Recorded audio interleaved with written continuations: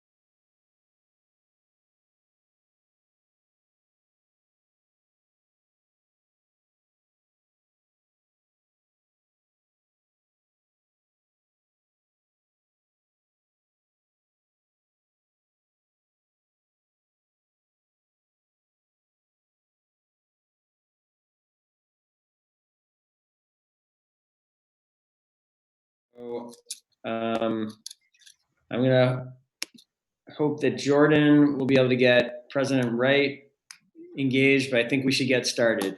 I'm going to call to order the Board of Finance for March 23rd, 2020 for an unprecedented meeting. And the technology is, we're definitely off to a shaky start with the technology so far, but I think we're ready to move. So I would welcome a motion regarding the agenda. I'd like to make a motion to approve and adopt the agenda. A second.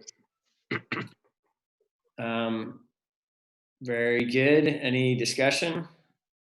All those in favor of the motion, please say aye. Aye. Aye. Do we need a roll call for everything, Moreau? I don't think so. We can all hear each other. I do not believe we are required to do that. I'm Okay. still trying to help President Wright here as well. Hold on one more second.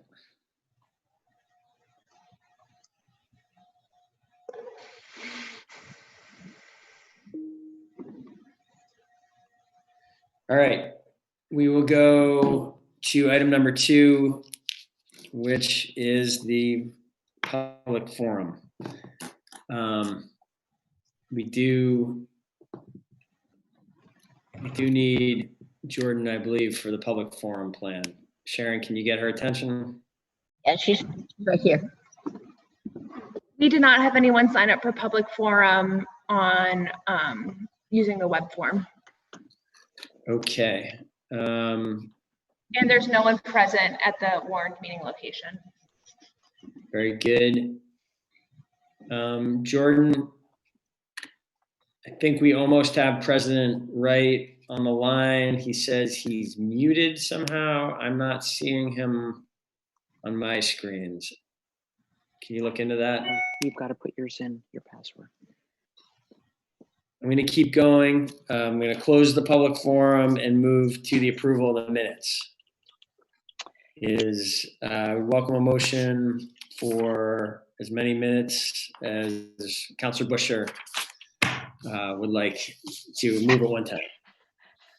So, Mr. Mayor, I want to note that the minutes of January 6th, 21st, and February 3rd all have Councilor Nodell as opposed to Councilor Pine as an attendee. So those need to be updated.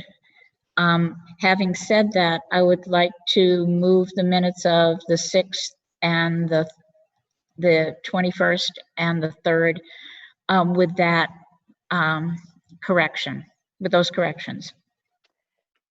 Second. Excellent. Any discussion of the motion? All those in favor of the motion, please say aye. Aye. Aye. Any opposed? And the motion carries unanimously. The minutes of February 18th, I would move those with the following amendments. On item 3.02, it says Megan Boyer, and it should be Moyer. And then I did leave a message, and I don't know if item 3.03, the year is listed as 2018, and I wasn't certain if that was the correct year or whether it was meant to be 2019. So with the understanding that that would be looked into and corrected if necessary, I'll move those minutes. Second. Any discussion? All those in favor of the motion, please say aye. Aye. Aye. Any opposed? Sounds like a unanimous vote. So those are approved. Eileen, can you hear me and chat? Can you answer a question? Eileen, can you hear? She can come over here. Sorry. Sorry, I'm up in here assisting. Okay, excellent. I just wasn't completely sure if if the votes are unanimous, then we definitely don't have to have a roll call. Are we functioning if there's not unanimous, that we should be doing a roll call because the remote technology, or do we have? You have to go to roll call, yes. Okay. All of the decisions have been unanimous so far, but if we do have a vote that is not unanimous, we will be doing a roll call. Can you hear me, Mr. Mayor?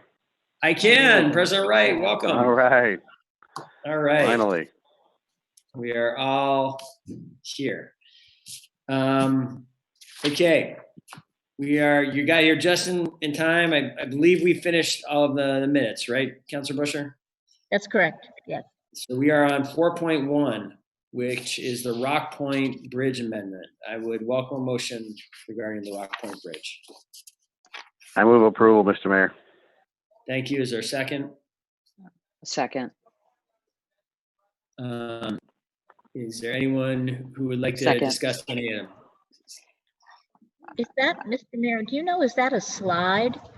Are they gonna, it looks like they're gonna build the bridge beside the existing one, and then they're gonna slide it over, which is exciting, but do you know?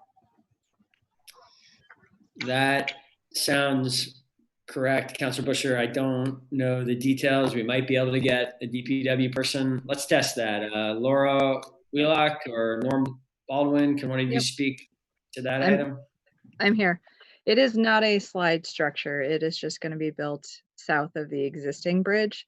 We are leaving the abutments in place so that Rock Point has the opportunity to build a future pedestrian structure at their cost. Thank you. Okay, any further discussion of item 4.01? Yeah, I had a question. Go ahead, Councilor Paul. Thank you. So Laura, as long as you're right there, maybe you could just, I just wanted to verify, you've got on page, on the last page of the first attachment, you say the revised contract amount with contingency remains within the project budget, and just wanted you to verify that. Yes, that is correct. Okay, thank you. Okay, I'm all any set. further questions on item 4.01? We'll go to a vote. All those in favor of the motion, please say aye. Aye. Aye. Aye. Are there any opposed? The motion carries unanimously. And we'll move to item 5.01. We're now in the section of the agenda where we have 9 items that we need to get through in the next hour that are for recommendation to the council. 5.01 is request for approval of a budget neutral amendment, a fire item. I welcome a motion on 5.01. Mr. Mayor, I move to approve and recommend to the city council. Thank you. Is there a second? Second. Thank you, Second. President Wright. Discussion? All those in favor of the motion, please say aye. Aye. Aye. Aye. Councilor Busher, were you an aye as well? That was an aye, yes. Okay, passes, the motion carries unanimously. And we'll move to 5.02. Request for creation of a reserve fund for fire alarm system replacement. Welcome motion here. I would move approval. Thank you, Councilor Pine. Is there a second? Second. Discussion? If there's no discussion, we'll go to a vote. All those in favor of the motion, please say aye. Aye. Aye. Any opposed? Motion carries unanimously. And that brings us to 5.03. Shelburne Street roundabout relining, DPW item. Welcome a motion here. I'll make a motion to approve and recommend to the council the recommended action. Thank you, Councilor Paul. Is there a second? I will second that. Great. Is there any discussion? Mr. Mayor, Yes. these are hard. The first two are not difficult, but some of these are hard because I agree with the recommended action, but do we know, is the federal money still there? I can answer that, Councilor Busher. Yes, the federal money is still there. In fact, we've received directives from V-Trans, and I believe Mike LaCroix outlined this in an email to Councilor Paul this afternoon, that V-Trans is really trying to push ahead those federal projects, the projects that use the federal and state grant funds. They're really trying to move those along right now in light of this situation we're currently experiencing. So yes, right now they're still very much available. V-Trans will keep us in the loop if those somehow do not become available, but none of the costs will be assumed by the city. Okay, thank you. Yep. Further questions, further discussion? All those in favor of the motion, please say aye. Aye. Any opposed? Motion carries unanimously. That brings us to 5.04, Shelburne Street Roundabout, another Shelburne Street Roundabout item. This is a finance and maintenance agreement, amendment number 1. Welcome motion. Mr. Mayor, I'd make a motion to approve and recommend to the council, authorize the recommended action. So we can Thank you, Councilor continue Paul. moving forward. Go ahead. Thank you, Councilor Paul. Is there a second? I'll second that. Okay, excellent. Discussion. Mr. Mayor, when the communication says that there are some components that aren't covered by federal dollars, like the treatment and disposal of contaminated soils, do we have those dollars set aside now? So I can start to take this. I think Laura can correct me if I'm wrong, but I do believe that they have been allocated for in the capital projects budget in FY 22, sorry. Yes. So Sharon, they're not in any current fiscal year's approved budget. They are being tentatively planned in the capital budget for 22 for allocation. Okay, so that's a ways out. So I'm going to assume that things we'll know where we're at.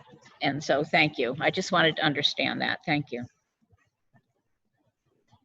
Thank you, Councilor Busher. Any further discussion or questions? Let's go to a vote. All those in favor of the motion, please say aye. Aye. Aye. Any opposed? The motion carries unanimously. That brings us to 5.05, authorization to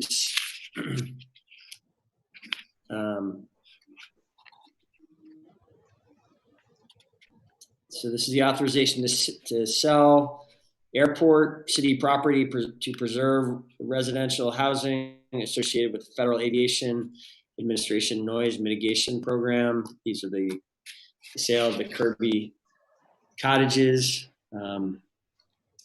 It's the board. How'd the board like to proceed? Are people ready to act on this, or would you like some discussion overview? I'm happy to make the motion, Mr. Mayor, but I think if Jean is on the line, that it might be good for the record to have a bit of an overview. Great. So you've made a motion. Yes. And is there a second? Second.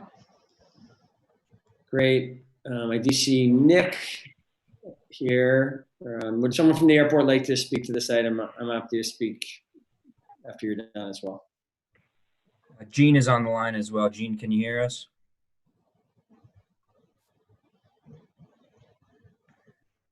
And he's just getting himself ready, but I'd be happy to go through it, Mr. Mayor, if you'd like.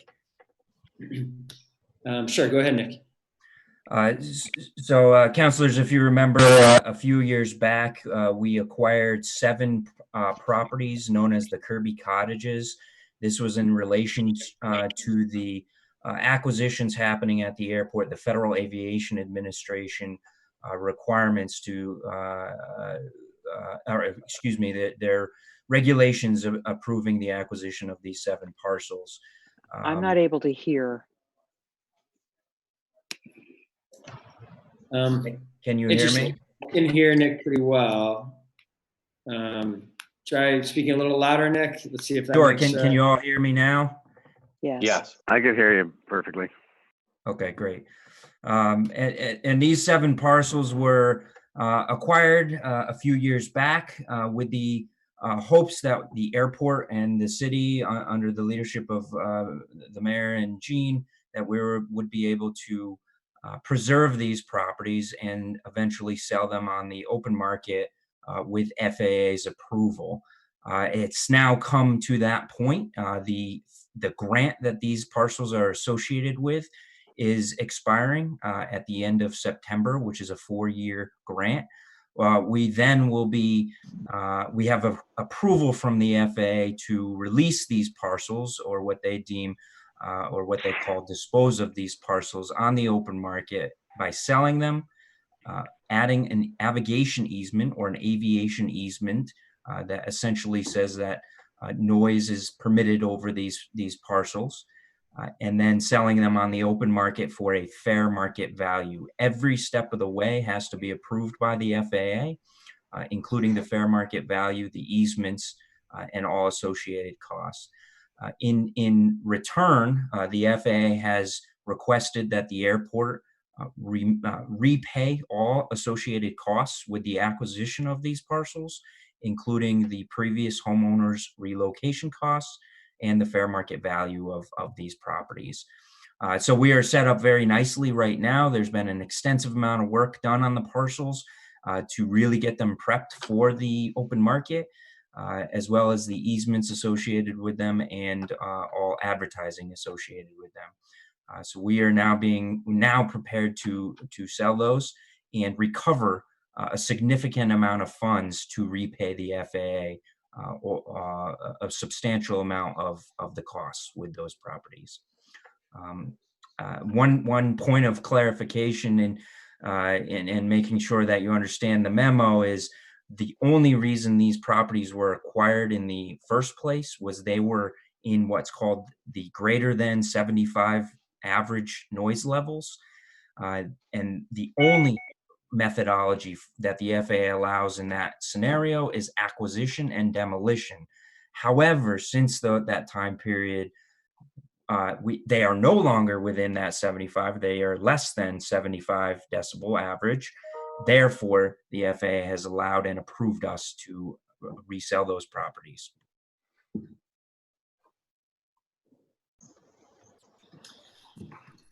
All right, Nick, thanks for that summary. Gene, did you want to add anything to that?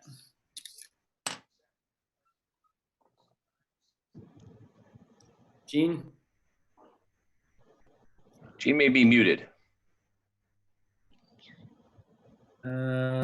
Looks like you're unmuted. Gene, are you there? Here he is. There you are. Yeah, there he is. He's unmuted. Can you speak really loudly, Gene?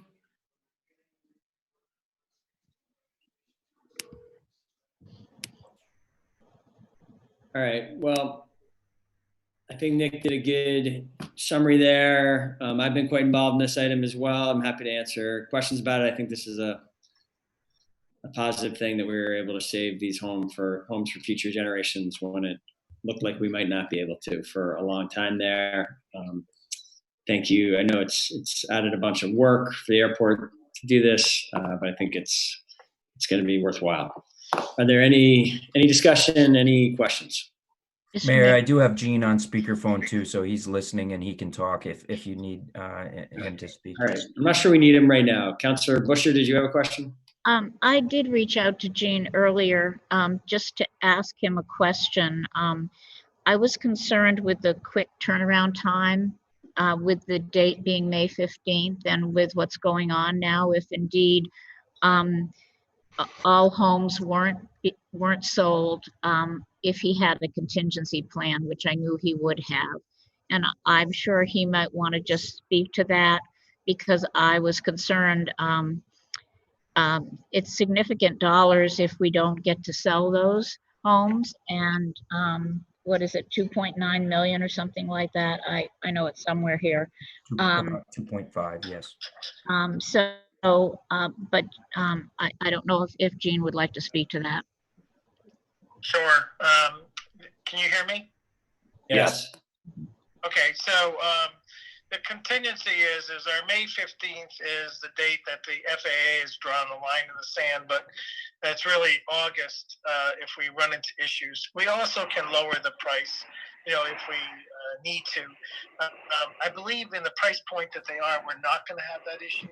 We have spent a considerable time, getting them ready for market, and they're absolutely beautiful. I know that, people say they're in the noise zone and they're near the airport, but there's nothing like it in Chittenden County for that price point.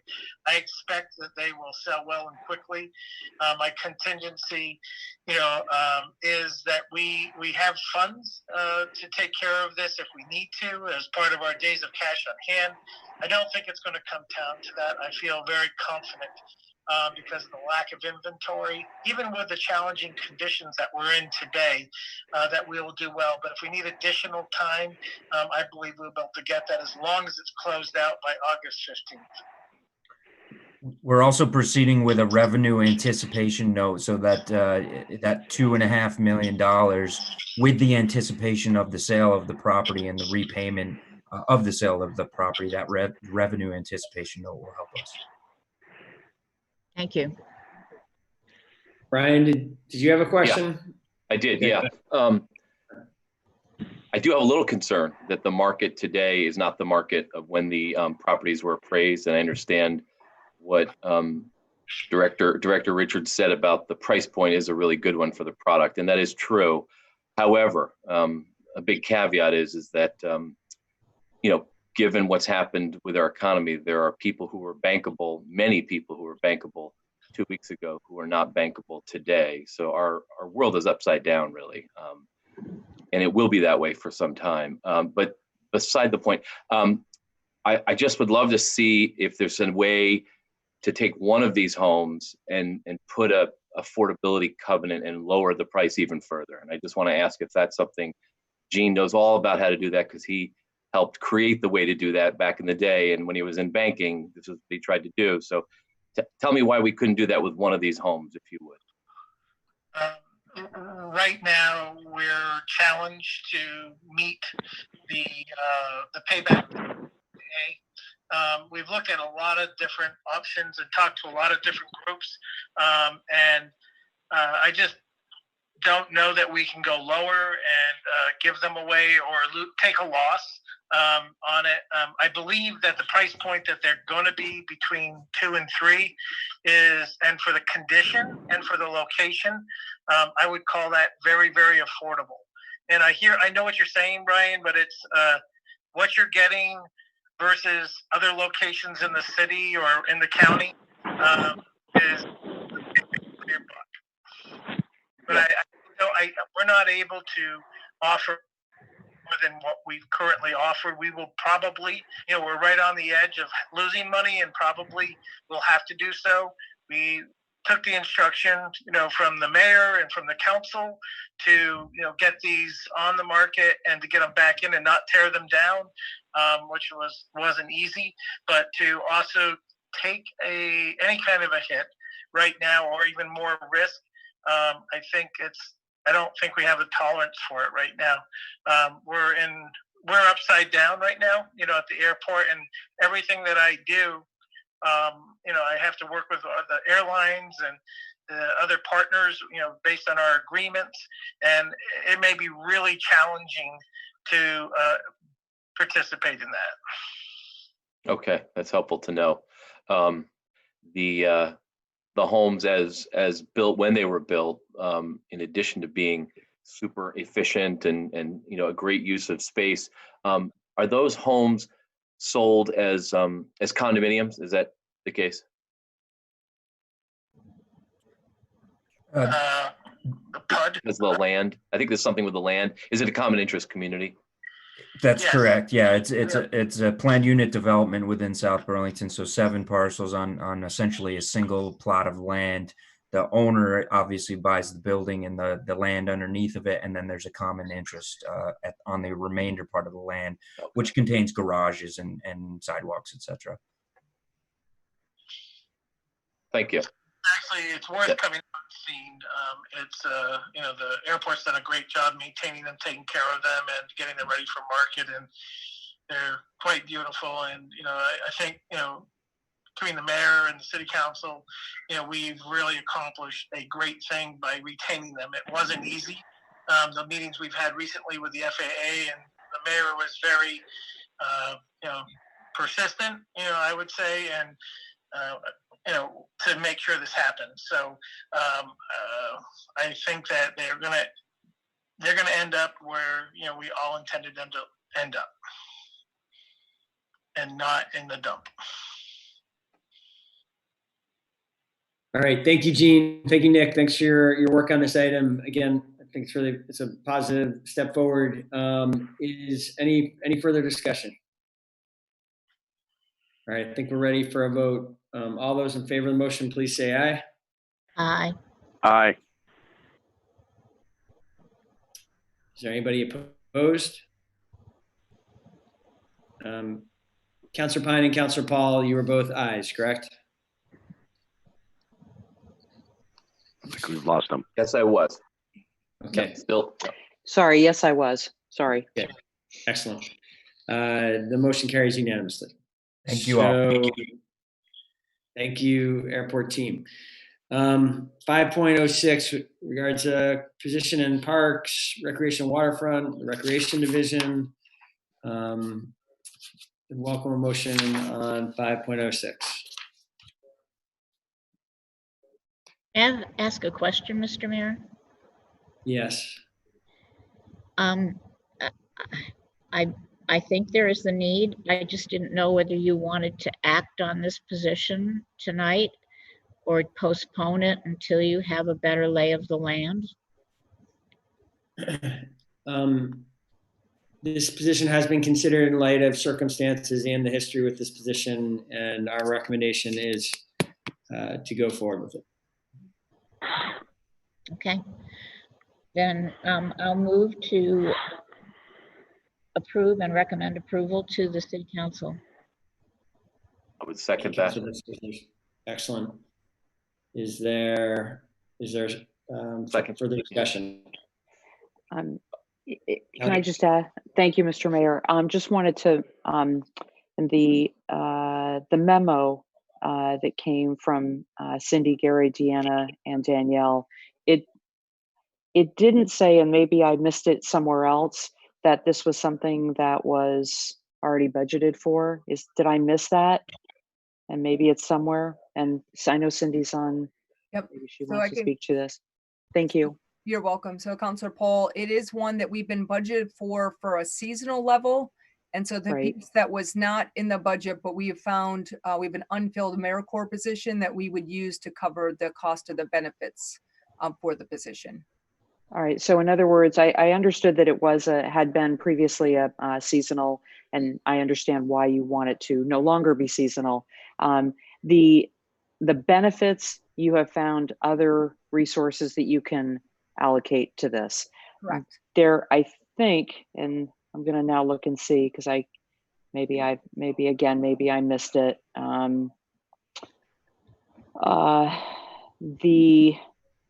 There is an increase in pay from $16.17 to $17.98 per hour. Is that correct? That's the step range for the individual. That was like the step range that they could be in. We'd have to run the individual and the job experience and their experience through the Willis system to find out what step that they start at. But the current rate of, if it, say it's a step one, the individual in the position now is paid at the current livable wage level. Okay, so that so the difference in whatever that cost becomes, depending on whether it's a step one or step two, whatever that is also, you also have funds to get you through this fiscal year for that. So we definitely have the funds for this fiscal year because the AmeriCorps position wasn't filled. And so we have, that's like a 12-month position. And so looking to next year, we would take the full 10,000 of the AmeriCorps position. And then the sense is if the person ended up grading high, then we would look to take that from other seasonal positions to cover it. Okay. All right. Thank you. Thanks, Cindy. Thank you, Mr. Mayor. Okay, thanks to both of you. I think we're ready for a vote. All those in favor of the motion, please say aye. Aye. Any opposed? Motion carries unanimously. Great, thank you. Thank you, Cindy. And I must say, there was some, maybe I shouldn't jinx it, but after the early challenges, the way in which the staff interaction is coming in feels like this is working well, this technology. So 5.07, I believe, is what we're on. Authorization. Yes, 5.07, authorization for drinking water loan and contract, excuse me. Welcome motion. Is this something that can be done together, 07 and 08, or no? I have questions about the next one. Okay, well then I forget that. Okay. So let's have a motion for 5.07.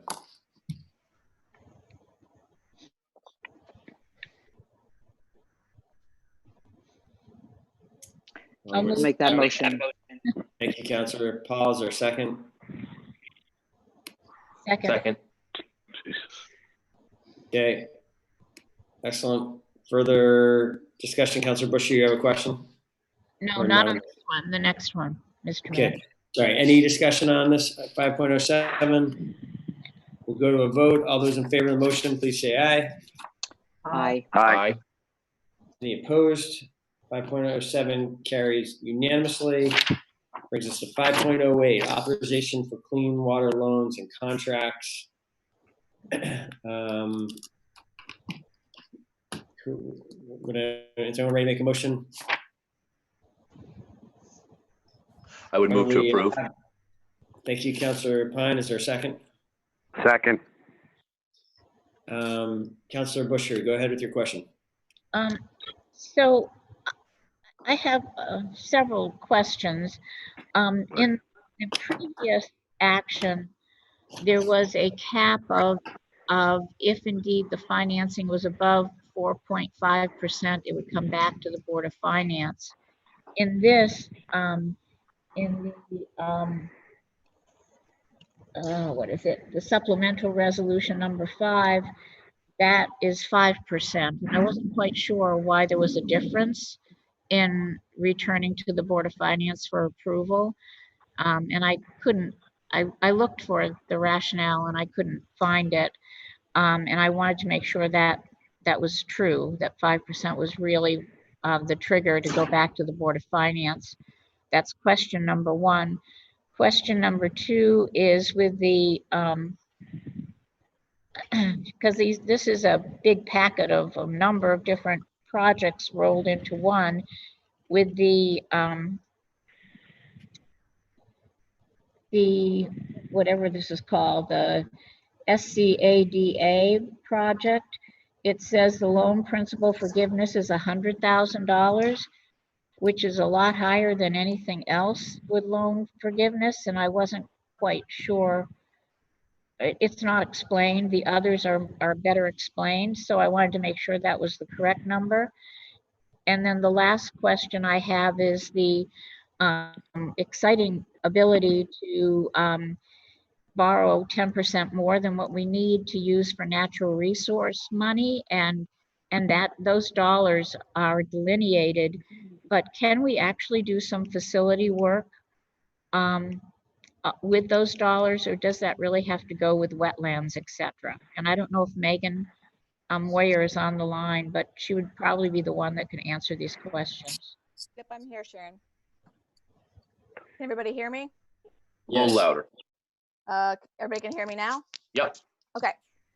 So to get to your questions, I am seeing where you say, where it says 5%, and I think that that might be a typo, because certainly the other, I'd have to look at the DPW commission resolution. I know that the water one is 4.5. Yeah. And I don't think we're trying to get the Thomas Maloney, our bond counsel, on the line, but that very well could be a typo, and I'm fine with you guys amending it so that it is at the 4.5.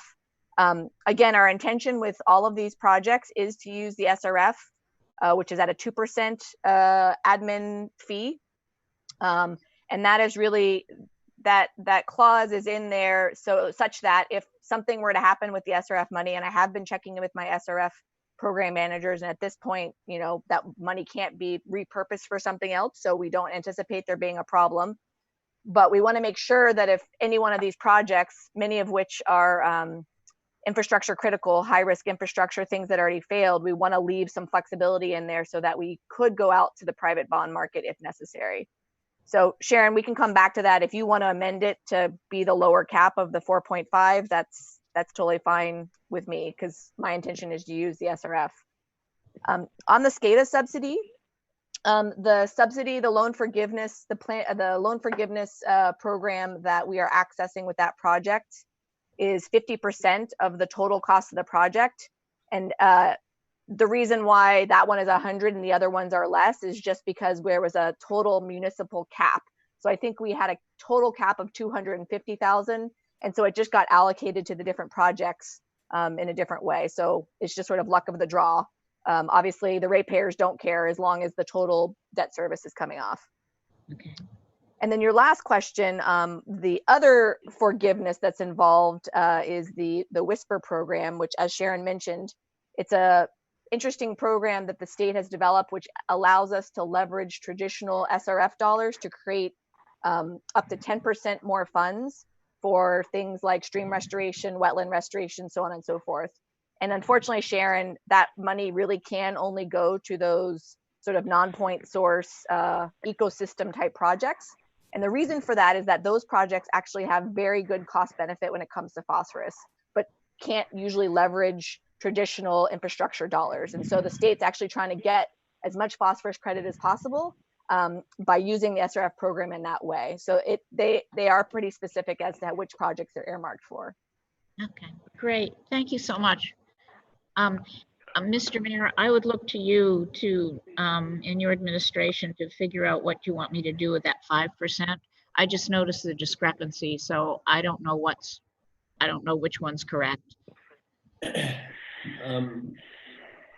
Councilor Busher, I think we can have the CAO's office confirm and make a adjustment if to the final approval if it's mistaken. That would be good. Thank you. Just to look at that and make sure it's either 5 or 4.5. That's fine. Thank you. Great.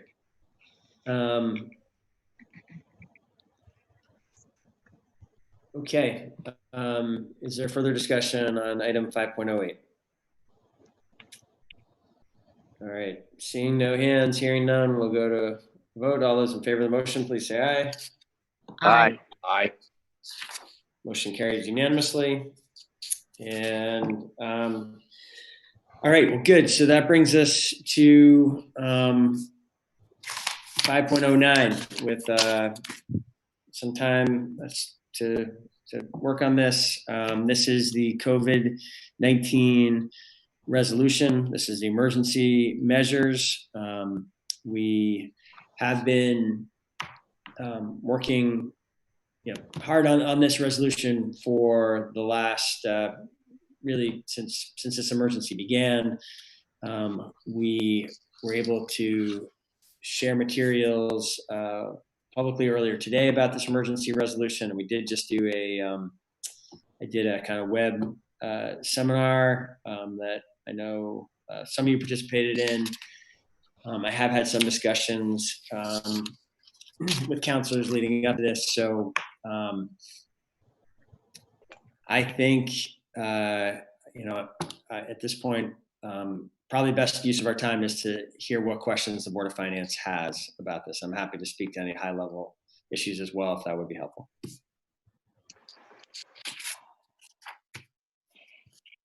So, Mr. Mayor, there were, first of all, just to, if you're looking for a motion to get this started, I'm happy to make that. There were a couple, I don't know if you'd prefer to wait until we get to the council, or if you wanted to talk about amendments that have come, that have come via email since the resolution went live online, or what you'd prefer to do that, or actually if President Wright wants to chime in about that. I'm not aware of those amendments, so I can't, it's hard for me to assess whether it would make sense for this board to engage them if they're financial items, or I know that some people are, I know that some elements of the resolution are about kind of policy questions that are less financial in nature. So why don't, if you could go ahead and make the motion, Councilor Paul, and get a second, and then maybe Sure. Someone could speak to the amendment question. Sure, I'm happy to. So I'll make that motion. Great. Do we have a second? Second here. Oh, we just lost our chair. I'm still here. I'm still here. The chair had to get up. Written materials here. How would the board like to proceed?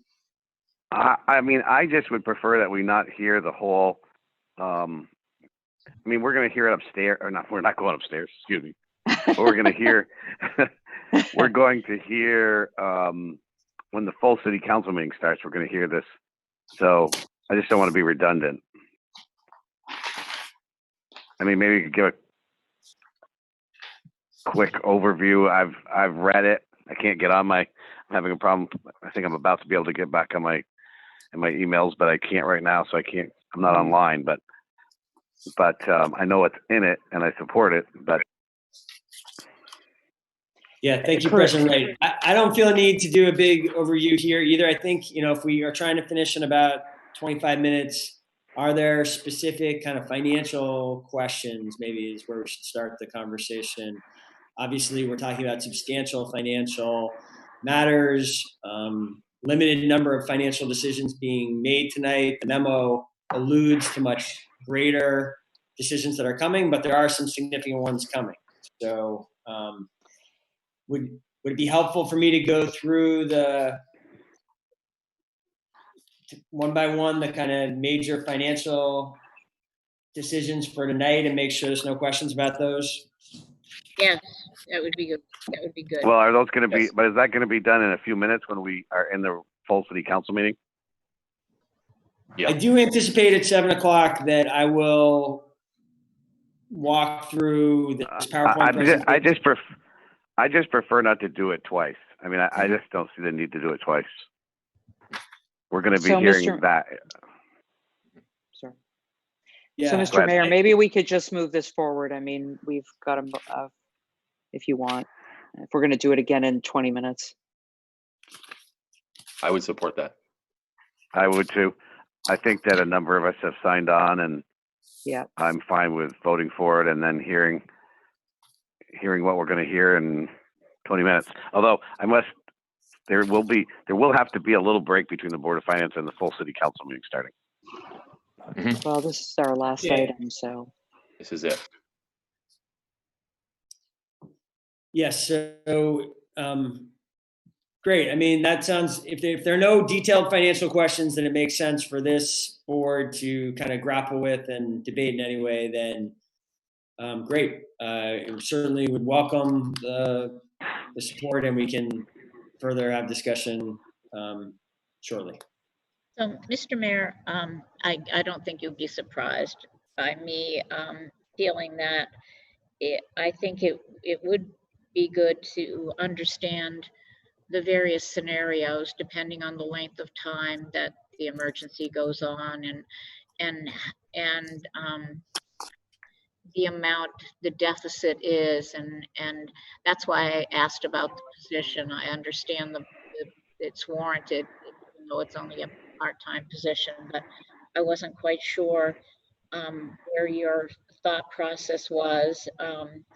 So I would have appreciated some discussion about this, only in the attempt to figure out if over the few days that I have left as a city councilor, if I could offer any suggestions that you might ponder. I'm hoping that the full council will have a chance to understand the aspects of this, and your thought process of how you're going to engage the council in the uncertainty of creating a budget in the future, with what we don't know, and what the gap will be, and how you're going to try to close that gap. And I just think there are lots of things that are on employees' minds, on residents' minds, besides the fear of the physical harm and death that results from this pandemic. Thank you, Councilor Busher. And the questions you're asking are, of course, great ones, and there's definitely significant uncertainty in how to answer some of the questions that you've put out there. What we've attempted to do in this memo is start to articulate how we are thinking about both the challenge of ending this fiscal year and looking ahead to fiscal year 21. We think that there are challenges in both.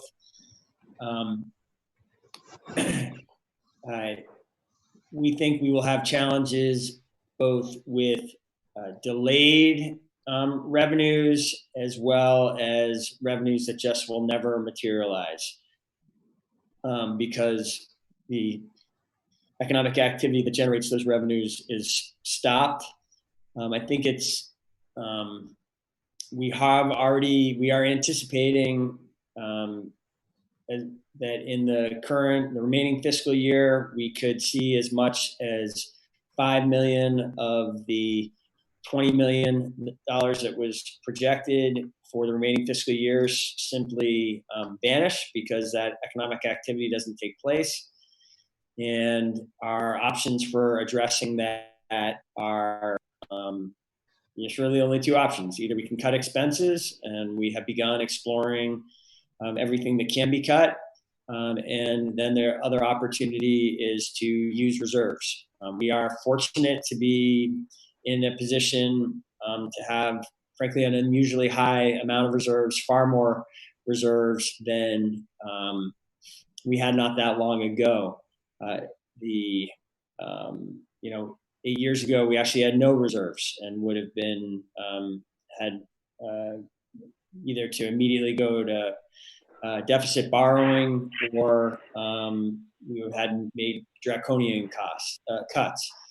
Because we are in a place now that we have in excess of our $6.5 million unassigned fund balance, which has been our target, plus we have the uncommitted $5 million, nearly $5 million of proceeds from the BT transaction. We have an unusually, we have some real reserves to look to here if we need to. We are not taking that decision tonight to make a budget adjustment to exercise those reserves or to make cuts.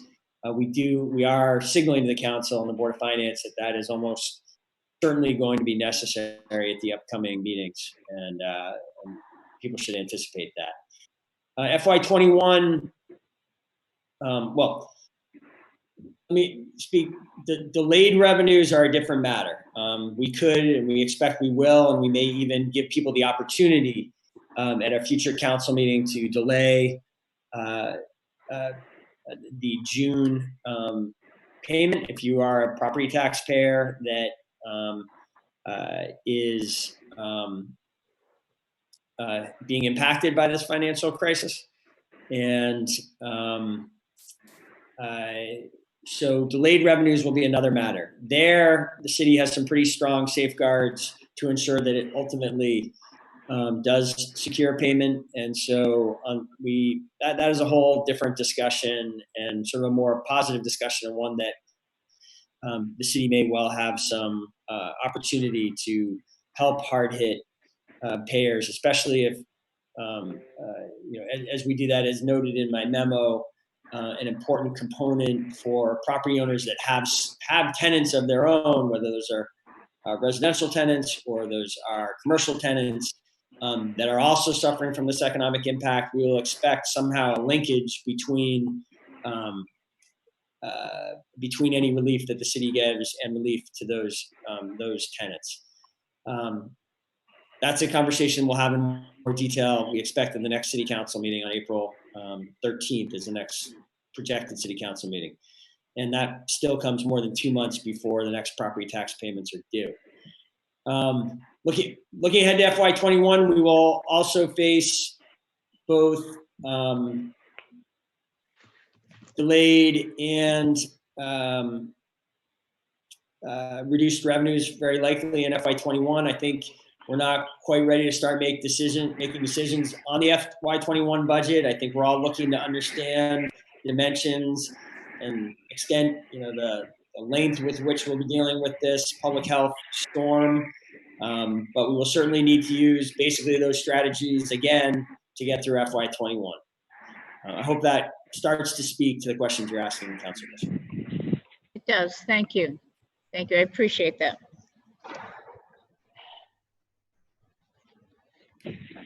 All right, I think we have a motion and a second. Is there more discussion? I have one item, Mr. Mayor, and that is I have heard from a couple of people. When I say couple, I mean two people independently who have had a chance to read the resolution. And I am inclined, I'm bringing it forward because I'm sort of asking myself the same question.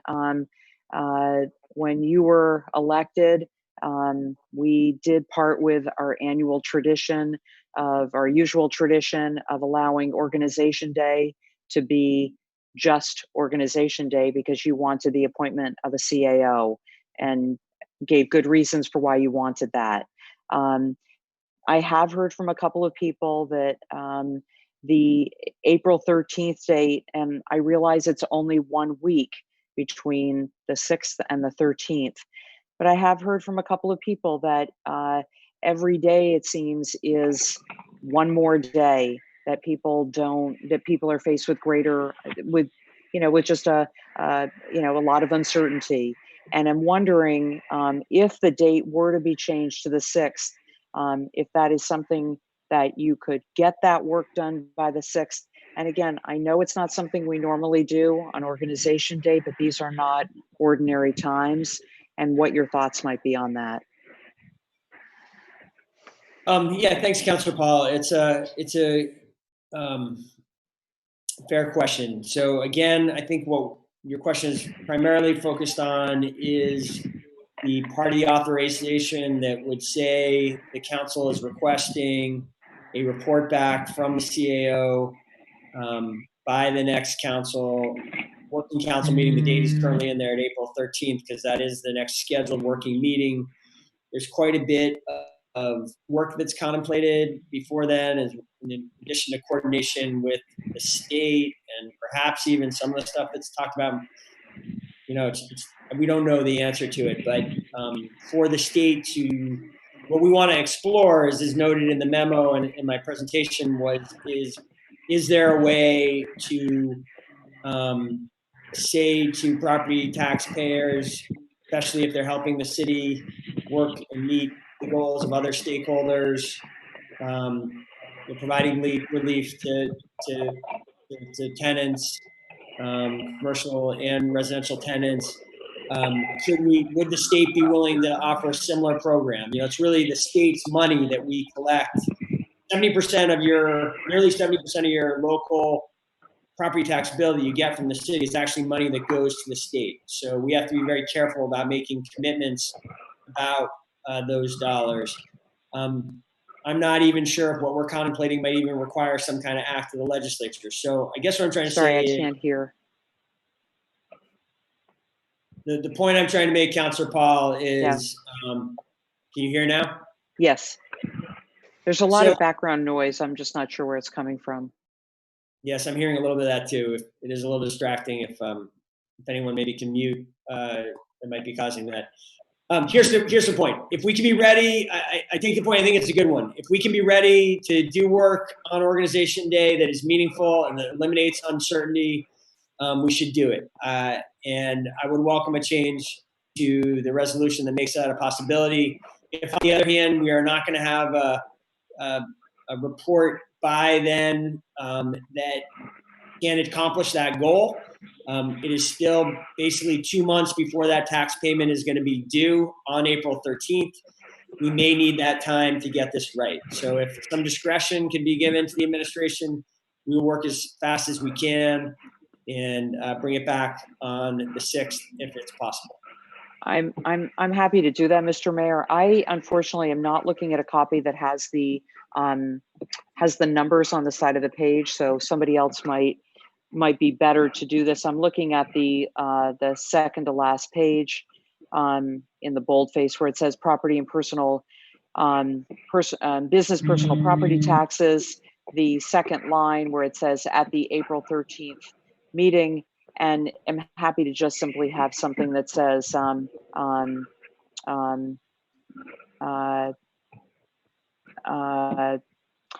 the April 13th meeting or before or prior, if you're amenable to that, or if you want to just detail the date of the actual meeting or whatever, just so that we have that opportunity, because a week is like a lifetime to people right now. Yeah, I think it's a really excellent point, Councilor Paul. Let's make sure all of our colleagues at the full council meeting hear that and make sure there's no. I can't imagine anyone would object to an earlier report on the 6th if it's ready. Okay, I'll work on putting that in there and either make that motion on the floor or whatever. Thank you. Thank you. Further discussion? All right, it sounds like we might be ready to move this motion. I appreciate my colleagues on the board being patient and working with us in these difficult circumstances, and I appreciate the confidence in what sounds like I believe it's going to be a strong vote here. All those in favor of the motion, please say aye. Aye. Aye. Aye. Opposed? Motion carries unanimously. This could be the last, I guess, unless something, which is certainly possible in these times, unless there is a need for an emergency Board of Finance meeting. I believe that's the last act of this Board of Finance, and will be the last vote that we take with a couple members of this board. It somehow feels meaningful, appropriate that we were able to come together for unanimous action on such a significant resolution at a time of crisis for the city, and it just feels like the right moment. Maybe there'll be, I think there will be other moments and ways to recognize your service when we're not in a time of crisis, but let me say it here. It has been an honor, and the great majority of the time, a pleasure to work with both President Wright and Councilor Busher for years now. And I think we've done many important things together for the people of Burlington. Nothing more important than what we're engaged with now to try to find our way through the fog of this emergency. It's been a pleasure. I'll second that. All in favor? Aye. If there is no objection or desire to be further recognized, I will adjourn the Board of Finance at 6:53. Thank you, everyone, for your patience with this new interface. And See I will, everybody. I'm on my way. I'm on my way, Mr. Mayor. Line, this is just stay on the line for Okay. the council meeting. It's the same information. So you might just want to mute yourself, turn your video off, but it's the same login. Okay, Except thank that- you.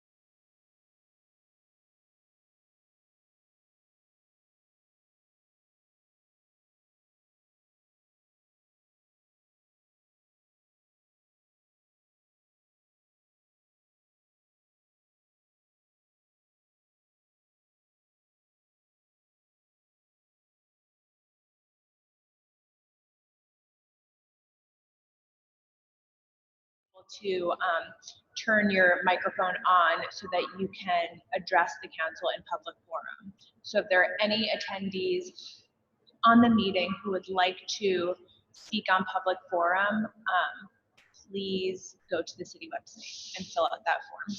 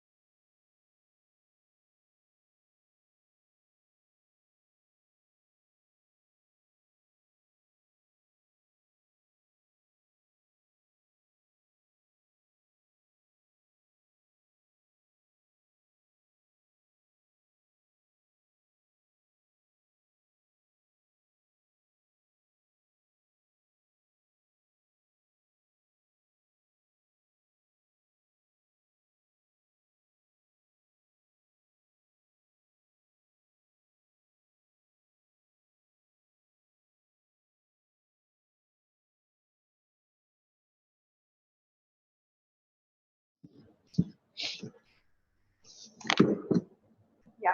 All right, I'm going to call this regular meeting of the City Council to order at 7:28. Would you all please rise with me and recite the Pledge of Allegiance? You all have a flag right here, I'm sure. I pledge allegiance to the flag of the United States of America and to the republic for which it stands, one nation, under God, indivisible, with liberty and justice for all. I'm going to call this regular meeting of the City Council to order. Would you all please rise with me and recite the Pledge of Allegiance? All right, we are all here under unusual and unexpected circumstances, and we will get going here. First item on the agenda is the agenda. Councilor Bush. Thank you. I'm going to make a motion to amend and adopt the agenda as follows. Note written materials for consent agenda item 4.32 through 4.37 for City Attorney's Office. Add to the consent agenda item 4.38 resolution water work system supplemental resolution number 4 authorization for drinking water loan bonds to accompany item 4.32 Board of Finance per City Attorney's Office. Add to the consent agenda item 4.39 resolution wastewater system supplemental resolution number 5 authorization for clean water loan bonds to accompany item 4.33 through 4.36 Board of Finance per City Attorney's Office. Remove from the deliberate agenda item 5.04 Shelburne Street Rotary Redesign Project, adoption of order determining damages, Councilor Paul, and place it on the consent agenda as item 4.40 per Councilor Paul. Note revised version of this agenda item per Councilor Busher. Note title change in written materials for agenda item 5.05, per COS Rydell. Add Councilors Mason, Paul, Polino, Shannon, Wright, Ruth, Gang, and Pine as co-sponsors to this agenda item per Councilor Mason. And I so move. Moved by Councilor Busher, seconded by Councilor Ruth. Any discussion? Hearing none, all those in favor of the agenda, say Aye. Aye. Let me ask, do we need roll calls on everything? Only things that are not unanimous. Okay. So we only need a roll call if there's a vote that's not unanimous. So that was a unanimous vote. So we have tonight's agenda. I think we need to shoot forward before the mayor's comments to the public forum. That's correct. So, Kurt, do you think it would be easiest if I just reiterated for the public watching the meeting how they are able to? Yeah, why don't you go ahead and tell us and tell that to the public? And I just want to make sure everybody, city councilors, can all hear us. Yes. Okay, great. Yeah. All right, Jordan is going to now. So for Thank you. So for members of the public that are that would like to speak on public forum, we'll need you to fill out a web form, which is on the city's website. If you just go to burlingtonvt.gov and click on the information about the March 23rd City Council link, there's a web form there to fill out about public forum. It's really critical that you share with us the information that you'll be using to log into the meeting so that I can unmute your microphone so that you can address the council. So I do have City Council President Wright, I do have one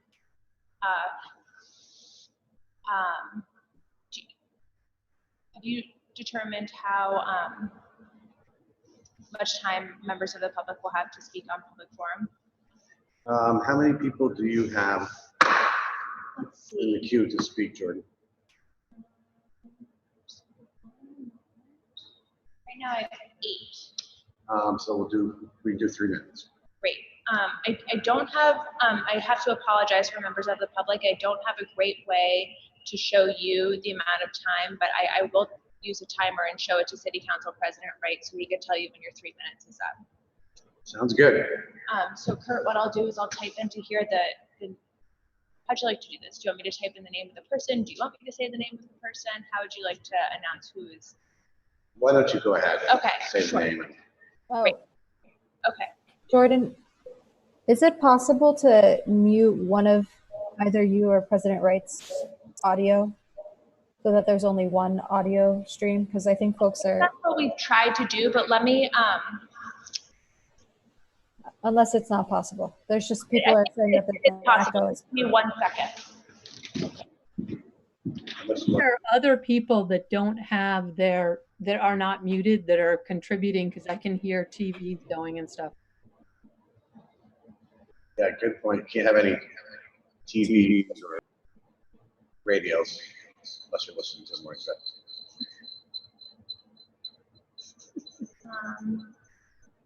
No, just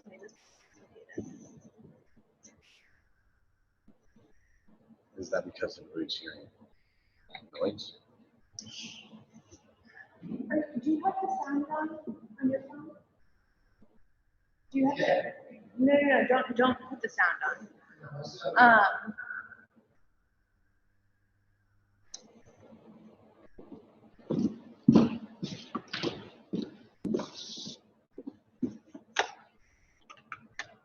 You know what, Jordan, when you get to the if you have the names, if you just type them in, then I'll just say them.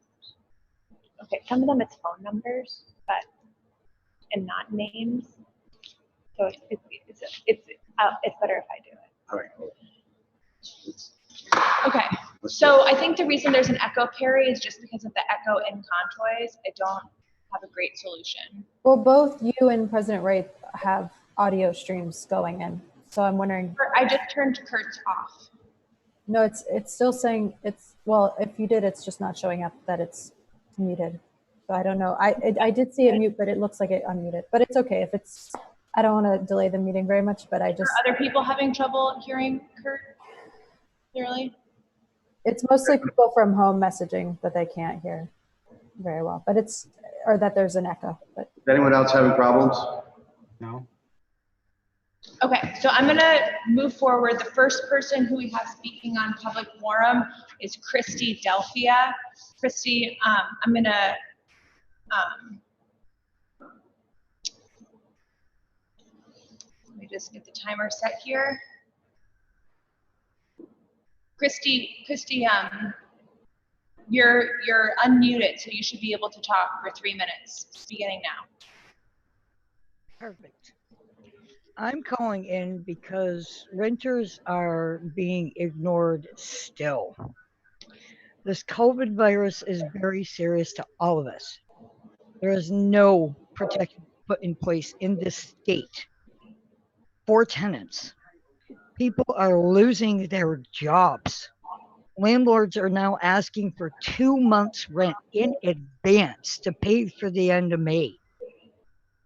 How can you pay if you're losing your job? And social distancing, everybody's practicing it. That's great for health, but not good for renters, where concerns are not being heard. We need to stop people from having to pay rent, and we need to stop these evictions. Writ of possessions are still taking place. Evictions are still being allowed to be entered into the court system. This is unacceptable behavior. 16% of Burlington is renters, and we are all being ignored. This needs to stop. This needs to get fixed. This needs to be done now. We can't keep playing around with this. People are going to be losing their homes. It's not going to help anybody if the renters are continuously evicted. Social distancing isn't going to be effective if more renters get put out on the streets. I don't know why our government doesn't understand this. It's unacceptable behavior. We need to be helping each other in these times.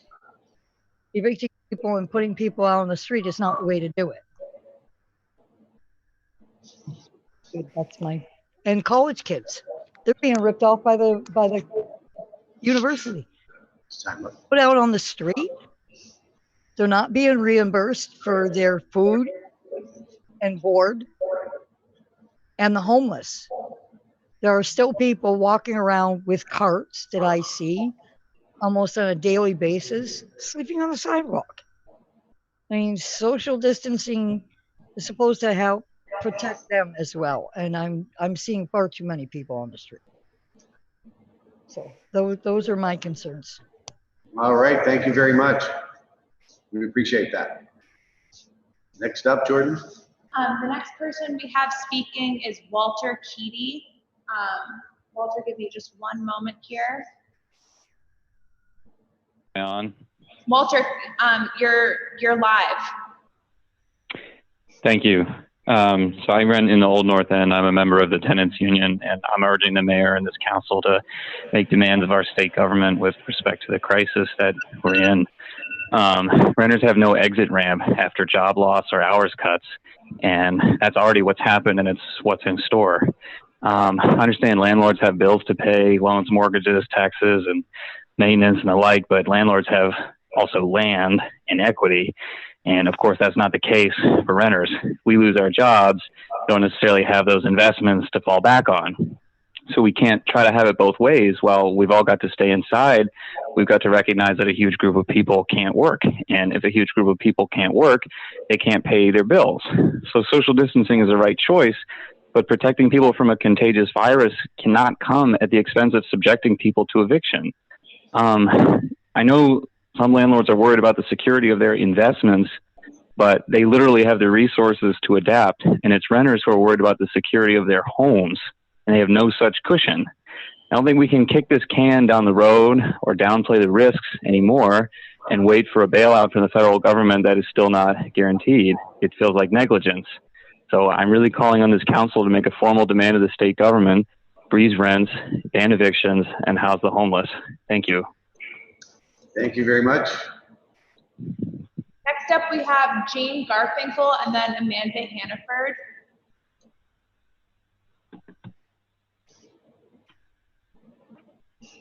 Jane, you're live now. Hi, my name is Jane Garfinkel. I'm a resident in the Old North End, and I'm very lucky in that my job has not been jeopardized by the coronavirus, but lucky is the key word. It is only by chance that my circumstances allow me to live safely and comfortably during this pandemic, while others are wondering how they will gain access to the most basic resources. It is only by chance that in 7 days I will be able to pay my rent while others won't. And if the city council doesn't act to cancel rent and evictions, it is only by chance that I will not be affected while others will be forced into homelessness. You all can make the choice to prevent additional suffering, the further spread of this virus, and unnecessary deaths, or you can leave it up to chance. Thank you. Thank you very much. Appreciate those comments.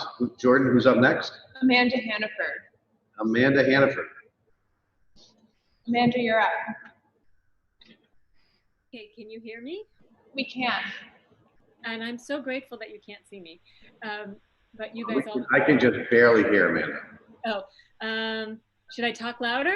Is Talk that as good? loud as you can. Okay. I just wanted to say good evening and to thank you for working during this emergency and for setting a good example by meeting remotely.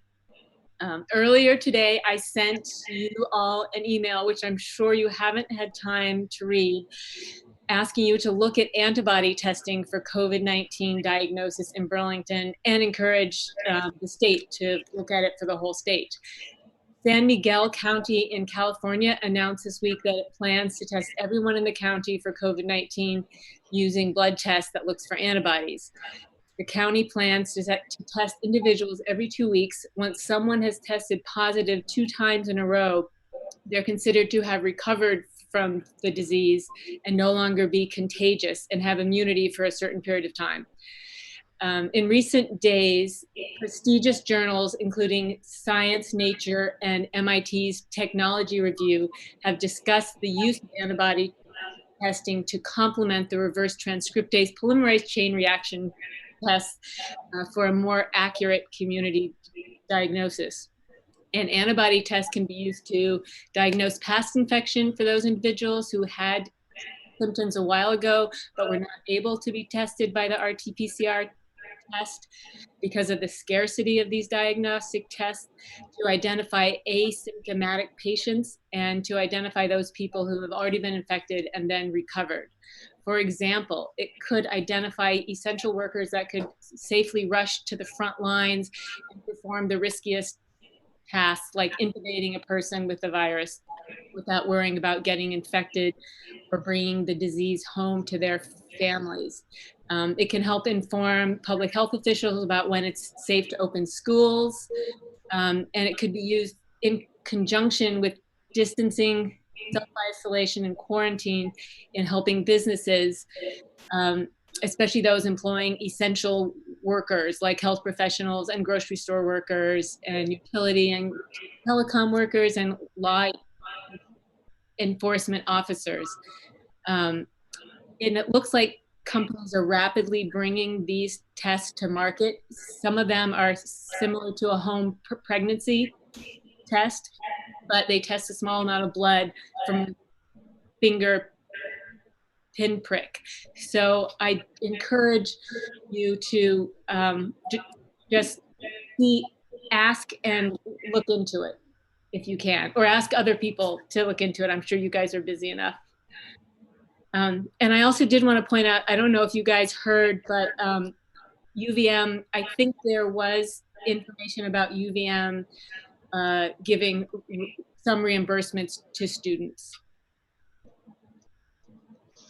All right, thank you very much.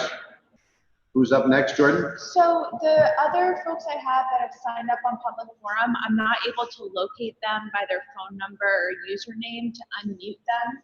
So those people are Mike Wazowski, Ariel Gray, and H. Warren.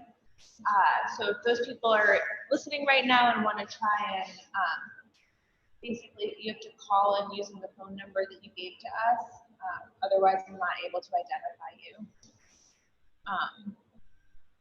So I think maybe just give it one more minute to see if folks can figure out the technological issue, and if not, then Okay, so we're going to wait a minute. Talk amongst yourself for a minute.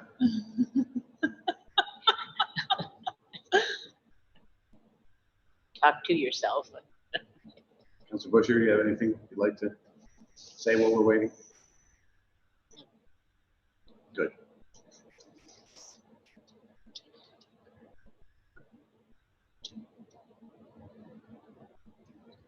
okay, next up we have Jennifer Decker. Great, Jennifer Decker, you have the floor. Okay. I wondered how many ventilators and how many medical school education could you pay for with the cost of the F-35s that we have based at the Burlington airport? I wanted to also share that I support the Burlington Tenants Union demands of no evictions, freezing rent, and I believe that we also ought to freeze mortgages. Lastly, I have some important messages to convey from Albert Petrarca, who is at the Burlington Health and Rehab. He's asking for the facility to be shut down or to be put in receivership. He's demanding that everyone be moved and everyone be tested. I'm not sure if everyone's been tested yet. Albert was tested this morning, and he reports that it continues to be the case that no staff have been tested in the facility. If the facility is going to remain open, it needs to be run independently. In addition, Albert asked me to let folks know that he supports ongoing social distancing measures, including emptying the prisons and homeless shelters, and making sure that everyone has safe and adequate housing to ride out this crisis. I wanted to just mention that even after being tested, he's being held in the same facility And while I've heard that it's possible that some of the floors may be safer, I've also heard that the facility itself is woefully understaffed. And I would really like to know exactly what the state and city plans to do to save the life of our friend. Whether you agree or disagree with him politically, it's not just Albert, it's all of the people inside of that facility whose lives I personally can't even imagine inhabiting right now. And I'm sure that's true for all of us, but I really feel like it's very important. We've reached out to the mayor. We've reached out to the lieutenant governor. I know that the message has gotten through to the governor, and it's not okay to leave people in that condition like sitting ducks waiting. When in Albert's case, he went in for a surgery and he's just there to recover. Okay, A thank lot you, of other Jennifer. people are in difficult straits. Thank you, Jennifer. We appreciate those comments. Okay, next up we have H. Warren. Warren, you should be able to talk now. Hi, can everyone hear me? Yes. Barely though. Speak right. Make sure you're right close to your speaking device and speak as loudly as you can. How's this? Is this better? That's better. All right, so I'm a college student at UVM and I'm also a renter in Burlington. Sorry for the echo. Did you go? You hear me? Yes, we can hear you. We're hearing you very well and you disappeared. Oh. Sorry about this. But I just wanted to say that I am agreeing with what Christy and Walter said earlier. I support the demands of the Burlington Tenants Union, and I'm concerned about renters being ignored and placed at risk by the fact that there are no policies in place to protect us from eviction. In order to stay safe, we all have to stay inside, and this includes renters. Many of us are entirely laid off, or even if you're lucky, working on sharply reduced hours, and this means that many of us cannot afford to pay rent in April and potentially beyond. We should not have to choose between paying rent and protecting ourselves from the coronavirus. And we should not be evicted or go into debt. We should not have to choose between being evicted and going into debt in order to stay in our homes and remain safe during this time. I'm calling on the council to make demands of the state government to freeze mortgages, freeze rents and evictions, and house the homeless. I ask that you do the right thing to ensure the safety of Burlington residents during this difficult time. Thank you. Thank you very much. Who's up next? Next up, we have Aiden Buchanan, and then after that, Sean Kelly. All right, Aiden Buchanan, you have the floor. Hi, this is Aiden. I just wanted to say that I am supporting the demands of the Burlington Tenants Union. I'm wondering where Moreau is right now. I'm making a call on the city council to freeze rent or work with the mayor to freeze rent. I'm sorry, I'm getting a little worked up here. We need to house the homeless. We need to protect ourselves from coronavirus, and we can't be worrying about paying rent at the same time. People are losing their jobs. People are not going to be able to pay their rent in April, in May, for however long this pandemic lasts. We need to freeze rent and house the homeless. We need to make sure our citizens are safe under this pandemic. Thank you. Thank you very much. Next up, Jordan. Just give me one moment. So Sean Kelly, I'm not able to identify your information to give you microphone access. So next up is Oriole Gray. Oriole Gray, you have the floor. Yes, thank you. Thank you very much. I'm calling because I have a mother who is at the Allenwood Senior Community in South Burlington. And from what we have read, the screening that they're doing there of people that are coming and going from the place is very inadequate. They're just pretty much, you know, asking them questions and then taking their temperature. And my understanding is that once you have the temperature, you could have already been contagious. So we feel that the people at her center and other places like that are very vulnerable to this problem of Having a little trouble hearing you. If you can make sure you're speaking directly into your, whatever you're talking from, into the device you're speaking into. Okay. Okay. So I'm just concerned about the testing, and I want to know what do we know and what steps are being taken to increase the testing availability at the senior centers, and how much of a priority are these places for this kind of broader testing so we can protect these people that are most vulnerable? And you know, we're looking at maybe bringing my mother to our house, which is going to mean I won't be able to do my remote job in the schools, and so we just need to know what is happening with that. How soon can these senior centers have more testing so that the people that are positive there, especially the staff, can be identified sooner before they're contagious? All right, thank you. So up next we have Sean Kelly and then Charles Winkleman. Okay, and just to reiterate to everybody, public forum as always is your chance to make a statement. We won't be responding, but your views are still being heard and the mayor is hearing these as well, correct?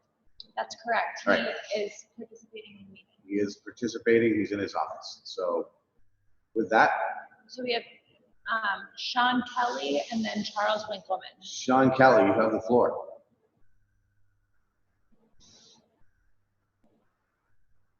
Sean Kelly, are you there?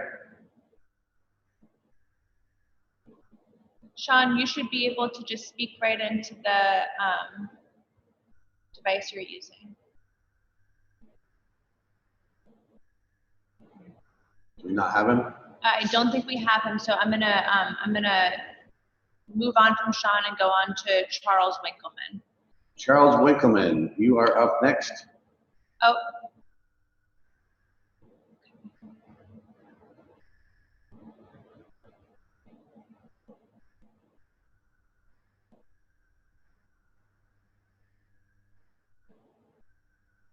Charles, I'm getting a message that you're not available to talk because you're using an older version of Zoom.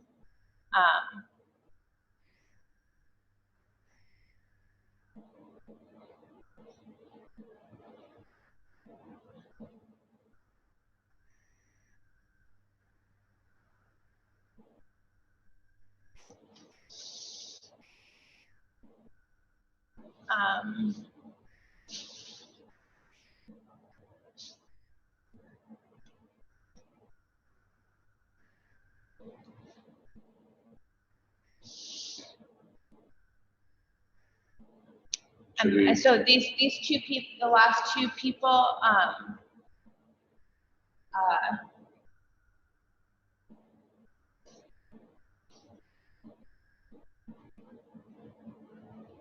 unfortunately, I'm not able to get connected with Oriole Gray or Charles Winkleman.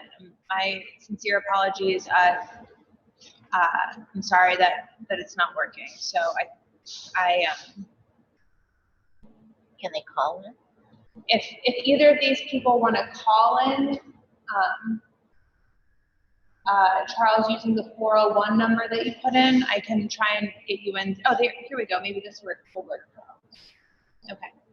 Charles, can you hear? I can, thank you. Okay, great. Right. There we go. Great, you have the floor, Charles. Thank you. So I'm calling to some degree on behalf of the 6,400 people who signed our petition online. That petition called for the city of Burlington to enact a rent and eviction moratorium. Over this week, I've heard the mayor say multiple times that the city does not have the power to enact it. However, not once have I heard the mayor say that he will lobby the governor or the state legislature on behalf of the 6,400 tenants who have signed that signature. The tenants in Burlington, we are afraid right now. By the end of this pandemic, it is expected that more than 30% of workers will be unemployed. Workers who, before the pandemic, had to give up half their income to their landlord and now have no income at all. We need the city to do something about this. And it has been really, really disappointing to hear that rent is due in just another week and there is no plan. It is disappointing to see so many leaders abdicate their responsibility in a time of this crisis. And I want to be clear, if you do not stop rent evictions, if you don't cancel rent payments, the two options are tenants will go hungry or they will work and they will spread COVID, and they will be the ones on the front lines with no hazard pay, with no protection. The emergency order that is being discussed tonight doesn't come close to enough. I just want to say, if there's any tenants listening at home, that the Burlington Tenants Union would love to help you. Please go to burlingtontenantsunion.com. If you cannot pay your rent, don't do it. You need to eat. Your mental health in the coming months, if not a year, is much more important than making sure that your landlord can profit off of you. So please, council, go advocate for us tenants at the State House. Please listen to us for once, because this is a crisis and it doesn't seem like any of you are caring. All right. Thank you, Mr. Winkleman. Who is up next, Jordan? Just give me 1 minute. Next up, we have Sarah Beal and then Scott Pavak. Okay, Sarah Beal, you have the floor for 3 minutes. 1 minute. You have the floor in a minute. 3 minutes. Sarah, I'm not able to identify you as one of the attendees, unfortunately. The 802-598-1167 number. So next up is Scott Pavak.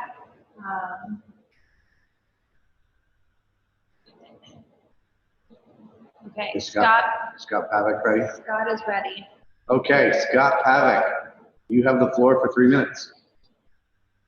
I don't need that much time. Everybody's made a lot of great points.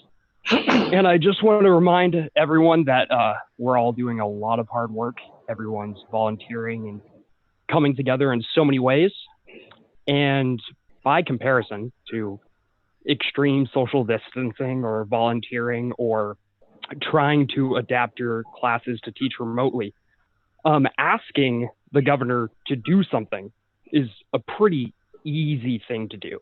It's something that you could probably wrap up tonight, you know, if you really wanted to. And I think you have a bunch of compelling reasons to do so. So I'm just throwing in my hat for saying, please ask the governor to freeze rent mortgage payments. Thanks. All right. Thank you, Scott Pavak.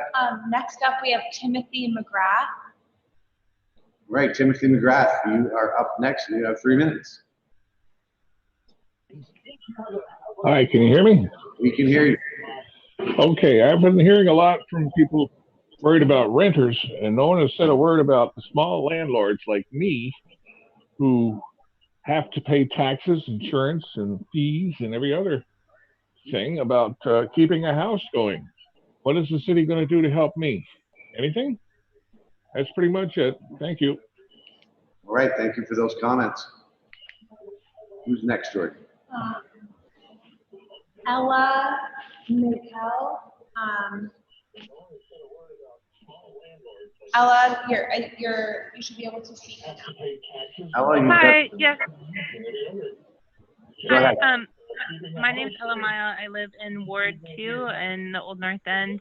I'm a farmer in a very community-oriented farm nearby, and unfortunately as well been laid off, and work has been lessened along with my 3 other roommates and most people on the street. Ella. Okay, we were having some, we were hearing other noises. We were having trouble hearing you, but I think we got it now. Okay. Yeah, I'm calling to give voice to the need to support the working class now, to put an eviction freeze in place, and to stop having rent due for the coming month and potentially coming months. And I hear the need from small landlords as well, but I think there can be a solution that supports all people, and we do not have the income to afford our rents, and that's the majority of Burlington right now too. So action does need to take place soon. Thank you. All right, thank you. Was that the last speaker, Jordan? That was the last speaker on my list. Okay, I think we've got everybody. We appreciate all of your comments. Council all heard them, and the mayor did as well. With that, we will conclude tonight's public forum, and we will move to item number 3, and that's the mayor's report on the city's response to the COVID-19 crisis. Mr. Mayor, are you there? I am, President Wright.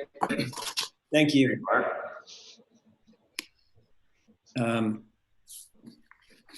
Good evening, everyone. We meet tonight with storms all around us.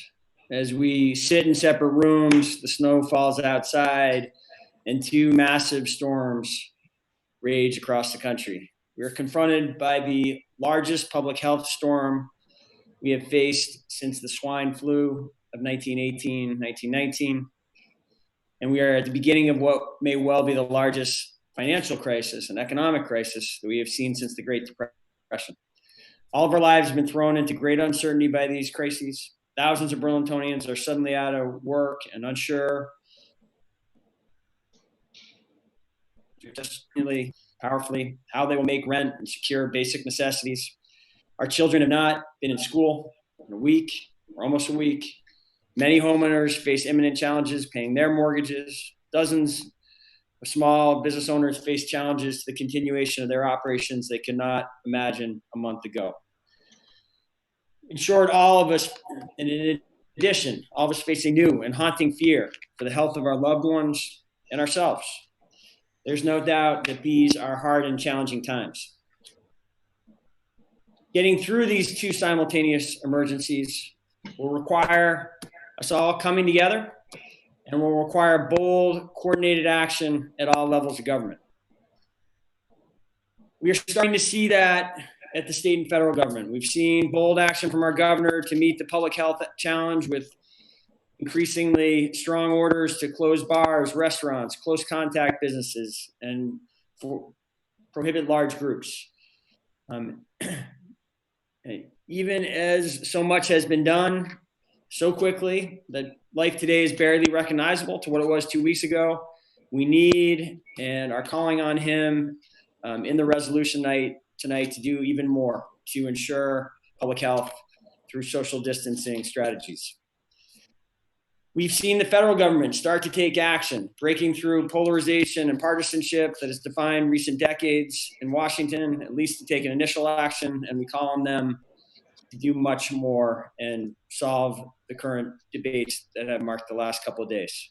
We will need them to do much more, as it is those levels of government, particularly the federal government, that must step up in this financial crisis.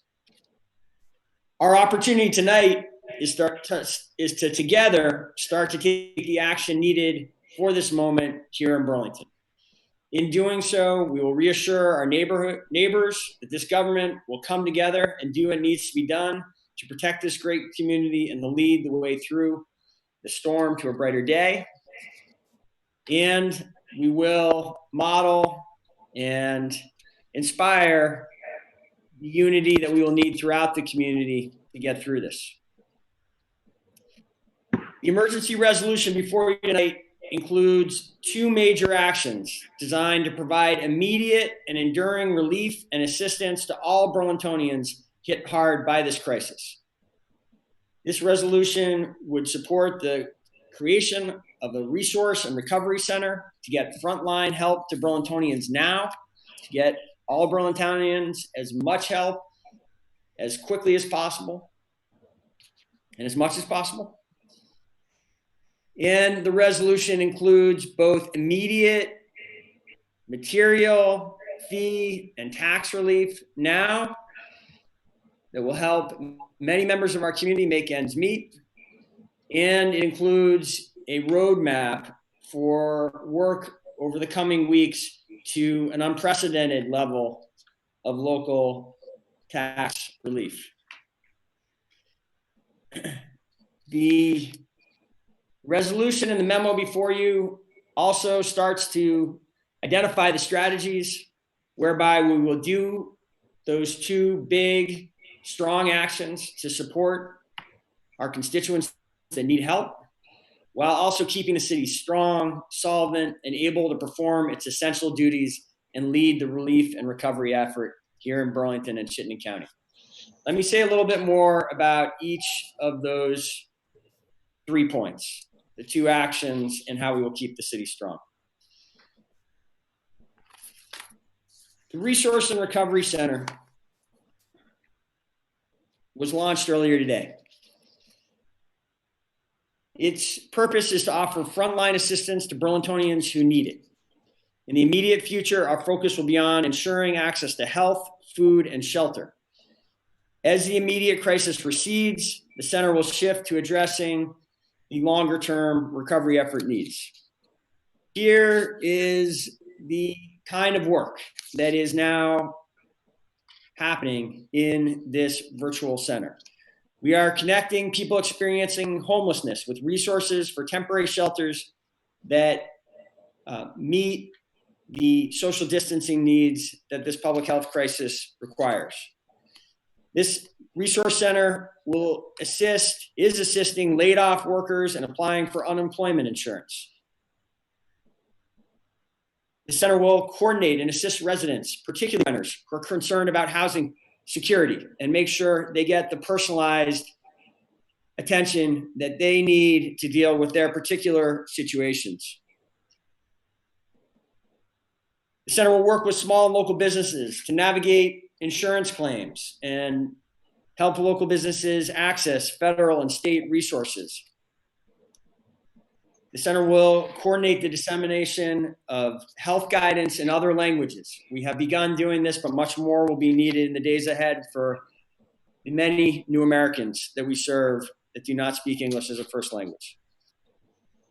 An important role that is just getting started, but I expect will be a powerful and effective part of the city's and community's response, is to coordinate community volunteering efforts, both to ensure that we maximize the ability of volunteers to help with the huge number of new community needs, and to do that in a way that keeps everyone involved as safe as possible.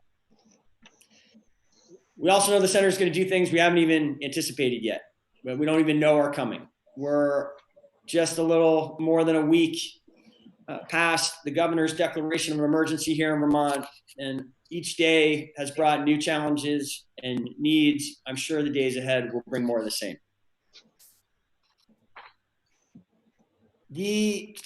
Now I want to speak to the immediate tax and fee relief in the resolution before you, and that has already been implemented even in the short days leading up to tonight. And then speak for a moment about the roadmap before you for even more substantial, really unprecedented levels of local tax relief that we are seeking support for tonight. To quickly review, the city has already suspended all utility disconnects for non-payment. So that is one, those are a couple bills: the water, sewer, stormwater bill, which all of course comes together, as well as the electric bill that if you have been impacted by this emergency, that is not a concern you need to worry about. There will not be any suspension, and there will not be any penalty for late payment of those utilities. No.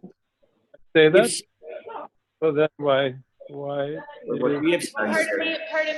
Just, I'm trying to figure out what's going on. Why would you said something? Okay. Sorry about that. Okay, Mr. Mayor, sorry about the interruption. No problem, President Wright. I'm almost through with my prepared remarks. We have already ceased the issuance of parking tickets for meter and residential parking violations. I do want to note that we are still conducting parking enforcement for prohibited area violations, like parking in handicapped spaces and blocking fire lanes and other maneuvers with vehicles that interfere with public safety. The resolution before you would give me the authority to convene a board of tax abatement under section 326 to consider the abatement of common area fees for the Church Street Marketplace as being manifestly unjust for the remainder of the fiscal year, which seems appropriate since we are not in position at this point to be providing any services for those fees. The mechanics of that is that the president of the council would appoint 2 counselors to serve on that board, and we would get that adjudicated quickly. In addition, we are seeking support from the council for the immediate waiver. Actually, the way we are proposing handling the gross receipts payments is, sorry, my screen just shut off here. I don't know if I see that there. Here's what we're proposing to do with gross receipts. All businesses subject to the taxes imposed by BCO 2131 and known as the city's gross receipts tax shall be entitled to continue to collect the gross receipts tax, but will not be required to pay that tax to the city for taxes starting March 2020 through June 30th, 2020. All affected businesses will be required to continue to file the report on gross receipts for the amount collected, in that we may be able to secure some reimbursement from the federal government for these lost revenues, and we want to have a sense of the impact that it's having. But the paperwork that would normally be due on March 31st will not be due again until April 30th. The hope is that this will enable businesses to survive and continue to be, as we come back here, a place of employment for so many in our community. We will be engaged in discussions with the state about a variety of other different tax issues in the coming weeks. Final thing I want to point out is how can we do this? What is the city's plan for staying solvent itself while it is providing this unprecedented level of assistance to constituents that have been impacted by the crisis and planning to do even more? It's going to be a challenge. We are facing a upcoming financial quarter unlike anything the city has seen in decades. We expect a quarter of our revenues may simply disappear. We expect that significant additional revenues will be substantially delayed. And as you've just heard me speak, we may look for a way to allow delay of revenues for taxpayers who have been hurt, so long as for the ones that are property owners and have tenants of themselves, residential tenants and commercial tenants, that that tax relief is tied to binding relief for their tenants. And that is the details of how that would be done is something that we would work out between now and the next time we convene again regarding this emergency in the next 2 to 3 weeks. This is, I know that every day matters in this crisis. What we are talking about here, I want to be clear, is relief for tax payments that are not due until June. And we are signaling strongly that we're going to find a way in the next few weeks so that people who need to delay that payment can do so and more.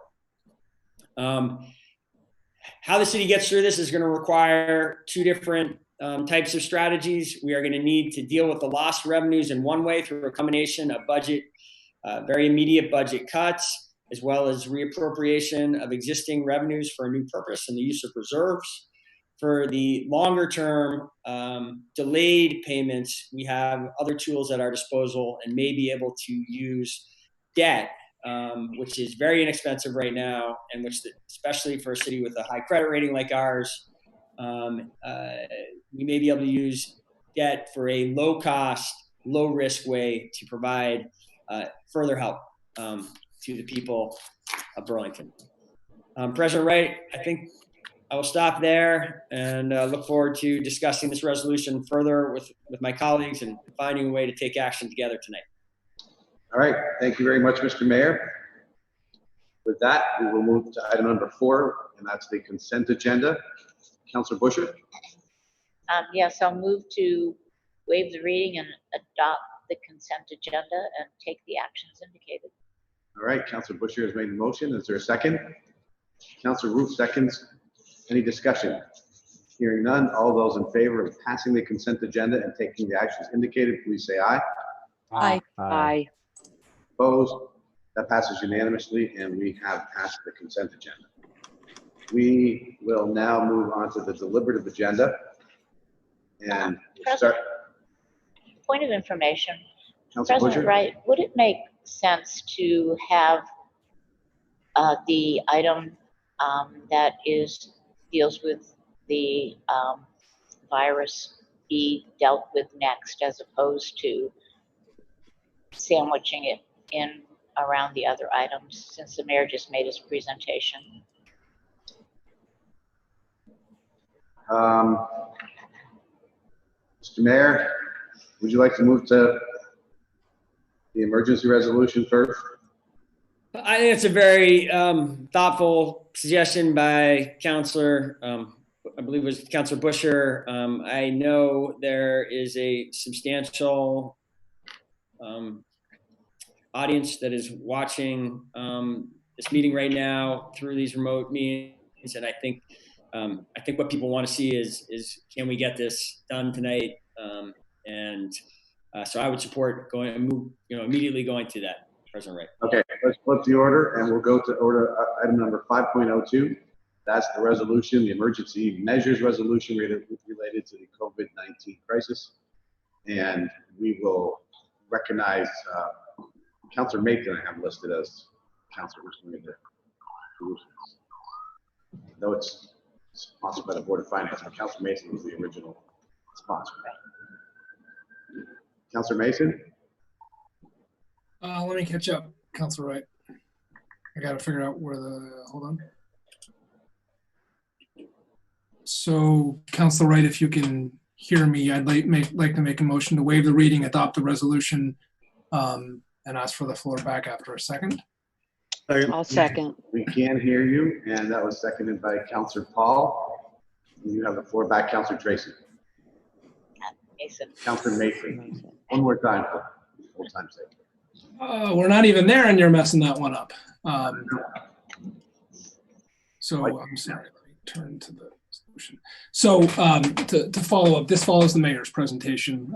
In the memorandum, it sort of outlines some of the additional steps. The resolution also permits the implementation of a number of the recommendations that the mayor had put forth, including the allocation of $1 million. Bear with me.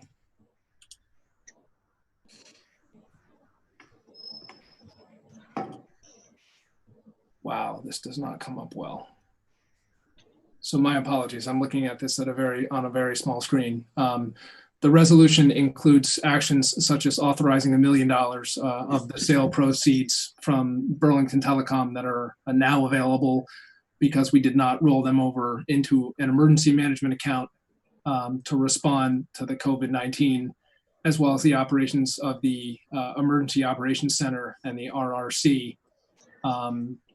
It also proposes taking a number of steps that the mayor alluded to, including not taking action on utilities, no charging additional interest, additional developments relating to non-collection of property and business use personal tax, suspension of the Church Street marketplace fees, as well as the gross receipts tax. And I would note there are a few specialists around the room if there are specific questions that the council has relating to the actions that are proposed. Thank you, President Wright. Thank you, Councilor Mason. We'll open it up to the City Council for discussion now. City Councilor would like to speak. President Wright, how are we to get into the queue? That's a good question. My assistant, not my assistant, my assistant right now, Jordan has left the room. Okay, Yeah. because during the, we were doing the raise your hand on the other side of the screen, but that I think has been disabled because of the chat. Right, and I can't see everyone. So, but let's just not waste any time. Councilor Paul, you are the first one that has to speak if you're ready to. Okay, that would be fine. Thank you. So I had mentioned this at the Board of Finance, and for those who were also on at the same time, I had a small, but I think I hope meaningful and hopefully non-controversial amendment to the resolution. And I'm in the process of getting that up, so just bear with me for just a second. This is on line 84 of the resolution.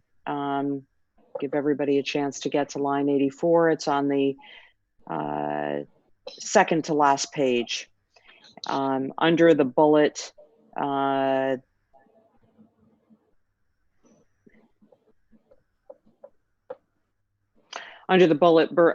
property and business personal property taxes.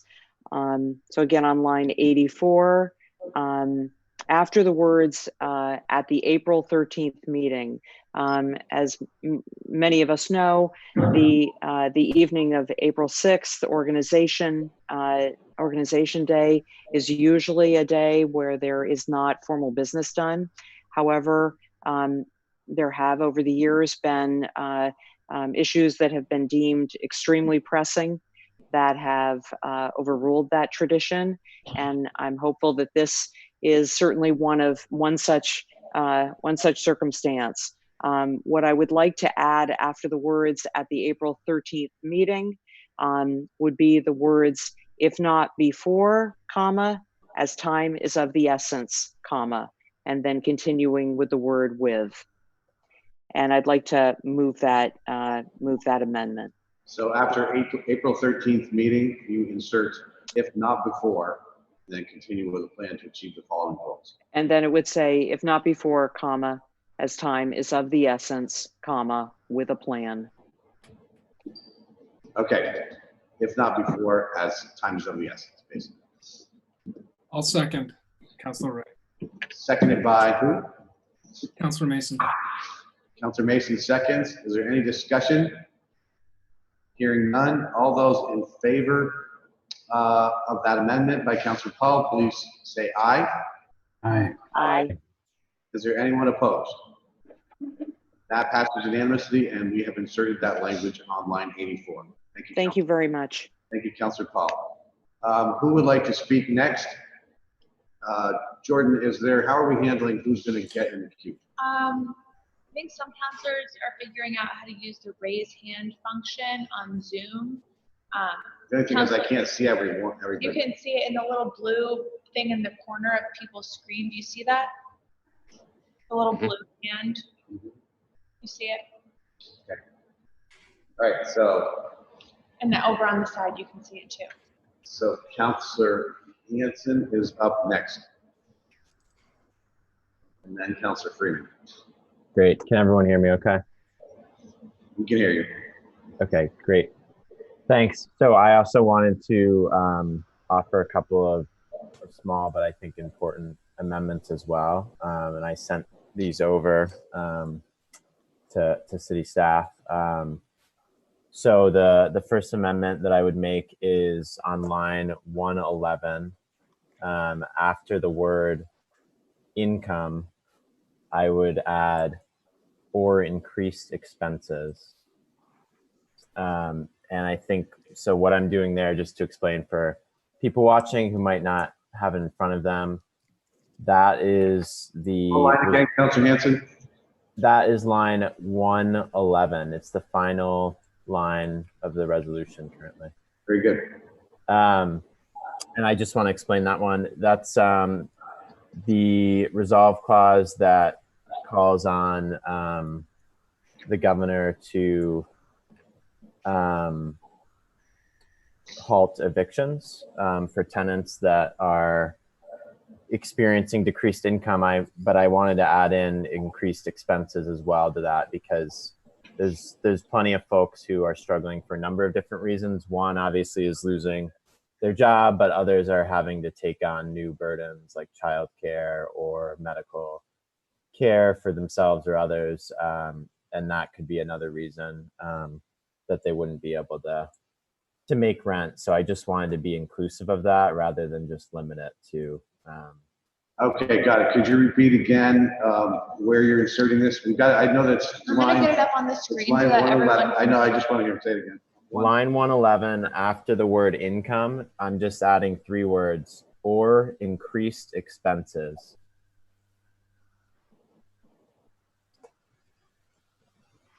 So it would read decreased income or increased expenses related to COVID-19.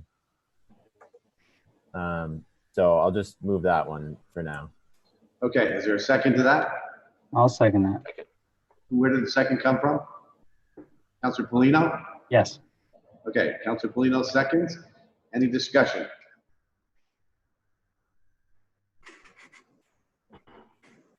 Councilor Pine?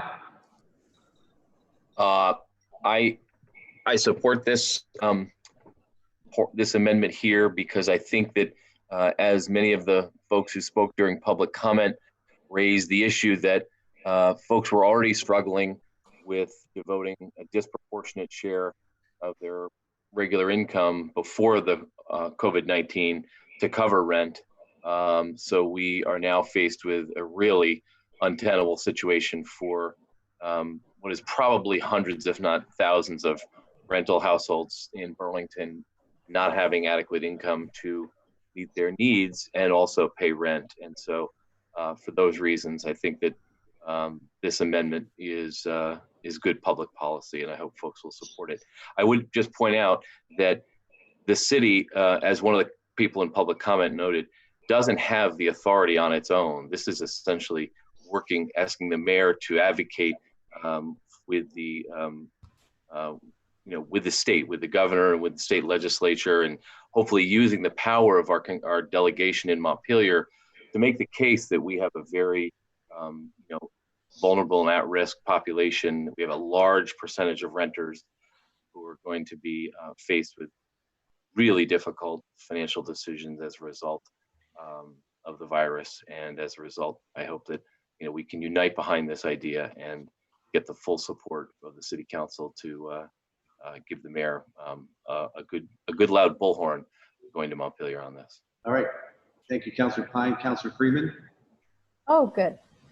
I was hoping to amend the amendment. I'm sorry that there was, it's been a limited amount of time to review this, so I think this is coming a little bit out of order. But I basically was, here, let me just pull up. Sorry, there's so many screens. I have to pull up the right language. I'm having trouble hearing you, Councilor Freeman. I'm trying to pull up the language that I just have to switch into the right browser because there's, hold on, sorry. So I think,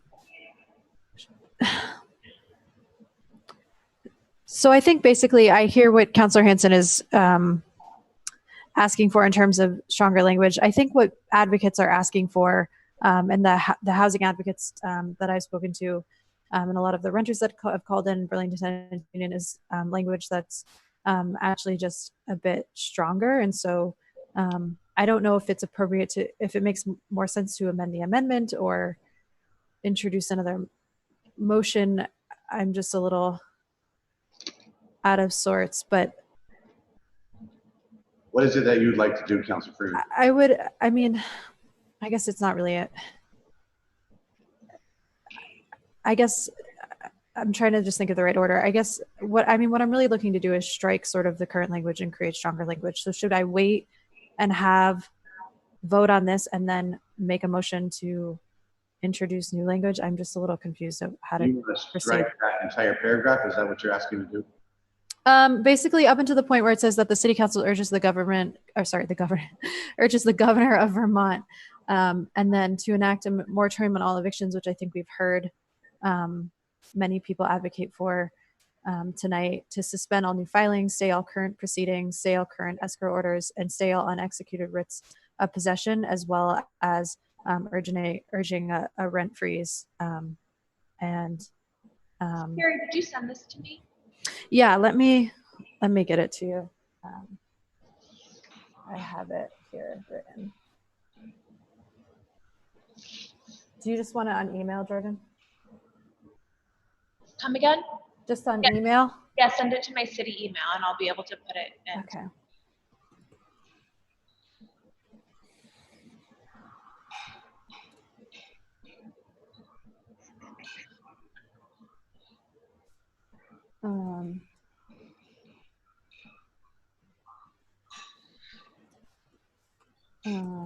Just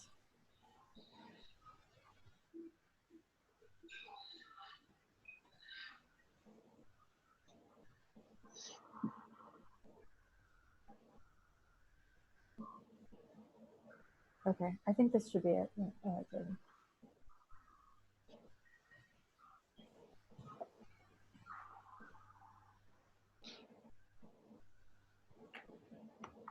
Have you sent it, Councilor Freeman? I sent it. Okay. Well, while Jordan receives that, could you repeat that the language again and tell me where you said after the words Governor of Vermont, and then you would delete the rest of that language after that and replace it with, yeah. Repeat it again. We will put it up on the board when Jordan gets it. In the meantime, could you please repeat it? Get what you're repeating that language with. And Sure. speak out if you could, please. Sure. So it's be it further resolved that the city council.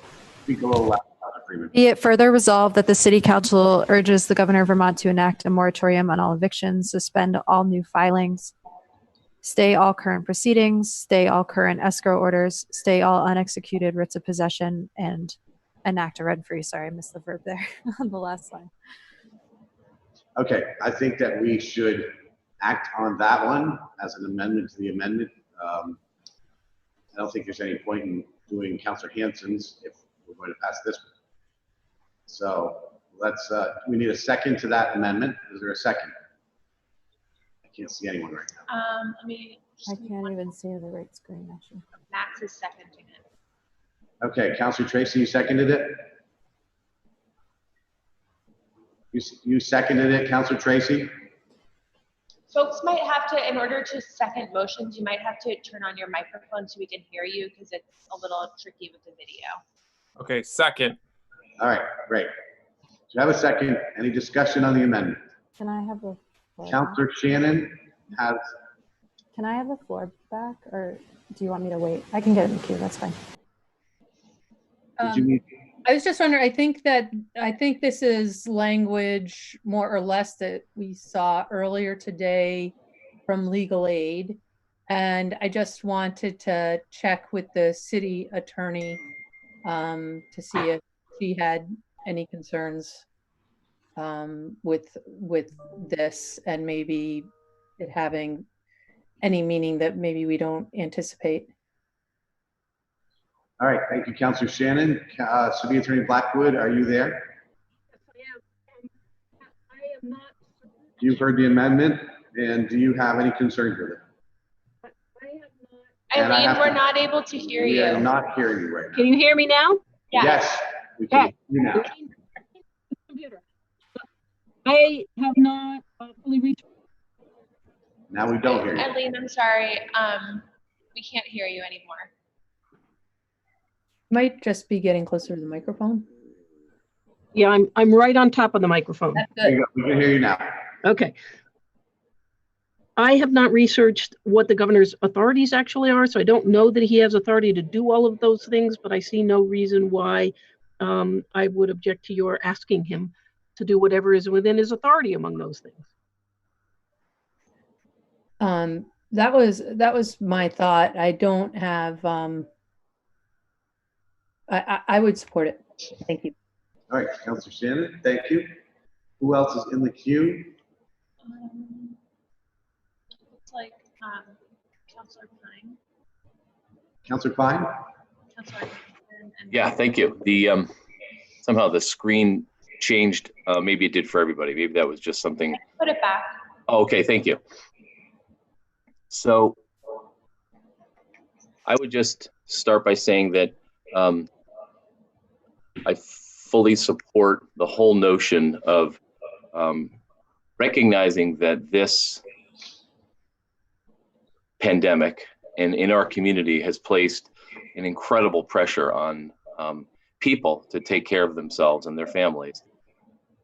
And that the added stress of worrying about whether they can make their rent payments is something that we should figure out how best to minimize or mitigate entirely for folks in this time.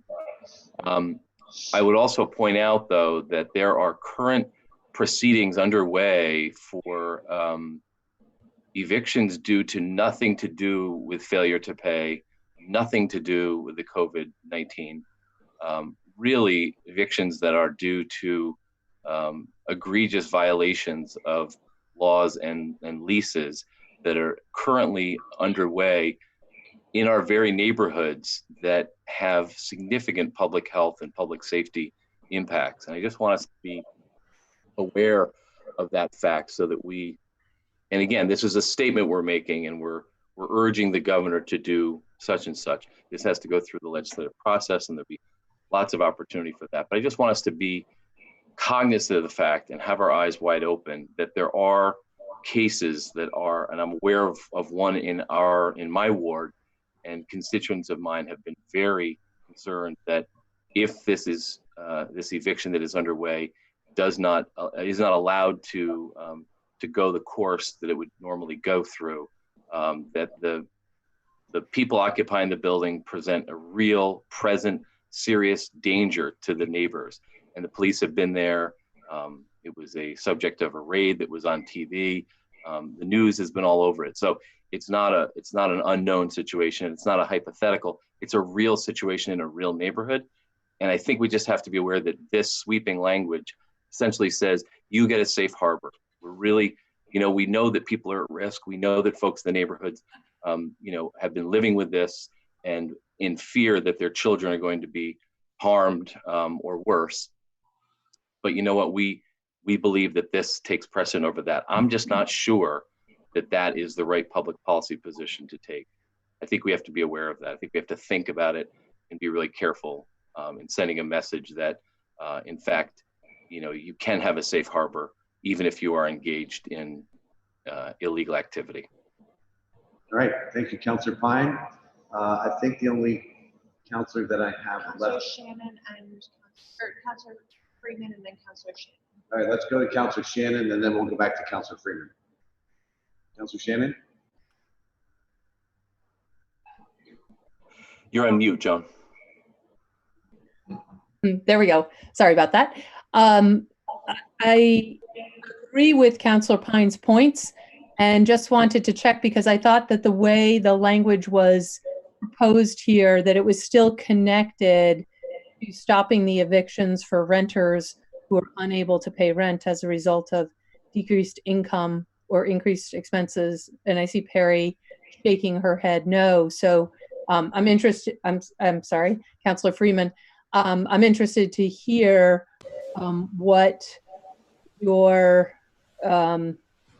your intention is with people who are, sometimes doing harm to other renters in the building or conducting illegal activity that are that can be really harmful to other residents, and how you envision those situations. What's the intention of this with those situations? Thank you, Councillor Shannon. I will. Is that the end of what you wanted to say, Councillor Shannon? Yes, thank you. Again, we won't be going back and forth, but that's your rhetorical question, Councillor Shannon?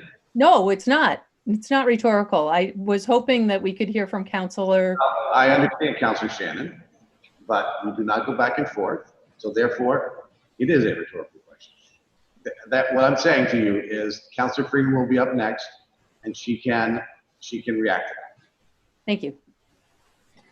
Councillor Freeman, and that's why I wanted to make sure first that you had said everything you wanted to say, because we will not be going back and forth. Councillor Ray, point of order. I don't know how to get in the queue with a wave on Zoom. You are now in the queue, Councillor. Thank you. Okay. And Councillor Freeman has the floor. Okay. So I see that it's been edited to have the strike through, which was the intended. Sorry, I didn't catch that it had been left without the strike. Councillor Freeman, you're going to have to. Oh, sorry, my mic. Okay, so Apologies. So I see that it's been added with the strike through, and that's how my request, or that's how I intended to create the amendment, was with a strike through. I think so, addressing some of the reasons why and some of the questions that came up. So what I've been hearing is that there's obviously a need to freeze and create a moratorium on evictions because people will have a failure to pay rent due to income changes and becoming recently employed due to COVID. But the other aspect that I think is really important is just the aspect in which housing is a mode of healthcare.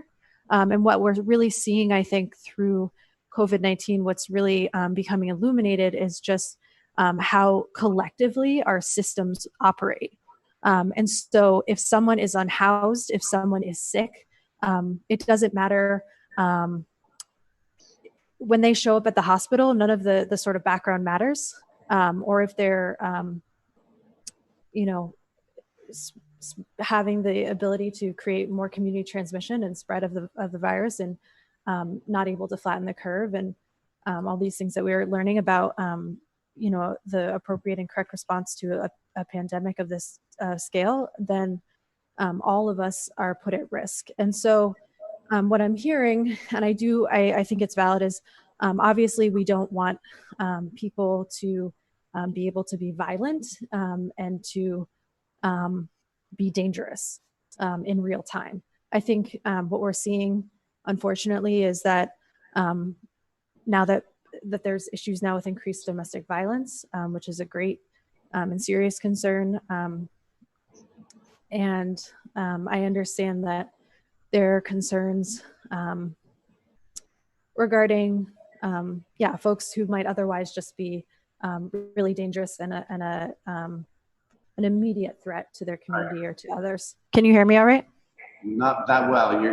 You've got the microphone close to your mouth, but as you're talking, you're drifting a little bit off. And so you need to keep that same tone that you had earlier, which is a little louder so we can hear you. Okay, I'll try to speak a little louder. So I understand that. I don't think, this is not to allow people to be dangerous, but I think when we really think about our systems in a collective way and really do systems thinking instead of reducing this down to individual, sort of an individual lens, or to potential outliers, I understand there are going to be certain outliers. This isn't to prevent action being taken around that, but it is to really say that right now, at least I think a lot of people can understand and agree that it is a public health emergency to have people be unhoused. It's coming up in areas where people are also in close quarters, such as people who are incarcerated, people in ICE facilities. This is becoming a pressure onto our system because there's just no way to contain this when people are unhoused or in really close quarters. Yeah. Can you hear me? Sorry. Yeah, you were doing good. Then you drifted. Sorry. So that's really what this is aiming towards, and I think I can elaborate on other sort of methods that we should be taking to make sure everyone has the ability to stay isolated and quarantined in order to stop the spread in other avenues. But I think specifically with this, those are the two aspects that I think are the strongest around wanting to prevent evictions, is that obviously people can't pay right now, and we need to really put those folks' needs first. And also it's just really dangerous to be unhoused right now. And it puts an unbelievable burden on our healthcare system. And it's also it's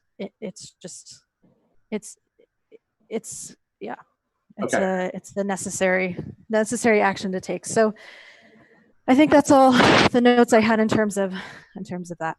I hope I addressed some of the questions. Great. Thank you, Councilor Freeman. Councilor Mason. Thank you, President Wright. So I want to inject, and I appreciate this is all happening very quickly, but the reality is the court system is shut down. I'm you know, as an attorney, I get copied on all the emails. We got one earlier today from Judge Torr, who is in charge of the Chittenden County Superior Court, where all of these matters would be dealt with, basically insinuating there are no hearings going on other than a very minor list. And one of them, the only one that relates to eviction, to Brian or Councilor Pine's point, is there, at the discretion of the judge, there are emergency landlord-tenant hearings. So that would capture the one that Councilor Pine brought up. My concern with moving forward on this, I would like to actually take this up maybe at our next meeting or the meeting after. I think for those who are at fear or risk of being evicted now, that's not happening because the court system is shut down. And I'd rather take a look at this over the next week or 2 weeks and try and come forward with something that actually would have more meaningful. I think we're worried about the next wave of evictions, not those that are currently in the system. So I just wanted to offer a little bit of what's going on, you know, as an attorney getting these emails.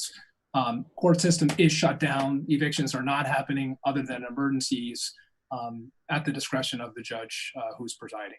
Thank you. Thank you for that information, Councilor Mason. Go to Councilor Hanson, and then I think we should be starting to move toward a vote on this. Can I get in the queue? Yes, you can.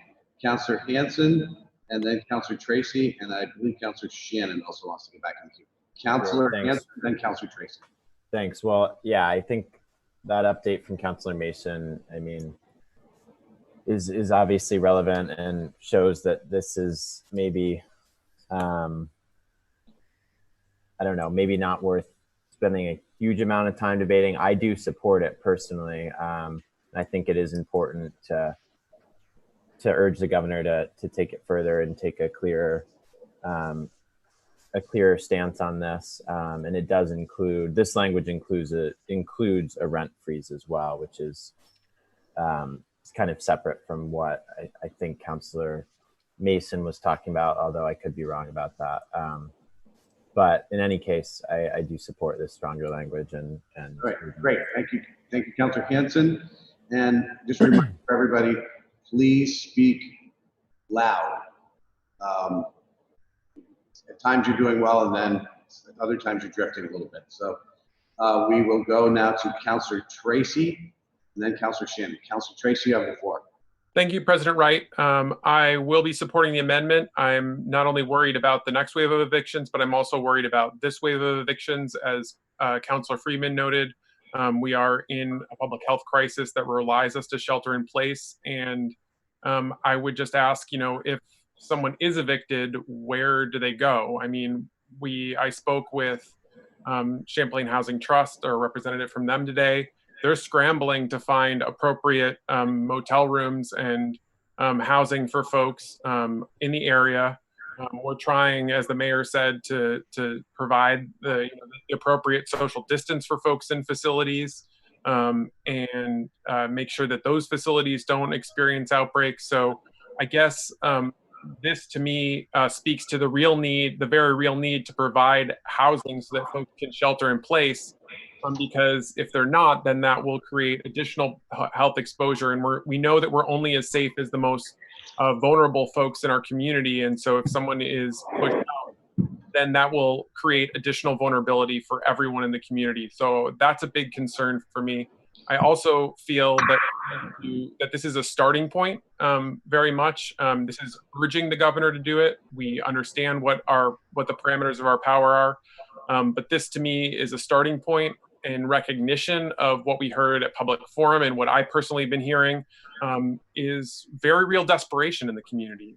And they want some sense of reassurance from this council that we're listening and that we're advocating for their needs and reacting in ways that we're able to in this current moment. So I think that this amendment specifically speaks to that. And it's also something that has, I think, a degree of specificity that has been brought to us with help, I think, from our friends at Legal Aid and the great work that they've done. So this brings a little bit more, in my mind, kind of teeth to the the clause within the resolution, hopefully giving a little bit more direction to the governor as to what exactly we're seeking as a city.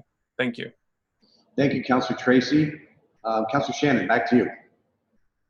Thank you. I had stated that I would support this, but with the original changes on the markup that we're looking with, I can't really support it. I think that the original language was actually more appropriate to let people who are facing really desperate situations because of this virus, let them know that we're going to stand up and protect them. But but to add something in that says, you know, we're going to be protecting people who are engaging criminal activity, I don't think that's the right route to go. At the same time, the reality is whether there's criminal activity going on or not, there's no one getting evicted. So I am going to stick with the original language. We'll support Councillor Hanson's amendment if that ends up coming forward again, but I will not support this. All right, thank you, Councillor Shannon. We're back to Councillor Pine. Councillor Pine, are you in the queue? Did you want to get in the queue? No, somehow once you get in the queue, you don't get out. But I'm I can help with that. Okay, you are out of the queue, Councillor Pine.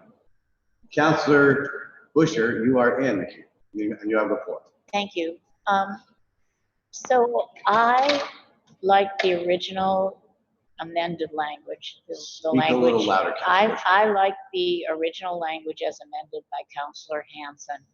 What I also would have liked to have seen in that is to request that the governor enact a rent freeze. I think that was missing from the original. I think dealing with the evictions is one thing, but when I listened to all those phone calls, I heard people saying another component was a rent freeze. I really can't speak to some of the other list items that are listed here because I don't know. Stay all current escrow orders, stay all unexecuted writs of possession. I'm not well versed, and so I have to admit that. So, but the rent freeze and the stopping all evictions really resonate for me and are consistent with what I heard over and over again this evening from the renters themselves. So I can't offer now another amendment, but if this proposed amendment goes down and we go back to the original, I'm hoping that someone will incorporate the request to have the governor consider a rent freeze also. Thank you. Okay, thank you, Councillor Busher. I think pretty much everything that can be said about this has been debated. I think we should be ready to vote. So I'm going to ask Amy from the clerk's office to call the roll for it. Okay, Councillor Busher? No. Councillor Hanson? Yes. Councillor Jang?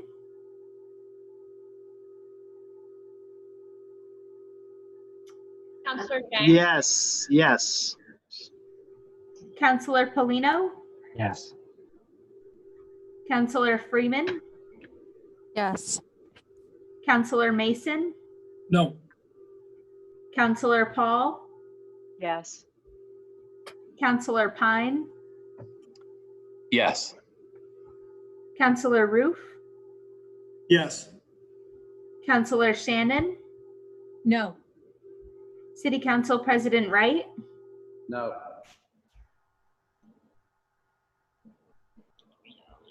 Seven ayes, 4 nays. I think Max forgot to vote, Amy. Or Max. Oh, I'm sorry. Councillor Tracy. Councillor Tracy. Yes. 8 ayes, 4 nays. The amendment passes by a vote of 8-4.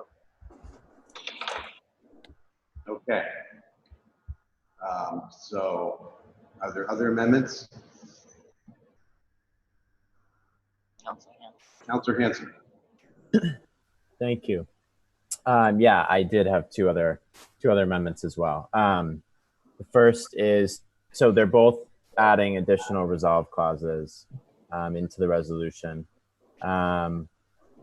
The first is, be it further resolved that the City of Burlington calls on the Department of Homeland Security to suspend all deportations and detentions as long as the coronavirus pandemic continues. Please, Councilor Hanson, please speak louder. I would like to insert an additional resolved clause. Be it further resolved that the City of Burlington calls on the Department of Homeland Security to suspend all deportations and detentions as long as the coronavirus pandemic continues. And the other resolve clause now I see up on the screen too, so I can read that aloud as well.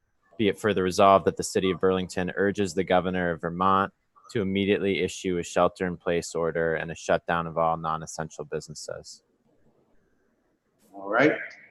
Can I speak briefly to the items? You're doing both of those amendments together at once, Councilor Hanson?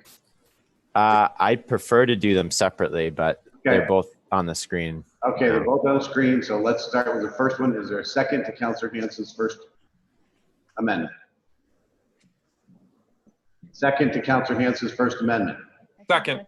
Second by Councilor Tracy. Councilor Hanson, did you want the floor back? Sure, yeah. So if folks haven't kind of followed this issue, ICE, or Immigrations and Customs Enforcement. Doing before Councilor Hanson. Yeah, sorry about that. ICE, which is part of Department of Homeland Security, Immigrations Customs Enforcement, has continued with deportations on a pretty large scale, even during the coronavirus. This is extremely problematic. They're sending, I was just reading an article today that in the month of January, thousands of migrants who had been detained were sent to Central America, including to countries where there were far fewer cases than there are in the US, and countries whose healthcare systems are even less prepared than ours to handle this crisis. So we're really, by sending thousands of people to other countries from a country here in the US where we have some of the most cases in the world, is extremely problematic, as well as the detention centers are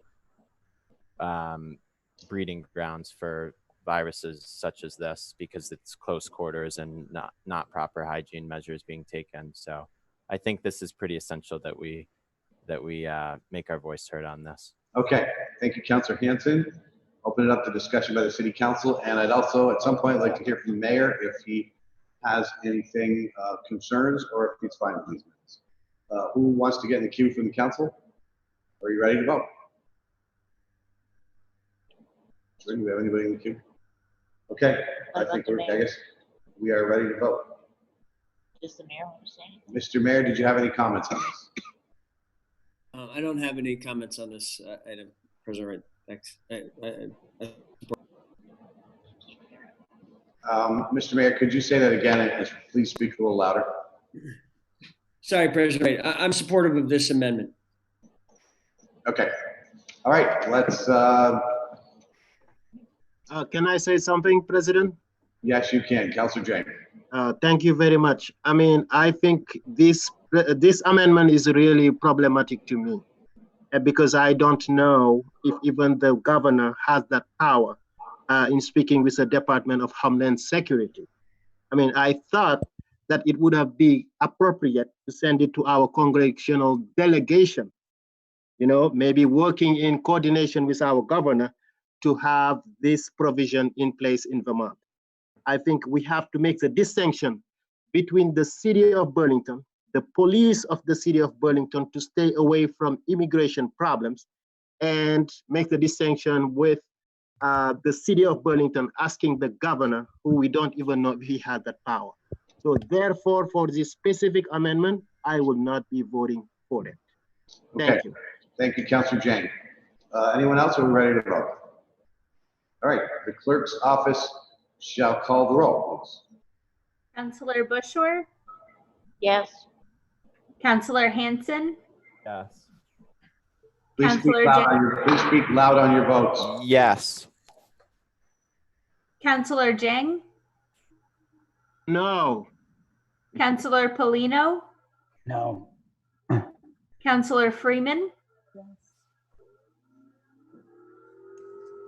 Councilor Freeman, Yes. Councilor Mason, Yes.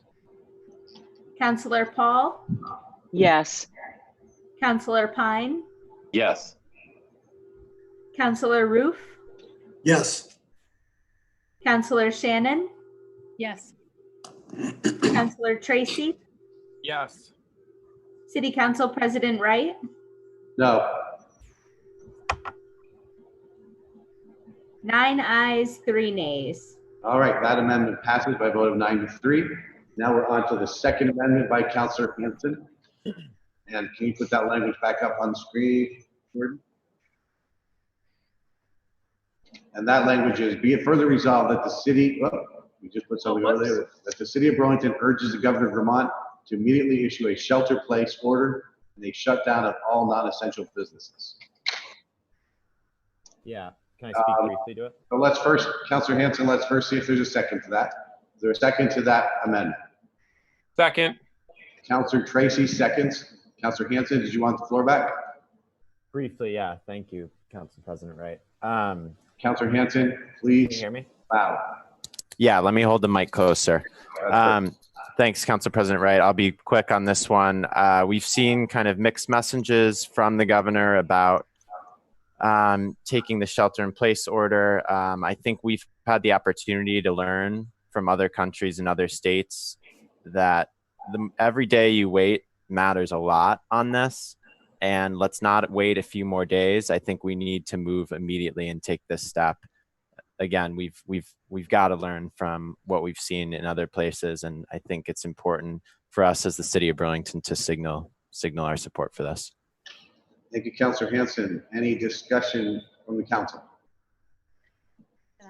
Councilor Yes. Paul. Oh. Thank you. President Wright, I would just simply ask would it be okay with you if I asked a question of the maker of the amendment? Yes, pose your question, and just if you have other comments to make, because again, like with Councilor Shannon, I just don't want to get into a back and forth. That's So- no problem. I have just one question. Let me just finish. If you had additional comments to make them first, and then I'll go to get to response. Okay, no problem. I just simply have one question, and that is, I think shelter in place there have been different definitions of that. And one of the things that I have heard from a couple of people today who have concerns if we were to move forward with a shelter in place or are support of that or urging the governor to support that would be whether or not that would mean that people would not be able to be outside at all to even exercise or, for example, walk their dog. And so that's my question is, how we define shelter in place so they're voting on. Thank you. All right, thank you, Councilor Paul. Councilor Hanson, can you respond to that question? Councilor Paul? Sure, yeah. In my mind, I wasn't encouraging. My intention with the resolution wasn't to encourage that folks would be completely prohibited from being outdoors. But it would be that folks would be encouraged, that we would, as noted in the resolution, shut down non-essential businesses, and B, we would encourage people to stay home unless there's a critical need. If folks do go outdoors, they would, it would be extremely critical to stay more than 6 feet away from any other individual. But I don't want to prescribe the exact shelter-in-place order that I feel the governor should take. So that wasn't the intention, to prescribe very specifically how it would be. I just wanted along the general lines of what I just described. I hope that answers your question. Thank you, Councilor Hanson. And Councilor Mason. So again, stuff happening real time. The governor announced while we've been on this thing, in essence, updated his executive order to require all businesses and nonprofits effective at 8 o'clock tonight. Councilor Mason, I need you also to speak a little louder.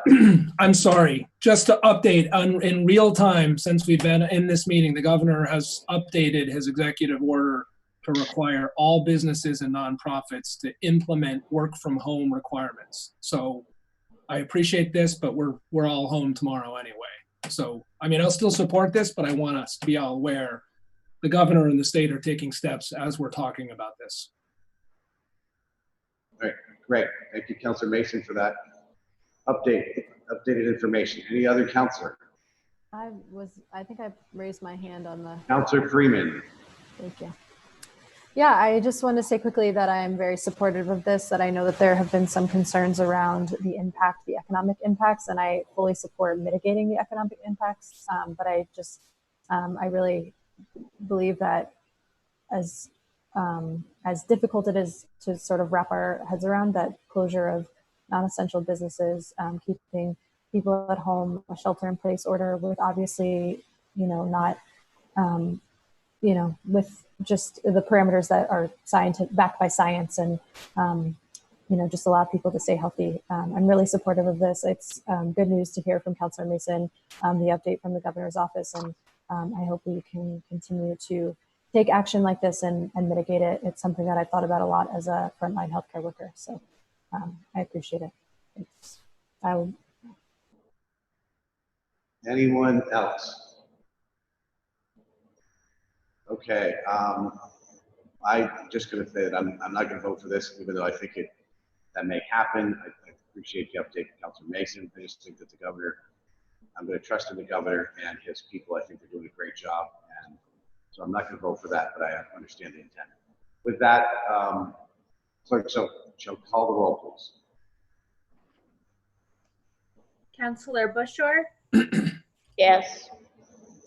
Councilor Hanson? Yes. Councilor Jang? Yes. Councilor Polino? Yes. Councilor Freeman? Yes. Councilor Mason? Yes. Councilor Paul? Yes. Councilor Pine? Yes. Councilor Roof? Yes. Councilor Shannon? Yes. Councilor Tracy? Yes. City Council President Wright? No. 11 ayes, 1 nay. That amendment passes as well. Are there any other amendments? I have a question. Councilor Busher. So in this resolution, is there any urging of the governor to deal with our senior centers and our rehab centers? And what does it actually say? Because I need to be reminded where it is, be it further resolved. I think Jordan's pulling that language up for us. Is it a whereas or is it? We'll find out in just a moment, Councilor Busher.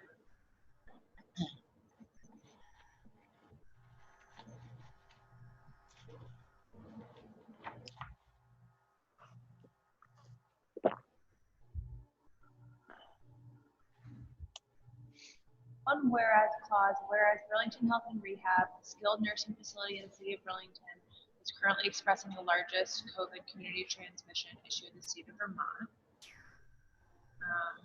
Gordon, there's a resolved clause near the end. Great. So a line of 103. 103, yes. Be, I don't know who's speaking there, but please stop. Joan. Be it further resolved that the City Council strongly urges the Vermont Department of Health and Burlington Health and Rehab Center to take all actions to safely relocate patients who are in the rehabilitation units and to deploy testing and all possible resources to physically separate the remaining residents who are not infected with COVID-19 from residents who are, per the CDC guidance. So, thank you. So certainly, last Wednesday, one of the residents reached out to me and I contacted the mayor and Steve Locke immediately at that time and asked for something to be done. And I'm glad this language is here, but I'm but it's focused only on this specific center. And I feel that since some of the amendments have been much broader and more sweeping, I think we as a state can do better.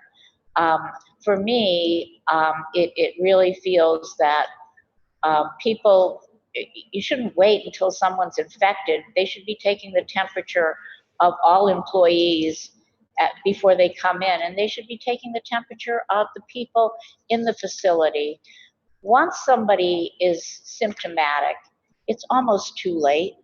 And so I don't have language. But if I was hoping there was be more time, but I really don't know if anyone else had any other language that we could add. If I could be given a minute, I really feel like we, as the largest city in Vermont, should be really trying to be proactive. And I was disappointed that we didn't do more. Well, I can tell you that my wife works at Arbors, and they have handed down a lot from the state for all those facilities now they are taking very extreme precautions. Okay, and that's been enacted by the governor? I think that they have handed down a number of things they have to do, take everybody's temperatures and a lot of other things. May I ask the mayor, President Wright, could you ask the mayor, since he's been so involved in all of this, if he is sure. Mr. well Mayor, versed Mr. Mayor, in do you this? have any comments on this? Or I could speak to it. I'm asking Mr. Mayor first. Mr. Mayor, are you there? President Wright, Councilor Busher, certainly the governor has issued a number of orders relating to seniors' homes. I believe it was in his first emergency order was direction, guidance to the senior centers. And the city has attempted to proactively organize the senior providers in the early days of the breakout and further urge precautions and try to answer questions that they've had. There have been specific additional orders by the governor and his team during this crisis of Burlington Health and Rehab. I'm not quite certain exactly what Councilor Busher is suggesting should be in the resolution. There has been no shortage of orders and guidance issued by various, both the governor and the CDC. It does not make any better the incredible tragedy that we're seeing play out at Burlington Health and Rehab. President Wright. Do you have some language you want to offer? What I just wanted to say was that although... Councilor Busher, you need to speak louder. Okay. Thank you, Mr. Mayor, and thank you, President Wright. What I wanted to say was that, yes, I understand this is focused on health and Burlington Health and Rehab Center, but I wanted it to be broader than that because I felt like all centers in Vermont with seniors in them, like this facility, were vulnerable. And so that's what I was looking for, some language. But I saw, President Wright, that someone else might want to add some conversation. I'll handle that part. Okay. You handle yours. Well, do you have anything else you want to say there? I don't until I hear maybe from another counselor. So okay, thank you. I don't want to go on and get frowned down on this. Okay. We need to move forward. I'm having trouble getting in the queue. Hold on. You are in the queue. You're up next, Councilor Freeman. Oh, perfect. So I do work in a long-term care facility. So, Councilor Busher, we are taking temperatures every day, and some additional precautions have been taken. In terms of adding additional language, what I could see being effective at this point is just around sort of long-term care facilities as well as any healthcare facilities is sort of increasing the access. I mean, to personal protective equipment, PPE. That's what we've been seeing a lot of concerns around that, and also trying to increase testing capacity. I think it's. I can't hear you at all right now, Councilor Freeman. That we that a lot of healthcare and frontline healthcare workers are asking for increased access to personal protective equipment, also known as PPE, and increased testing capacity. It's hard because there's not a lot of information always about what is available or a lot of transparency. I think asking for increased transparency about what is available and also prioritizing that healthcare workers and frontline workers have access to personal protective equipment, as well as just increasing the testing capacity in the community would be pretty essential. I think just continuing to figure out ways that we can support long-term care facilities. We know that a quarter of confirmed cases are coming out of long-term care facilities. It's essential to support them. Unfortunately, I wake up very early for work. I was not able to review this last night or until really this afternoon because I can't review it at work. So I wasn't able to draft language, unfortunately. Councilor Brusher, I was interested in doing that as well. I see it as a real need in the community right now to think about folks in long-term care facilities and sort of across the healthcare spectrum. But that's all I would say in terms of Great. my perspective. Councilor Shannon. Councilor Shannon? I'm going to unmute him. I'm here. Right. So I would like to offer some amended language. One of the problems is the test. I think this focuses more on testing with patients, but I think the biggest hazard is probably staff who's moving from room to room, and you can take everybody's temperatures all day, but you're not going to identify the 50% of people that are positive or potentially positive but have no symptoms, including no fever. So I think that it's really important to be driving really hard on making testing in a facility where we know there's an outbreak should be a priority, and particularly testing staff. So with that, I'm going to try and also work in Councilor Freeman's concern about personal protective equipment. So let me try to do both here. Let's see. Take all actions. So where it says, and to deploy testing, add of both staff and patients. And then comma, assure access to increasing personal protective equipment. Let me just edit that. Assure access to needed personal protective equipment. And I think that works. It probably deserves a reread of the draft, but I think that will work. Okay, so Councilor Shannon proposes after the word testing on line 105, adding language to say of both staff and patients, ensure access to needed personal protective equipment and deploy. And from there. Is there a second to? Is there a second to Councilor Shannon's amendment? Yes, second. Councilor Busher seconds. Thank you. There you go. Shannon, did you want the floor back? No, thank you. Are we ready to vote? All right. Brian's trying to get into the queue. And Max, both Brian and Max. Councilor Klein. One real quick typo. It looks like in line 107, it's just Covey. It's missing a D. Covey. That was the Okay, got it. easiest part of this resolution. I just wanted to point out that many of the public comments that we got in public forum tonight and comments I've gotten from constituents in Burlington essentially say that the city needed to do more in this regard with regard to Burlington Health and Rehab. I just want to be clear that the city's role without a public health function of city government in Vermont all public health matters are handled by state government. There is a town health officer, there's a board of health at the local level. But issues around licensing and regulation and oversight of our health facilities has never been the city's responsibility, not Burlington, not Brattleboro, not Bennington. So I just want to be clear that in Vermont, this authority is vested with the state of Vermont, not with the city.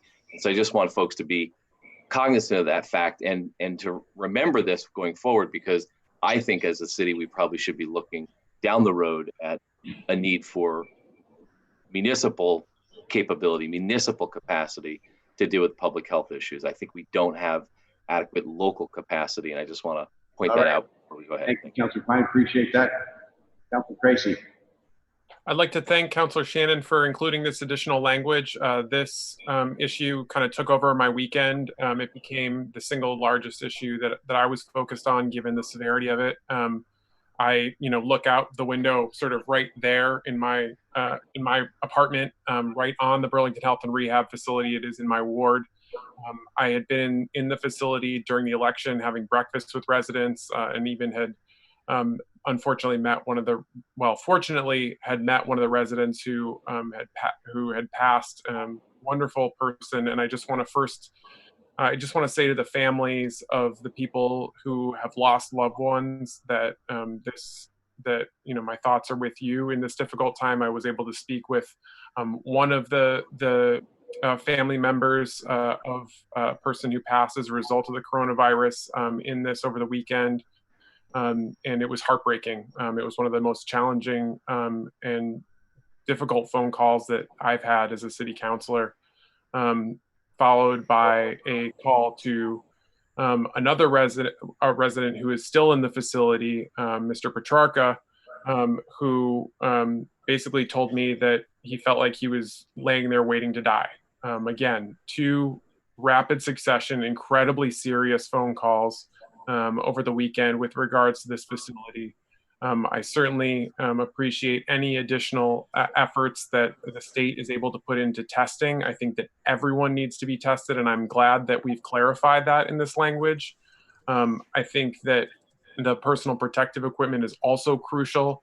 And I would just ask that we get our story straight when it comes to this. So we've seen some conflicting information at different times, and I was feeling like, or I was seeing a different discrepancy between what Mr. Petrarca was saying and what was being reported publicly. So let's please just try and get the story straight about what is happening there and clear about it with the public, making sure that we're putting out good, solid information and doing as much as we possibly can to bring to bear all possible resources to contain this outbreak and make sure that residents there survive so that we do not have an ongoing and escalating tragedy in that facility.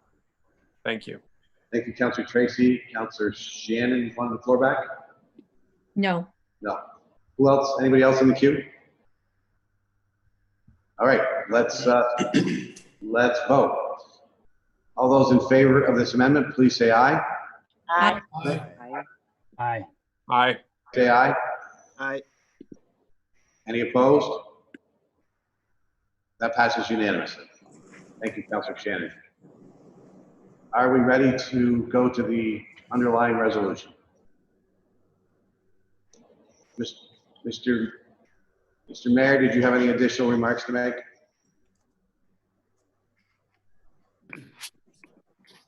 I had quite a few President Wright, President Wright.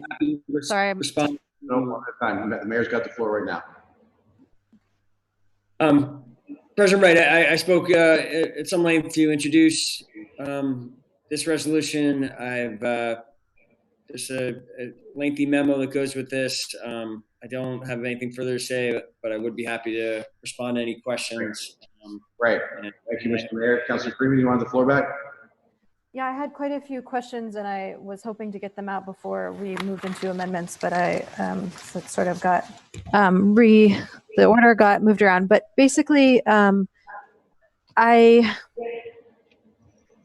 had questions around sort of a couple questions, but I'll see if I can just sort of condense them now because I know we've been deliberating this for quite some time. But regarding the $1 million that were being authorized, my understanding is that essentially once we give this authorization, that means that up to all of $1 million can be spent without further authorization from the council or any other body.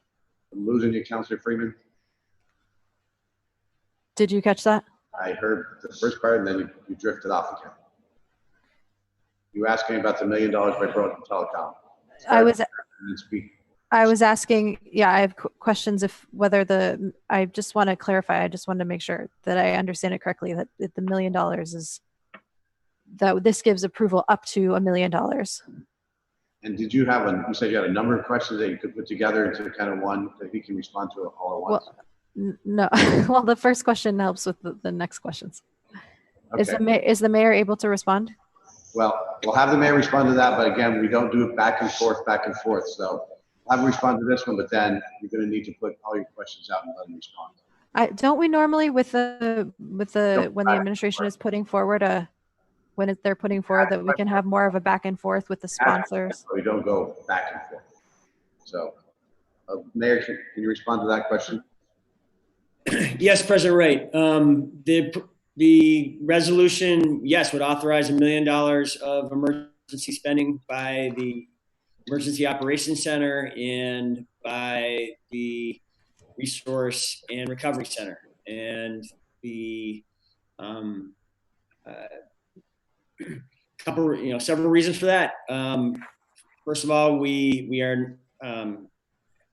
want to signal to the public of Burlington that this is going to be a robust response, that both of these centers will have the tools and resources they need to do everything they can in the days and weeks and months ahead to respond rapidly to evolving and changing and urgent conditions.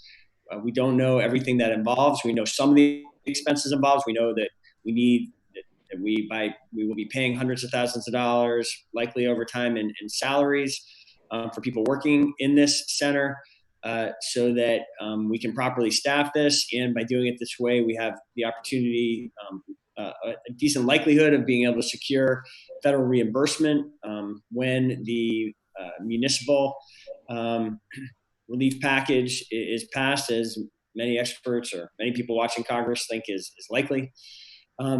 Having significant resources in these centers also gives us the opportunity to respond to events and needs that sitting here right now, we aren't even able to anticipate. A week ago, I would not have known that we would be trying to find space and expend effort trying to find a place for the state to put campers so that so we could remove members of, we could have people leave the homeless shelters and move into campers so they can practice social distancing better. There may be city cost in an effort like that we can't predict for you today. We could see, like other communities around the world, strategy that's being employed, I don't know if this will come to pass, but is some large scale local procurement of masks is something that has happened in many communities. That might be something we want to rapidly deploy resources to. There could be needs to help with the PPE crisis that we might want to make rapid investments in, because we know that our first responders and other key elements of the healthcare system need help. So having resources at the emergency operation can deploy, I think, is ultimately going to be what allows the city to have a robust response. The resolution does commit the administration to giving regular updates to the council on how the money is spent. And that's the way we proposed it, and I'm hoping there is support for structuring it that way. Okay. Great. Freeman, Thank you. You want to put out to the mayor?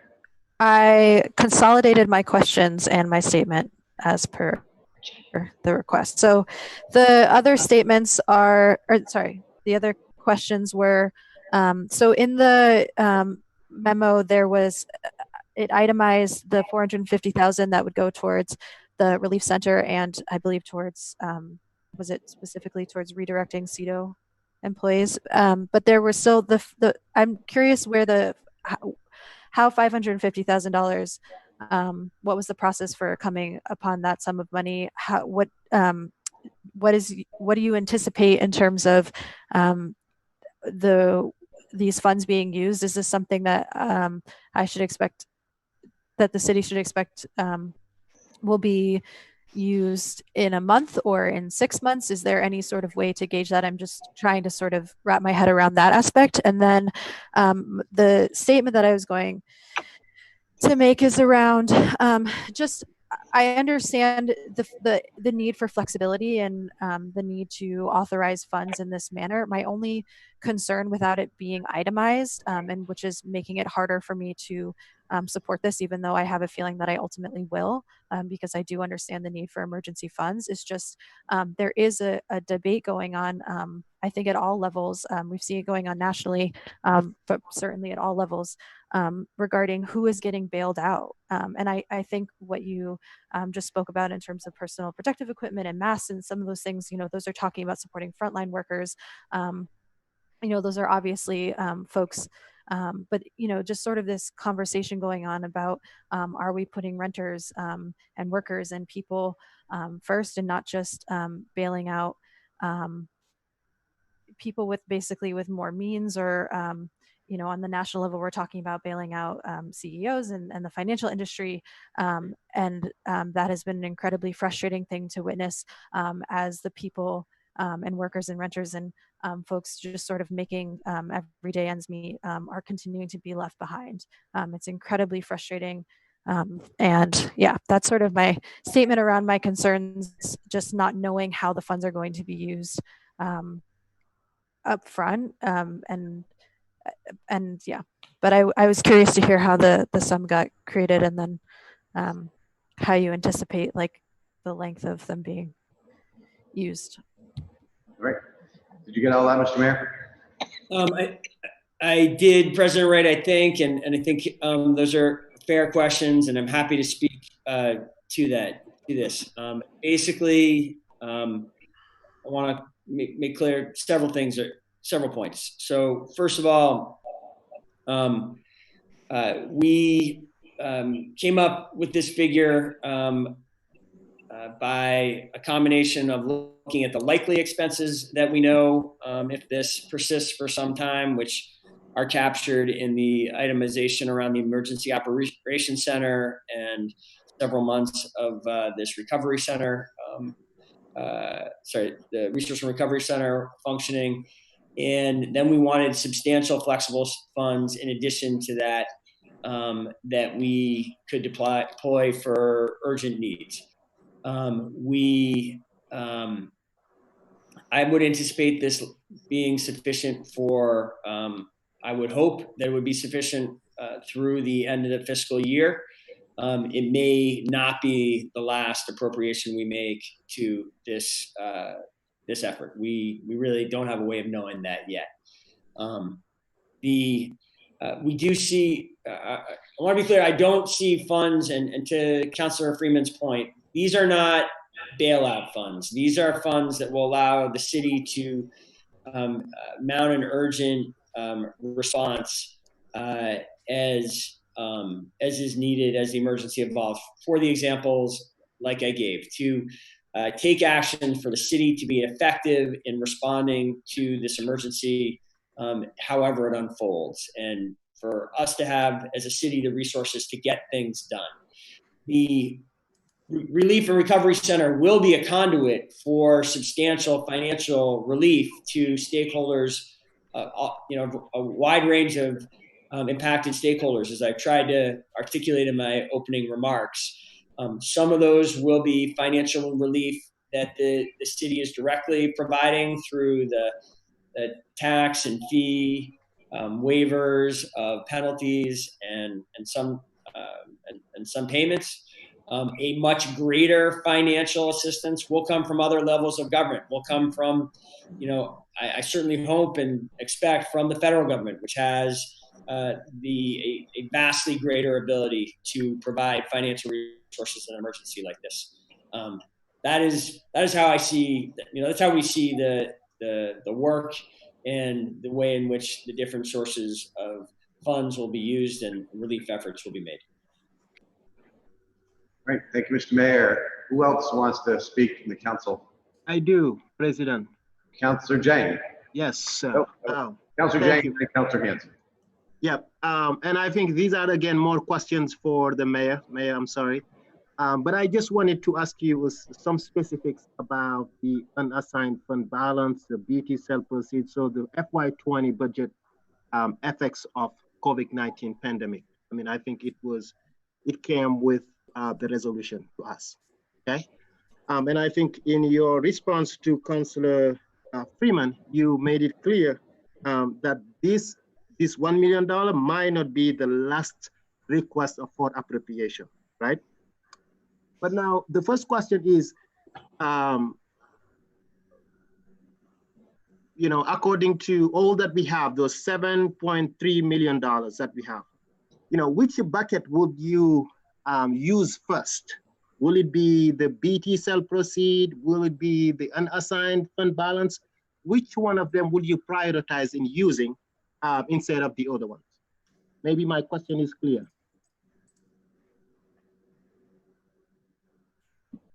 Did you get that, Mr. Mayor?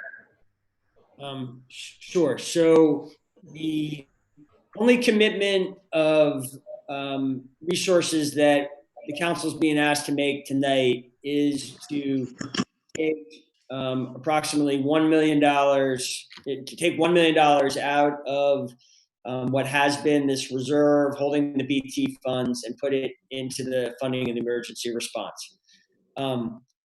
That is the only commitment tonight. We are in the memo and my remarks trying to communicate to the council and the public that we do not, that we expect that there will be substantial revenue shortfalls over the remainder of the year, and we will need to make budget adjustments to accommodate that. Some of that will be expense cuts. Some of it will come from reallocating of existing revenues. There are really only two big sources of multi-million-dollar existing revenues that could be redeployed. There are some smaller reserves that are certainly on the table, but the major reserves are what I think we're calling the BT reserve, which has almost $5 million of uncommitted funds remaining in it. And then there is the unassigned fund balance, which is in excess of $7 million currently. My strong goal, and it seemed to be supported by the Board of Finance in our discussion earlier tonight, is that we, knowing that we face an uncertain FY21, that we work very hard to meet our reserve policy, which says that there will be at least 10% of the budget in the unassigned fund balance. So since under current terms, we have approximately $65 million budget for FY21, we would want to enter that year with $6.5 million in unassigned fund balance that we could access. I think that we should focus on that goal. I think to enter what looks to be an uncertain year with that substantial rainy day fund would be a very prudent matter. So that is a long way of saying that as a practical matter, when we come back, if and when, and I do think it is likely, we need to use reserves to balance the budget through the end of FY20, we would look to the smaller reserves and we would look to the BT funds before we would go below the $6.5 million level for unassigned fund balance. I hope that's clear. Yes, President. Yes, thank you, Mayor. It's very clear. And I think I did even send an amendment to all city councils requesting for the city to use the BT cell proceed first for COVID-19. You know, but we trust you, I trust you, and we'll see what come up. But now my other question and last question is specific to the businesses on Church Street Marketplace.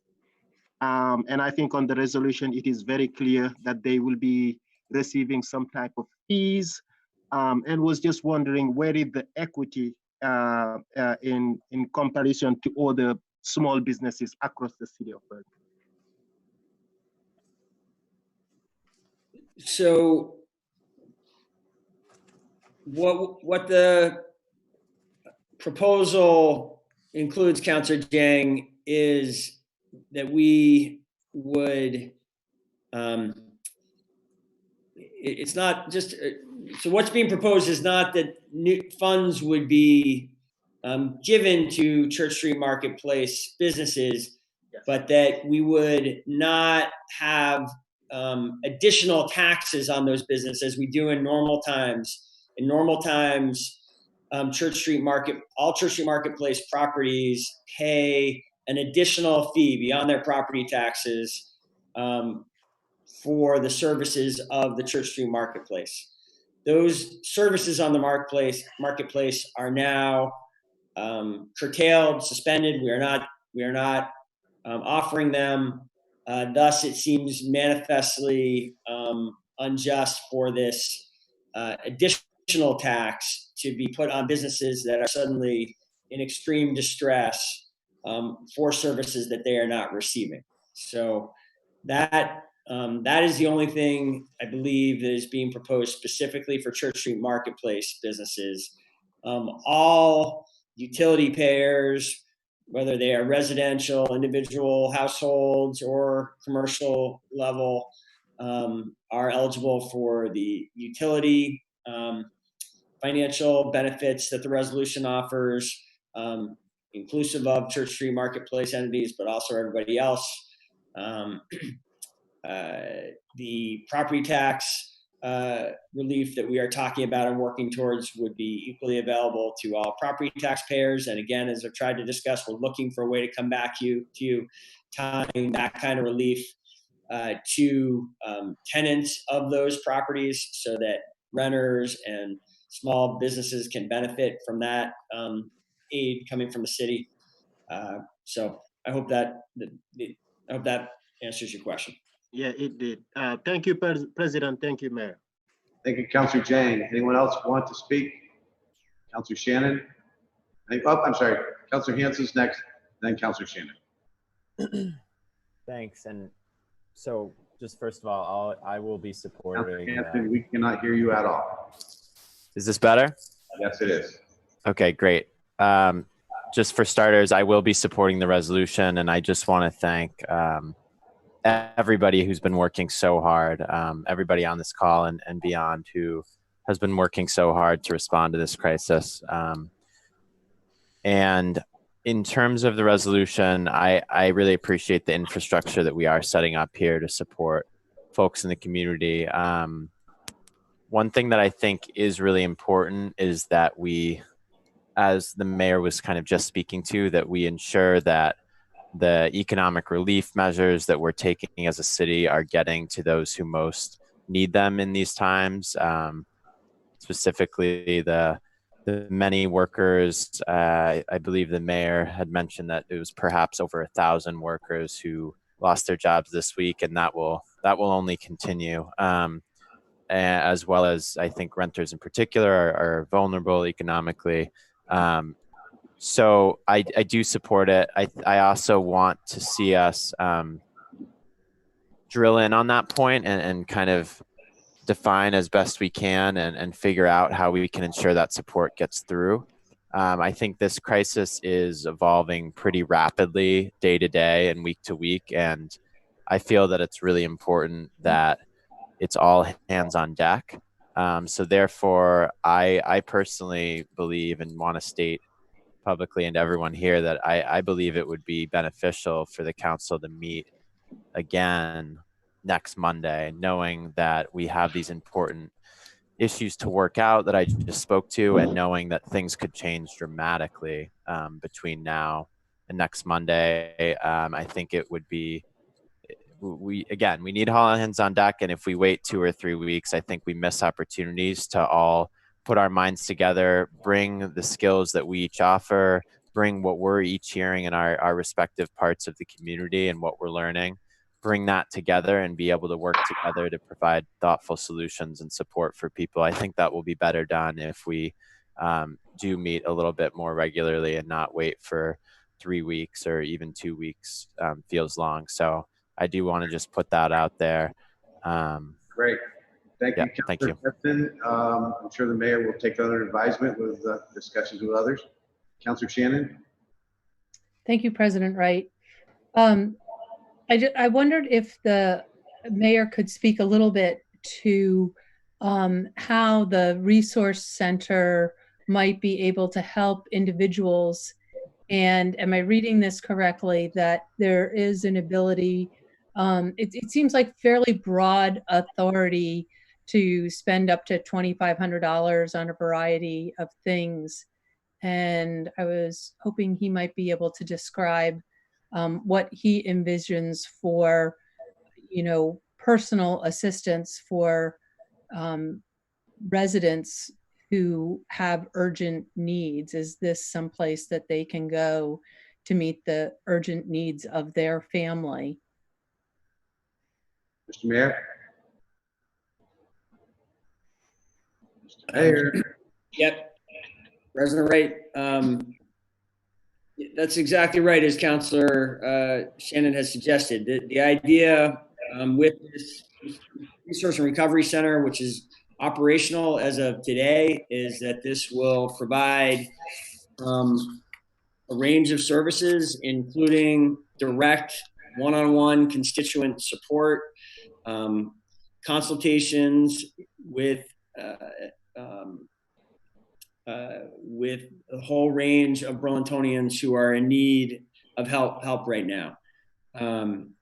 The way in which people can contact the Resource and Recovery Center, right now it's posted right on the city's homepage. If you go to that, there is both phone and email channels, and the functionality and ways in which to contact the center will be expanded in the days to come. We thought it was important to set something up fast and immediately and figure out the details over time. And we will need some patience as a result. I'm sure there will be errors and delays in delivering on everything that we want this center to as we ramp this up. But the goal is to respond to all inquiries and requests for help within 24 hours. And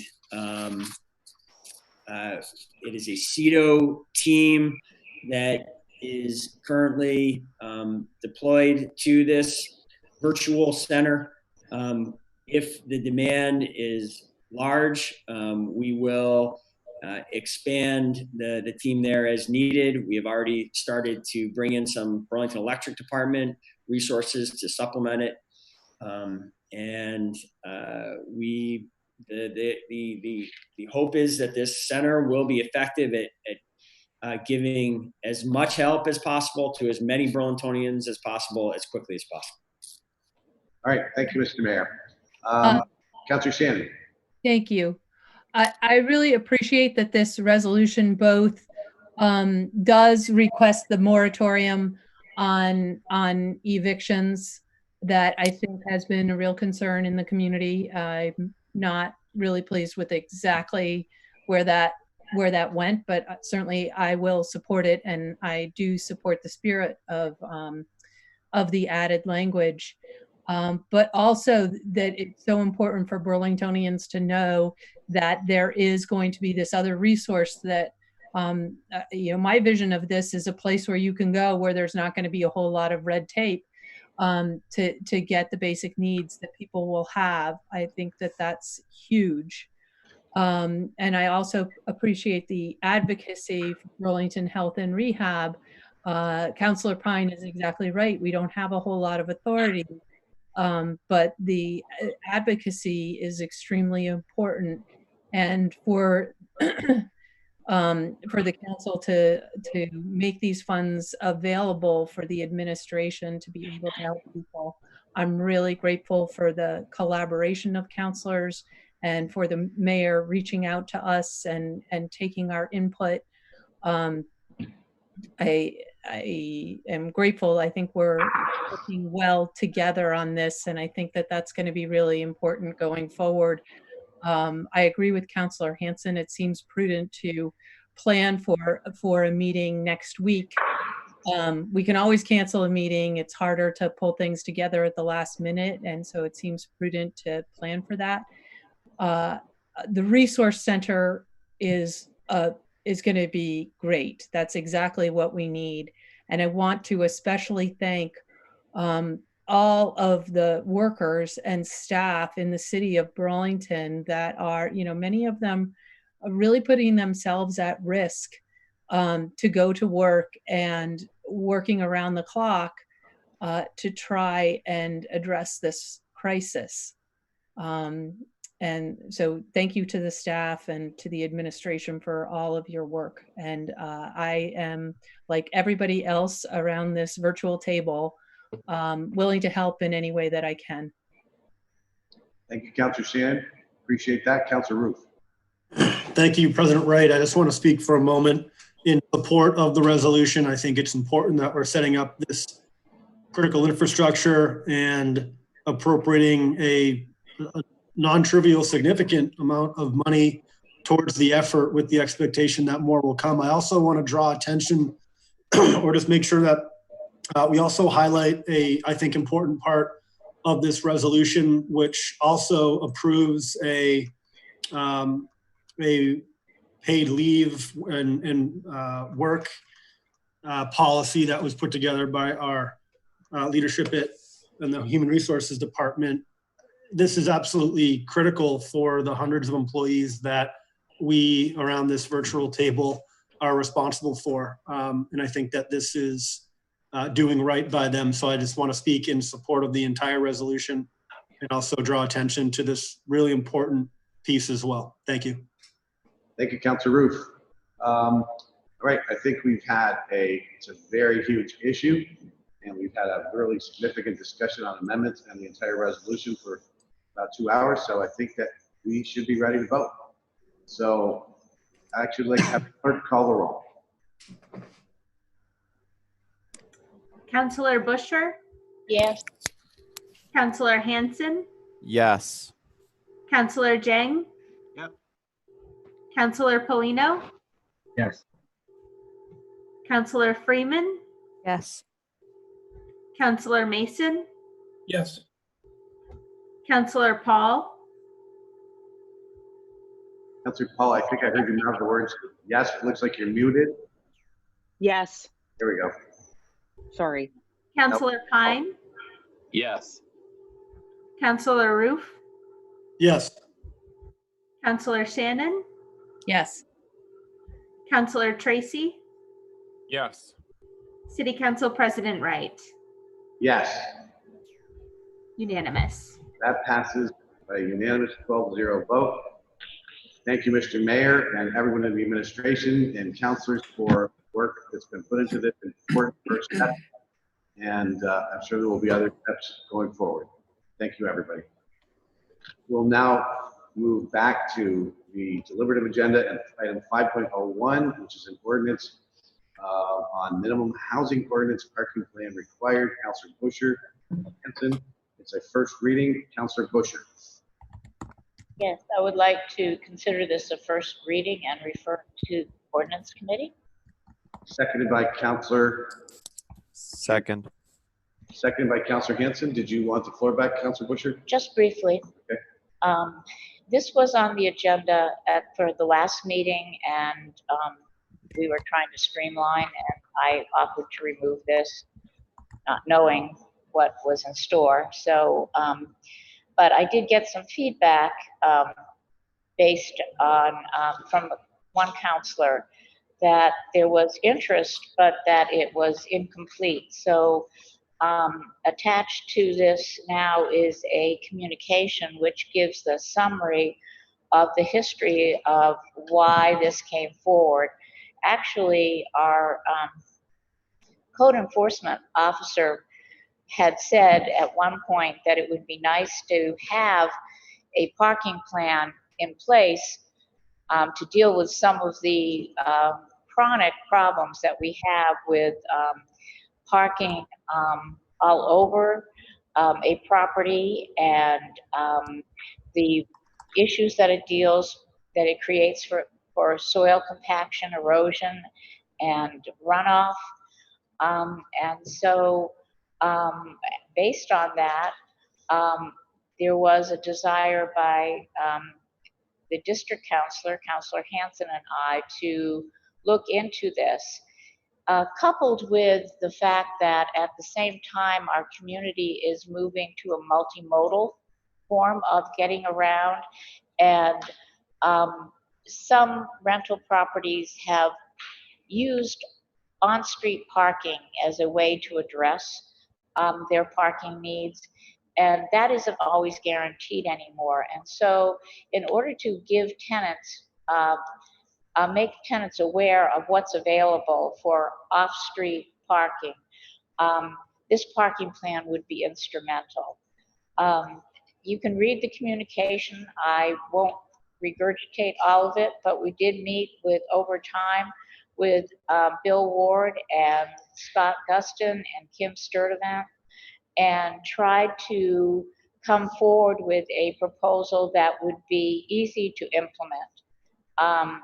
You'd think after 32 years I'd know that there's nothing that's easy to implement, and this is one of those scenarios. However, it was identified that this would be time consuming if we were to adopt this ordinance, but if we phased it in, it might provide the relief that we're looking for. In other words, initially, if indeed the form that comes that exists right now, the rental registration form, if that merely added that a parking plan was posted and provided to tenants, that would be a step in the right direction. That would not be submitted to the city, but it would be available to the tenants. That's step one. Step two is code would then be able to target their enforcement for those violators. And when there were violations, they would ask for the parking plan, and then that would be the submission. That submission would then get looked at and made sure by Scott Guston that it complied with the zoning setbacks, etc. And then that would start, then that would be in place, and the parking would be delineated, and we would begin to make progress on illegal parking and some of the soil compaction that I mentioned. It would then need to be expanded to over time, and that would be a period of years, include all of the rental properties in Burlington. Because we do have a lot of really good rental property owners, and some of them already do some of this. But this was a step that would combine not only quality of life for renters, but some of the climate crisis that we face in our community and our world. So I will stop there. Thank you very much, President Wright. Thank you, Councilor Busher. Anyone else need to speak on this? This is to refer this to the ordinance committee with a first reading. Councilor Shannon Tan, I saw go up first. Thank you, President Wright. While I would be amenable to working on this type of thing if we weren't in the environment that we're currently in, I think the timing of this is completely inappropriate. I don't think that we have the bandwidth either from counselors or the staff time, and the staff definitely sees this as problematic, which Councilor Busher has noted. This is not where we need to be spending our time. Putting restrictions on parking for tenants right now at a time where they're required to stay at home.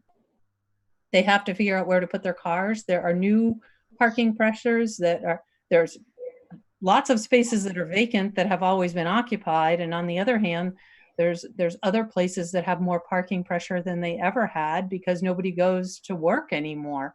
This is simply not an appropriate time to be taking this up, referring it to committee, and have this looming over us. I think we need to get through the current crisis. I think our committees need to be focused on all of the issues that are going to be coming up over the next few months. So I will not be supporting this. All right, thank you, Councilor Shannon. Councilor Hanson. So just to directly respond to one of the pieces I heard there. Thanks, sorry about that. To directly respond to one of the pieces I just heard there, the idea that this is creating additional restrictions on parking for tenants, I don't believe that's definitely not how I see this ordinance. And I've been working with Councilor Busher on this for a while. How I see this ordinance and how I understand it is this is requiring landlords to be very clear with tenants from the outset what the actual parking availability is, so that tenants understand that going in and don't get into a situation where they end up parking illegally and either facing tickets or disrupting the neighborhood or doing things because they were either misled or just didn't know what the parking situation is. So in terms of prioritization, yeah, of course, I agree that this is not going to take precedence over the COVID crisis whatsoever, and I don't think sending it to committee would force it to take precedence. But it is something that has been pushed back a couple of meetings, and today we can simply vote it into ordinance committee, make sure it stays alive, and then ordinance committee can take it up, in the order, based on their prioritization of the pressing issues that they face. So I'll definitely be supporting it. Thanks. Thank you, Councilor Hanson. Councilor Mason. Thank you, President Wright. Excuse me. I will not be supporting this. I appreciate that just send it to ordinance and let ordinance deal with it, but with all due respect, we've got all the other housing related reforms that are now going to be on hold because of coronavirus. And I've, excuse me, read this resolution a few times and heard Councilor Busher's explanation, and I really don't understand what the proposal is. I think there is support for a parking plan, but the piece that gives me great pause is submission or requiring a parking plan that's in compliance with the list of issues. My questions are, who's making that determination? Which city staffer are we tasked with doing that? And it's now really a time to be doing that. So I'm amenable or supportive of working with Councilor Hanson or others to bring something back once we've worked this through with Bill Ward and others, and would agree that now is not the time. Thank you. Thank you, Councilor Mason. Who else would like to weigh in on this? Anyone? Missing anybody? Gordon? No? Okay. All right. I think we're ready to vote. And will the clerk's office, Amy, please call the roll. Councilor Busher? Yes. Councilor Hanson? Yes. Councilor Jang? Yes. Councilor Polino? No. Councilor Freeman? Yes. Councilor Mason? No. Councilor Paul? I think you're on mute still. Somebody unmute. No. Councilor Pine? Yes. Councilor Shannon? No. Councilor Tracy? Yes. Councilor President Wright? Yes. You missed Councilor Roof, didn't you? Oh, I'm sorry. Councilor Roof. Yes. So that's 8 ayes, 4 nays. Okay, that passes, and we will move on. That has now been referred to the ordinance committee. We'll now move on to item number 4.03, which is a communication from Councilor Busher. Licensing of landlords. Councilor Busher. Sorry, I was looking at what the city attorney gave me. Okay. Excuse me. Sorry. Licensing of landlords. No, I know. So the motion on this is to accept the communication, place it on file, refer it to CDMR and Ordinance Committee for further research and recommendations. And after a second, I'd like the floor back. Okay, we need a second. Second by Councilor Pine. Councilor Busher, you have the floor back. Yes. Brief. It will be brief. Once again, I have written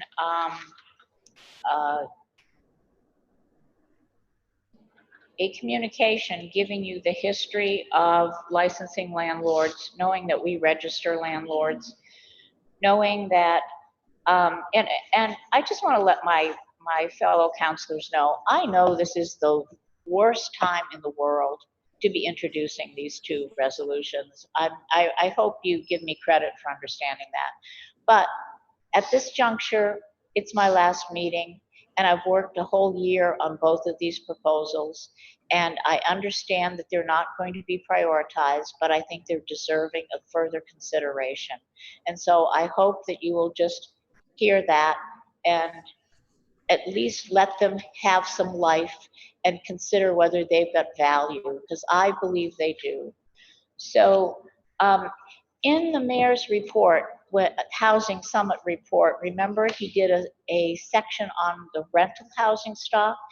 There was a reference to licensing of landlords and that it had some validity, but it wasn't well researched. I spent a long time researching and then actually going into the lion's den, like going into Apartment Owners Inc. and going into other people who opposed this initially, got their feedback and understood their concerns and worked with them. This is not the first time the council, at least the CD&R committee, has heard me reference that I'm working on licensing. And so it is a component of providing housing stability and improving our housing stock. We have good investment property owners mainly, but we do have a subset who haven't been responsive with their housing registration or code enforcement. This is another tool that could bring them into compliance. And I'm hoping that you will look at this carefully. There's some research and references. Actually, one of the communities that the mayor thinks highly of uses licensing for landlords and feels it's a very effective tool. So we'll stop now and hope that this has, you will pass this on to CD&R and ordinance. Thank you. Okay, thank you, Councilor Busher. The motion, did we get a second? Yes, Councilor Pine. We have a second. Okay, anyone want to discuss this? Hearing none. Clerk, I'm sorry. I was hoping to get in the queue. Councilor Hanson. Yeah, I just wanted to, I'm really excited. I'm really excited to support this. I think this is really a critical step in tenants' rights and landlord accountability in the city. And I really just want to thank Councilor Busher for working so hard to get it to this point. And I'm excited to continue working on it going forward. Great, thank you, Councilor Hanson. Clerk shall call the roll. Councilor Busher? Yes. Councilor Hanson? Yes. Councilor Jang? Yes. Councilor Polino? No. Councilor Freeman? Yes. Councilor Mason? No. Councilor Paul? Yes. Councilor Pine? Yes. Councilor Roof? Yes. Councilor Shannon? No. Councilor Tracy? Yes. Council President Wright? No. 8 ayes, 4 nays. By a vote of 8 to 4, that passes, and that will go to the charter change at the CD&R committee. That 5.04 was moved to consent and passed. So we are on to item number 6, committee reports. Any committee chair that Point of order.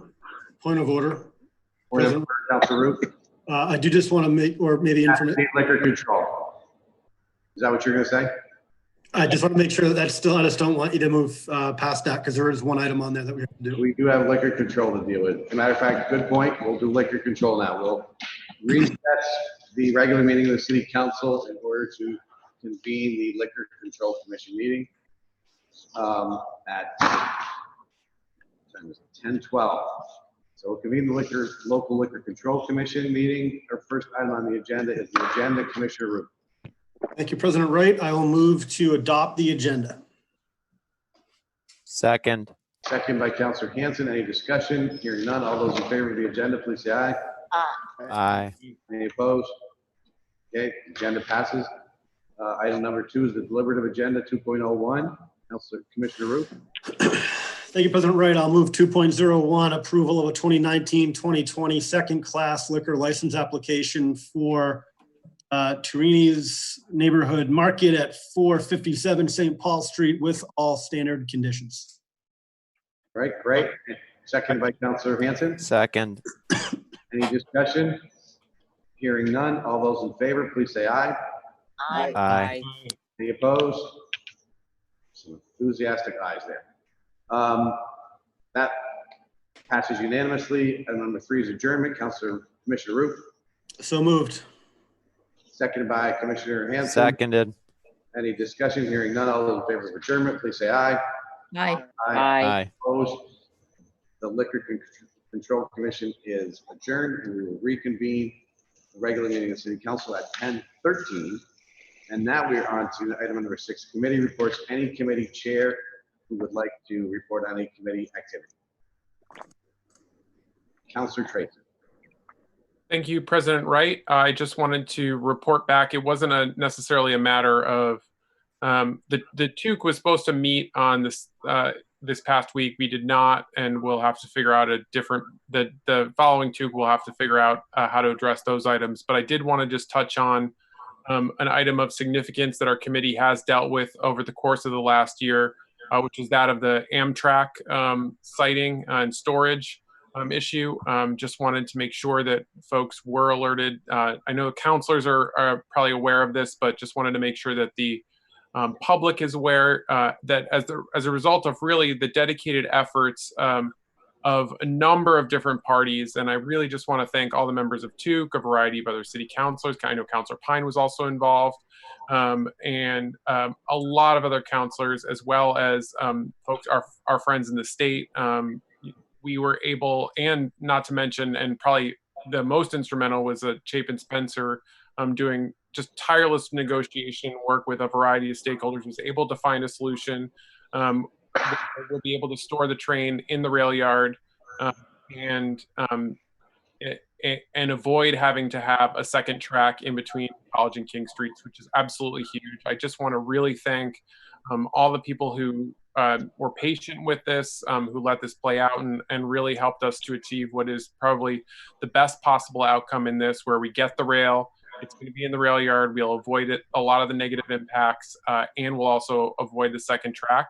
It's not to say there aren't further complications or challenges. There are, in terms of relocating the bike path, in terms of figuring out how we access the water treatment plant, how we provide access to the dinner train. But this is a really significant step forward, and I just want to thank DPW and the administration for their work on this, the other members of TUC, and again, Councilor Pine and our friends at the state for all their collaboration on this. Right. Thank you, Councilor Tracy. I think I have a feeling we could all unanimously agree with those remarks you just made. That was a great outcome. I think better than many of us had hoped for a while there. So thank you. Any other committee chair who would like to speak on committee activity? Yes. Councilor Jang.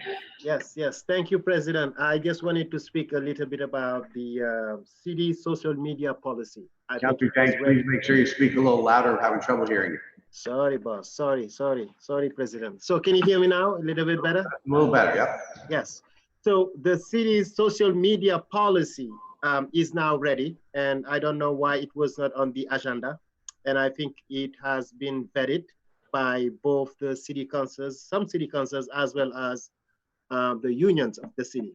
So I think due to COVID-19, I think it would allow us to really make sure that the community know what we're talking about and also get their feedbacks before it comes back to the city council. But in general, I think it is imperative for all of us to thank Dina Poluba, the HR director, for the incredible job that she has been doing since she got here. I mean, I think all the credit need to go to her as well as the mayor also. Thank you. So we will have it once we have the new council in April. Thank you. Thank you, Councilor Jang. Was there any other committee chair? Hearing none, we will conclude item number 6 on committee reports. Item number 7 is city councilors on general city affairs. Councilor Pine. Thank you, Mr. President. I think it's almost tragic, really, that we have to say goodbye to some counselors who have given the city lots of years of service in a meeting that is essentially physical and social distancing is what we're practicing tonight. So while we need to do that, it's a little bit heartbreaking for me, especially because when I was 24 years old, a housemate and I decided we were going to volunteer to manage someone's campaign in Ward 1, and it was Sharon Busher. And I would say that over those last 33 years, Councilor Busher has conservatively attended over 800 city council meetings, probably about 400 Board of Finance meetings, and countless other public meetings to represent her constituents and to do the people's work to make our city a better place. And she doesn't remember, but when I first met Councilor Busher, it was at a neighborhood planning assembly meeting in Ward 1.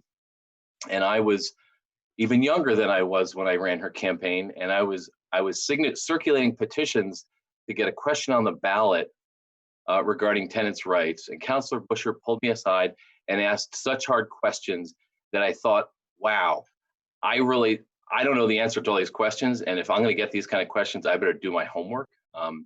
And so I went and found the answers, and I called her back. And she wasn't even a city councilor at this point. But what I realized is that Councilor Busher is concerned about the details, because details matter in the end. When we adopt public policy, details really matter. And in the end, policies have a big impact and have consequences. So we better be aware of all those consequences. And so she taught me a long time ago that we need, as elected officials who are entrusted by the people of our city with governing our city, we need to be careful and certain that when we make decisions, we're doing that by taking into consideration all the possible known and unknown ramifications. And Councilor Busher is more than just a detail person. Councilor Busher is someone who brings her heart and her passion and her dedication to whatever she does. And we were lucky as a city to have her dedication over these last 33 years, always making sure that all of us are accountable to the people that we serve in the most meaningful way. And I just want to say thank you for those years of dedication to our city, Sharon. You made a huge impact. Thank you. Thank you, Councilor Pine. Any other councilor? Councilor Shannon. Thank you, President Wright.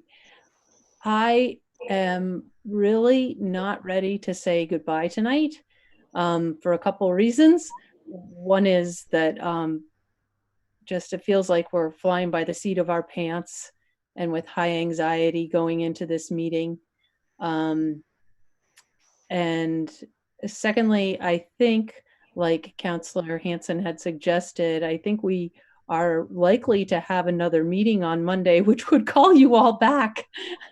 And I kind of have something that I would like to give you in real life when that time comes. And I have faith that that time will come, and hope that our three departing counselors might be willing to come back at that time. But I just want to say that I really appreciate what each and every one of you brings to the table, and each one of you brings something completely different. And that's what the strength of the council actually is the difference of opinion. I don't know, as Councilor Pine said, Councilor Busher doesn't just pay attention to details, but it is one of the things she does notably better than anybody else at the table. And we're all going to have to up our game in that area. And you will very much be missed. And President Wright, you have played a lot of different roles on the council. Oftentimes, you demonstrate the politics in Burlington is not linear, but sometimes circular in unexpected ways. Councilor Roof, I've had the pleasure of working very closely with over the course of time. But I say thank you tonight. I'm going to have more to say either next week or when we all get to physically be present at a meeting. And I thank you all for your service. Thank you very much, Councilor Shannon, for those remarks. Any other councilor who'd like to speak? Yes, I wanted to also just say a little bit. I think, Jane, yes. I recognize you, Councilor Jane. Thank you, President. And I think of all the people around the table or around Zooming together, I think Council President Wright is the first person that I have ever met among all the city councils. And I think the first time was at the State House. The second time back then, he had a small dog, you know, that he was walking around in town. And he has always struck me, like as this person, whenever you see him, he smiles all the time. But when it comes to politics, we don't see eye to eye. But I just want him to understand that it doesn't matter our differences, but you will always be someone that I will look forward to. I mean, to bring issues to you. And just, I want you to not close your door, even though we don't see. But I think we live in the New North End together. And I think your expertise, your experience, your political experience will always be needed in the city of Burlington. Karen Busher, I mean, yes, I think just yesterday, we had a good conversation about other issues. And I think Sam, to Council President Wright, please do not go anywhere. And please also do not close your doors. Adam Roof, we will always call you the policy guy. What struck to me when I came to the council is this guy, is he really sleeping? Because all the time he brings proposal. And I think when I grow up, I want to be like all the three of you, right? You make city of Burlington better. And I think together we will be able to get through this. Just don't close your doors. Let's work together. Let's be together. All right, thank you. That's what I wanted to say. And it's hard to say goodbye. We're just saying thank you right now. Yeah. Thank you very much, Councilor Jane, for those kind remarks. Councilor Mason. Thank you, President Wright. I want to sort of echo my apologies for us not being together, because this is challenging, and I would love nothing more than to give all three of you a hug and thank you for your service. You know, we've all served together. I missed your joke, but social distancing. All right, we're good. I'll get it later. I have had the pleasure of working with all three of you over the last, my 8-year service. You know, Sharon and Kurt, when I think of, I've been around long enough that when I think of the council, I think of you both. You have been, you know, legends and committed so much time and effort to the city, and I truly appreciate it and struggle to think of what it will be like when you're not here. And Adam, while you haven't had the longevity maybe of your two colleagues, you have been a go-to person for me, you know, time in and time out, and just offering a sane voice as I was maybe on a ledge. I will still continue to call you, and hope you can still talk me off. Kurt, I'm kind of glad you're going to be gone, because I seem to not be able to say no to you every special committee, every committee, and whoever's in that seat next to, I may be able to say no more often. So thank you all for your service, and I'm sorry we're not in person to give a hug. Thank you, Councilor Mason. I think it's a good thing the press is not here, because the line could be, not that they really care, but the line would be, Councilor Mason, glad that you see Kurt Wright gone. Thank you, Councilor Mason. I appreciate those really nice comments. Anybody else who wants to speak? Councilor Tracy.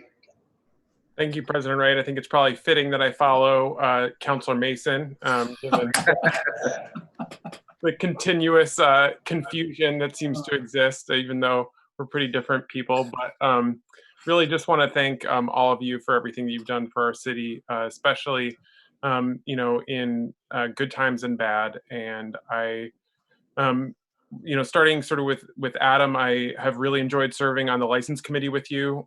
It's been a real pleasure. I appreciate the consistency that you've brought to that committee. I also want to just thank you for your emphasis on bar safety. I think that that was a really good policy call, and something that I hope that the license committee will continue to work on, because that is a really crucial need. Hopefully we'll have that need as our bars reopen soon.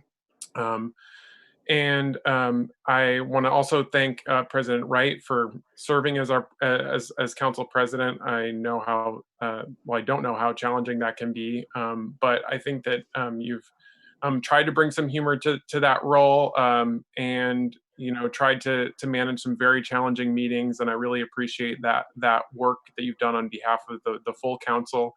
And on a personal note, I just think back to that first when you were actually running against Moreau, was when I first met you, and you actually reached out to me to ask me to have a beer. And I was like, why is this Republican reaching out to me as to have a beer? And I expected to really not like you, honestly, going into that meeting. And of course, that wasn't at all the case. We had a great time, and I really appreciated the opportunity to get to know you as a person then and over the course of the time that I've been on the city council with you. So I just really want to thank you for making that initial outreach and continuing to be there as someone who, although we have very big political differences, has been able to be cordial and have that kind of a friendship at different points during the time that we've been on the council together. So I really appreciate that. And then that brings me to Councillor Busher. You have been just an absolute inspiration on this council. I really appreciate what you do, meeting in and meeting out. It's clear, like so many others have said, that you've brought details. And when I first got on the council, like I think a lot of people have said and have had the experience of, you really were in some ways maybe not an official mentor, but just through the way that you lead by example, were a mentor to me and helped me to understand how this wonderful institution that is the city council functions, and how really a city councilor who's doing good work functions in terms of focusing on the details, making sure that they understand sort of the need for constituent services, and really working closely with the neighborhood that they represent. So I very much appreciate that. I will certainly miss sitting next to you.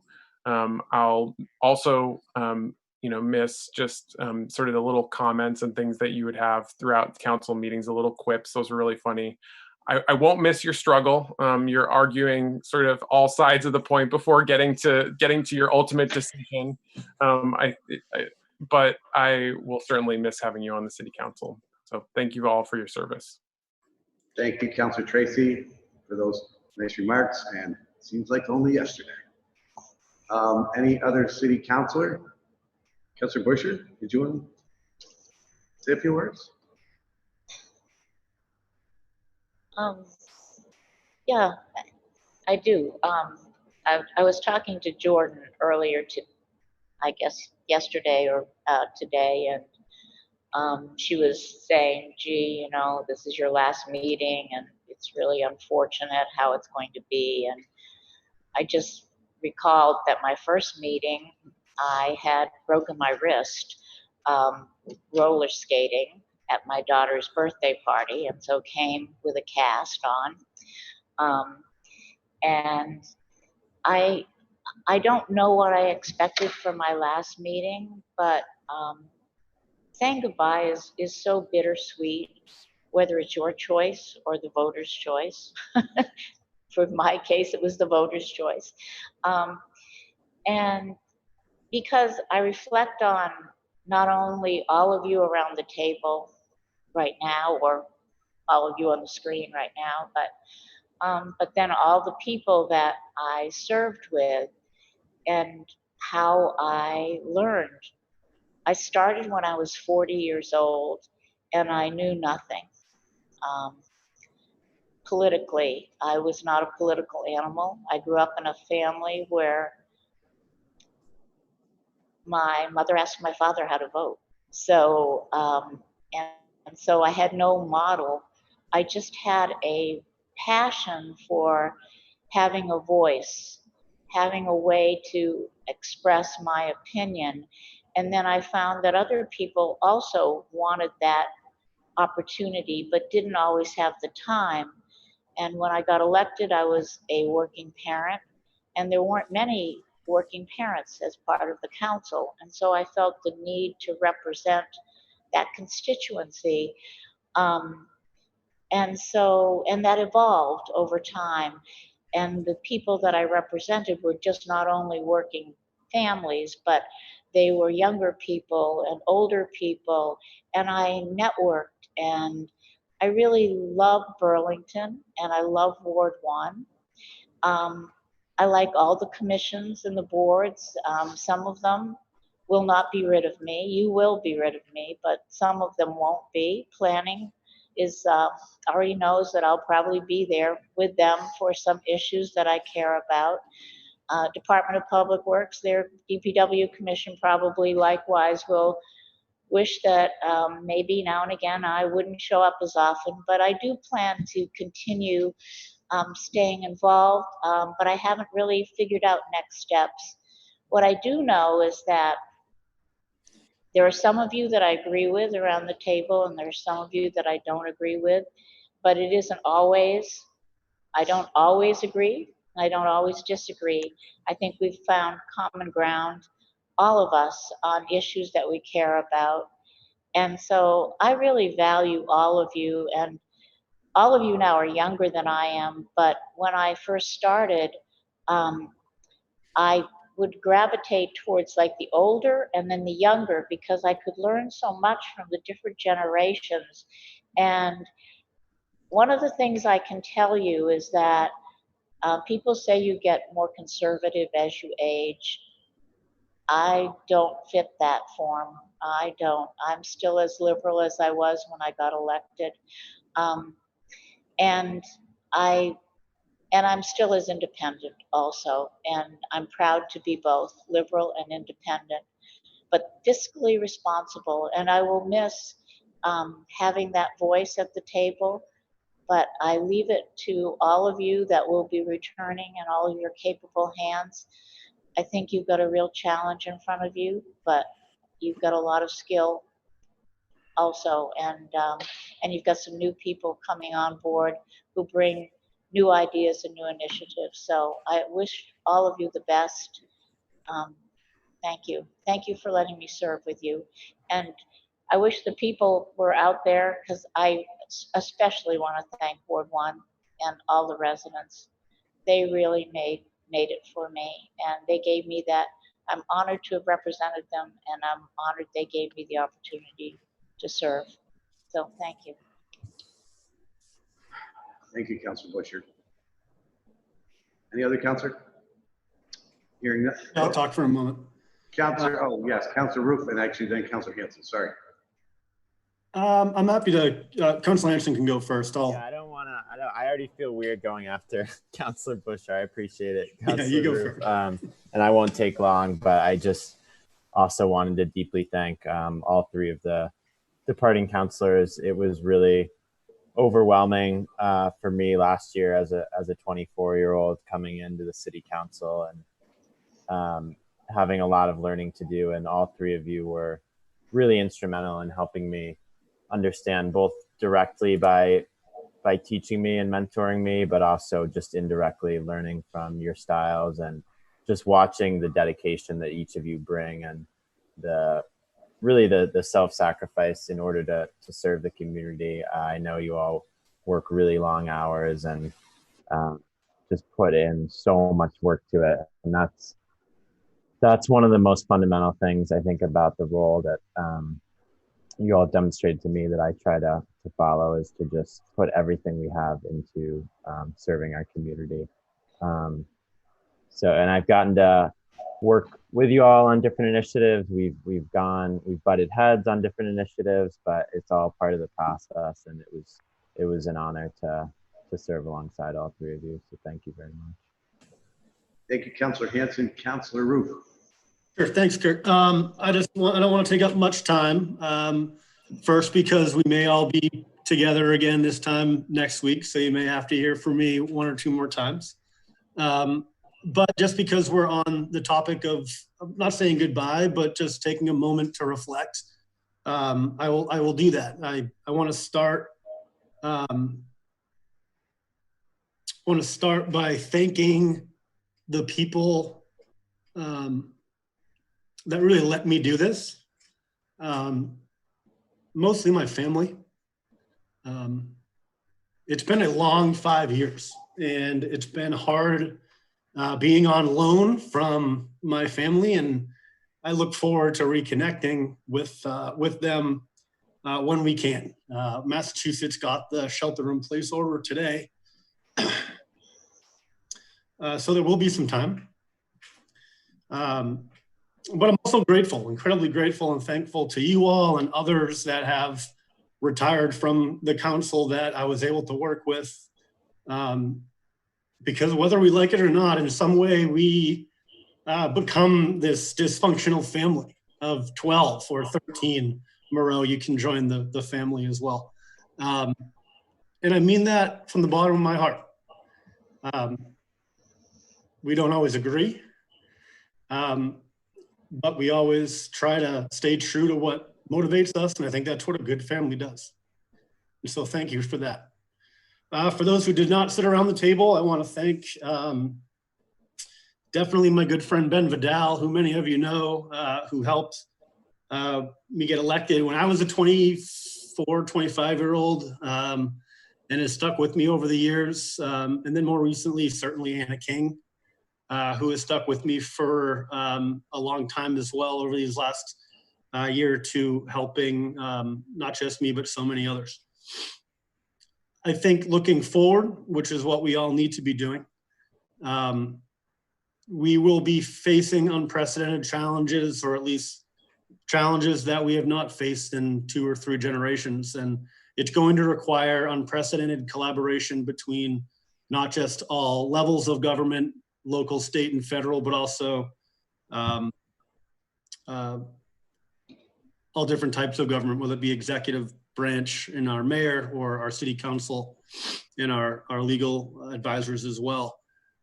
And that's what I want to lead with, because I'm inspired by tonight and our ability, even while so separated from each other personally and connected only through digital mediums, we've somehow, I think, had found a way to collaborate and do really good work tonight. And that's what will be required of those remaining and of those who are joining the council. And I'm hopeful that we'll be able to accomplish that.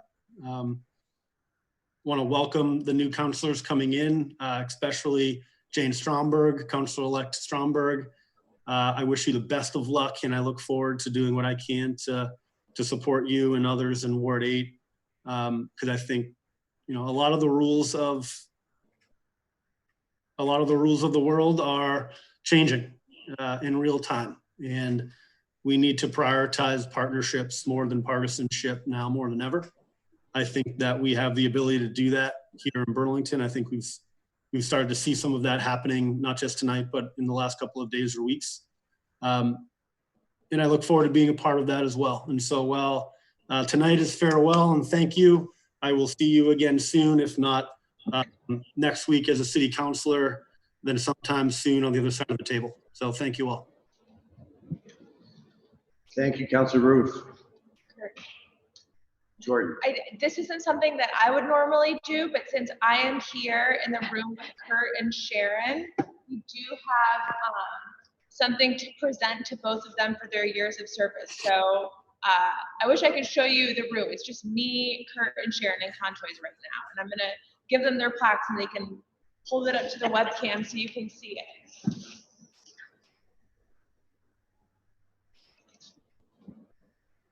Here you go, Sharon. Thank you. I won't get a little bit of applause. Hold it up. Oh, you hold it up so we can see you know, it says 1987 to 2020. Wow. That's 33 years, Sharon. You said it was 32 earlier. Okay. So long you lost track. All right, Kurt, this one is for you. Thank you, Jordan. That's another round of applause for Kurt. Thank you, Jordan. You're welcome. Really appreciate that. Thank you. And Adam, I have one for you too. Sorry you couldn't be here Okay, I'll take the round of applause anyway.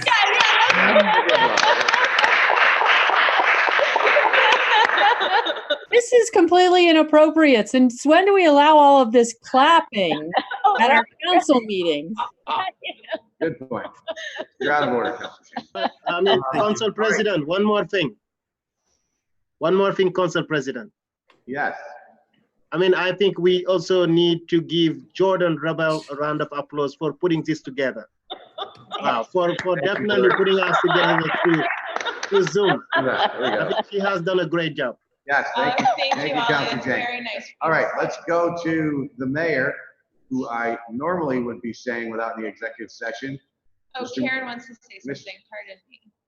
Karen's raised her hand. Councilor Paul. Thanks. I had my hand raised a while ago, but because I sort of wanted to say something before. So I apologize for now coming in after you've already given out your the plaques. I just wanted to just to say that when I first got elected to the city council, it was as an independent, and there was only one other independent on the city council at the time, and that was Sharon. And she probably doesn't remember this conversation, but if she does, I'd be amazingly impressed. But the first conversation that I had with her was after a council meeting.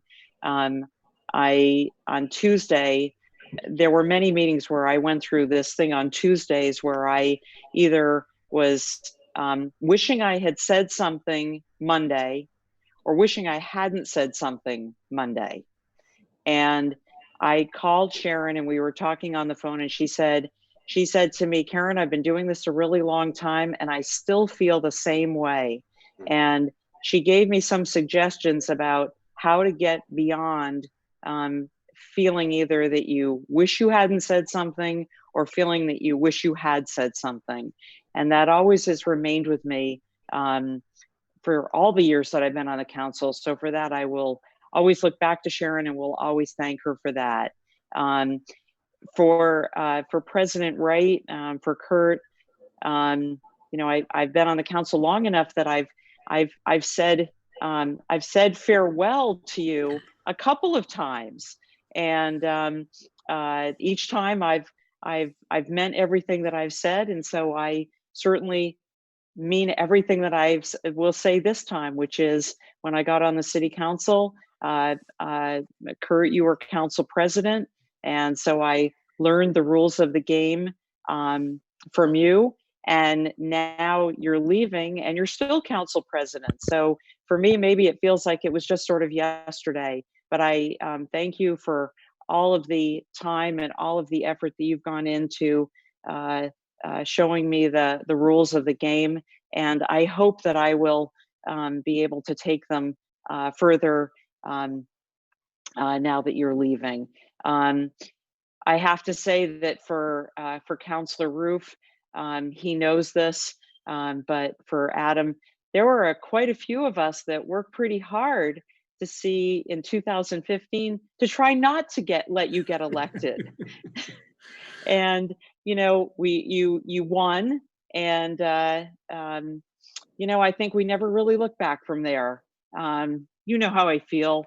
Thank you. Thanks for everything. And to all of you, thanks so much for all that you have done and all that you brought to the city of Burlington, a city that we all love. Thank you. Thank you, Councilor Paul. And now we'll go to President Wright, are you going to make any comments? Okay. what? Once again, Councilor Busher, right up to the end. Councilor Busher, we are going to the mayor, who I normally would be saying when we don't have executive session. Mr. Mayor, take us all home, but I have reserved final comments for myself. But thank you, Councilor Busher. Mr. Mayor.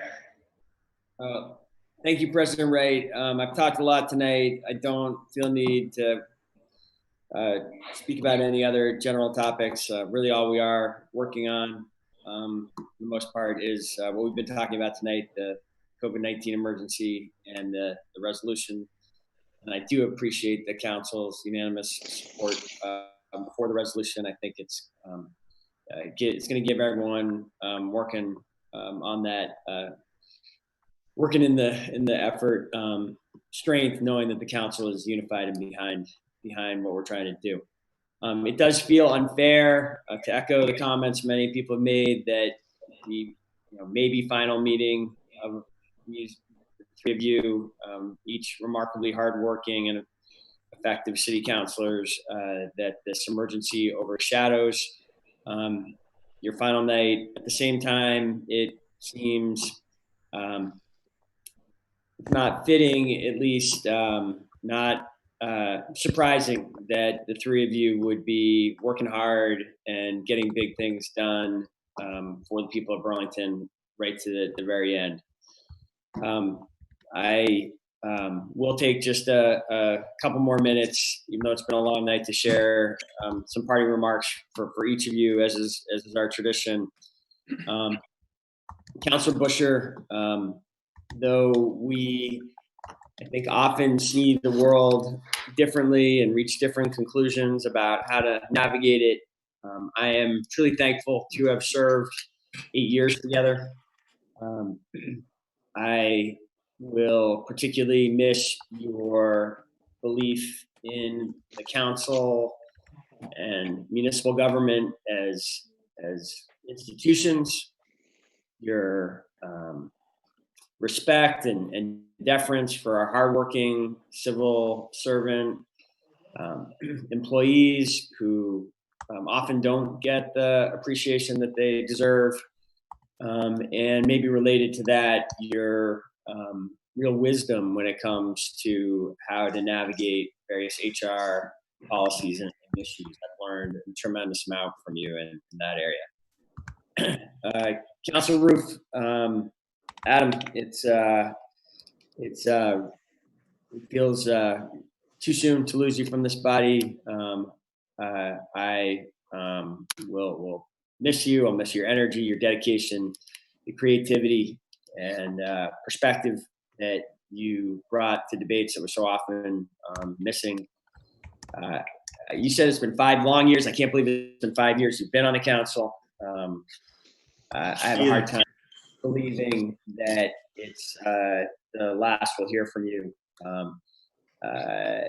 If only we expect to hear more from you, or I expect to hear more from you at once this emergency passes, post council meetings, meeting BLTs and debriefing from council meetings. I hope you'll still show up for some of those. And finally, President Wright, I feel a particular poignancy to your departure from the council. Our relationship began as opponents in a really toughly contested election, and had all the elements that campaigns and contested elections have all those challenging moments, including the time that I attacked you for not having a smartphone. And I do now. And it feels quite remarkable that years later, we were move on to the next phase of our relationship, and I expect we'll still have one. I still plan on being on your show a lot in context, but we stopped being city colleagues as friends, as people who have come together on many important issues to get things done. And with you presiding over the first ever virtual city council meeting as a sign of how much your technological skills have matured. I think that kind of, joking aside about the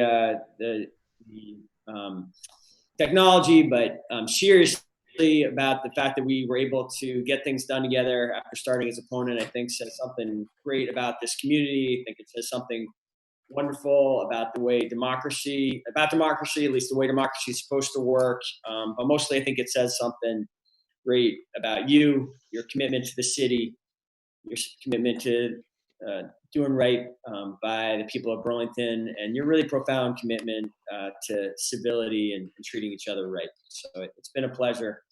I do think one thing we had intended for Councilor Busher as the longest serving city councilor, I believe, in city history. We had intended more than simply a plaque. So no matter what happens, Councilor Busher, we're gonna, I will use my mayoral powers to order you back, since maybe these emergency powers give me special ability to get you back here to recognize this properly. Your remarkable service that really has no parallel in city history. Thank you all. Thanks for the chance to share those words. Thank you, Mr. Mayor. And last time on the agenda tonight is my remarks. And so I'll just start out saying what John McCain said about his time in the Senate, that it was the honor of a lifetime. And that is exactly the way I feel about my time on the city council. It's been the honor of a lifetime. It's been the honor of a lifetime for me to have represented people of the New North End in different capacities for over 2 decades. I will never forget it.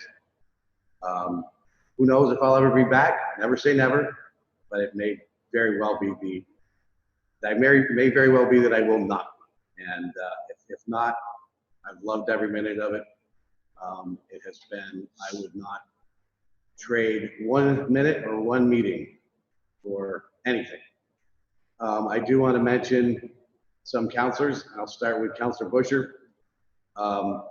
Councilor Busher, nobody has put their heart and soul into this role of city councilor than you have. You leave with your head held high for all you have done to this city, and for your taking my ribbing of you and my in such good humor. I had to explain to a person one time who thought I was being condescending to you, and I said, talk to Councilor Busher. I don't think she thinks I am. But you took the ribbing very well. We had a lot of fun with it, about your struggles and your going to the mat for your voters. You know, you always went to the mat for your voters. But seriously, Councilor Busher, I am so glad that on this meeting that was such a weird meeting, that you're here with me at City Hall in Contois, where you belong. And it wouldn't have been right if you had not been here. So I think that was extremely important. So, and I know that it's not a meeting that any of us wanted to end this way, certainly not the way I wanted this to end in this kind of a meeting, but we also know that there's things bigger than us going on right now, a lot bigger than us. And so we won't dwell on that too much.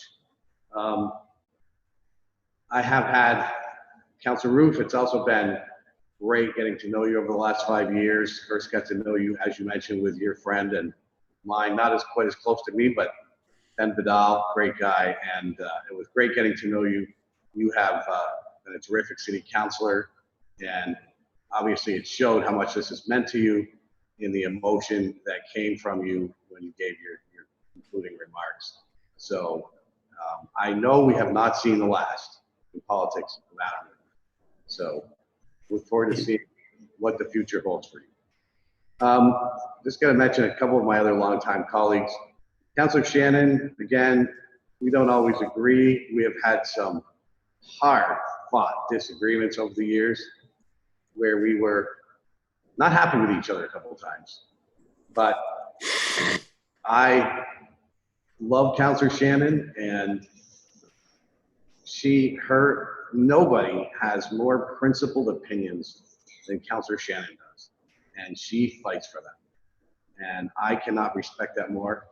And of course, I will never forget, I've said this before, but I've got to say it again publicly, I will never forget when my dog Tori was dying, Councilor Shannon coming over to my house and helping me through that with Julia. And I will, as long as I live, I will never forget that. we start talking about my dog, that is not a good path to go down. But thank you, Councilor Shannon, for your friendship. I will always treasure that. Councilor Mason, it has been tremendous sitting next to you. I've known your family for many years, and I have tremendous respect for you. I will miss your guidance sitting next to me, and the only thing that I ask of is that you shave that thing off. Oh my God, Councilor Shannon, you got to get in the shade. But anyway, thank you, Councilor Mason. You are, I think, one of the wiser councilors that I have known in my time on the city council, and I very much appreciated having you sit next to me for the last couple of years here. I want to mention a few previous city councilors that I served with, but it's always tricky when you go down this path because you're going to forget some. But starting out with my friend back in the old days, Diane DeForge from Ward 4, who started out with me and was kind of a mentor to me. Councilor DeSalle, Councilor Tangway. It's hard to believe that when I started out here, we had 5 Republican city councilors. It was pretty incredible. And now I stand as the last Republican standing, and I'm on my way out. But also Councilors Perry, Councilors Montrell, Councilor Ash, Councilor Clarence Davis, just so many councilors that I continue to have tremendous respect for. Councilor Pine, of course, and everybody that I've served on the city council. And Councilor, I have to mention my friend Jane Odell. Jane left last year, and I'm just going to say there could not have been a finer city councilor than Jane Odell in the years and the commitment that she put into the city council. So I am so glad to have been able to hand the council president's seat over to her as she left last year and have her end that way. And that meant a lot to her and a lot to me to have it end that way.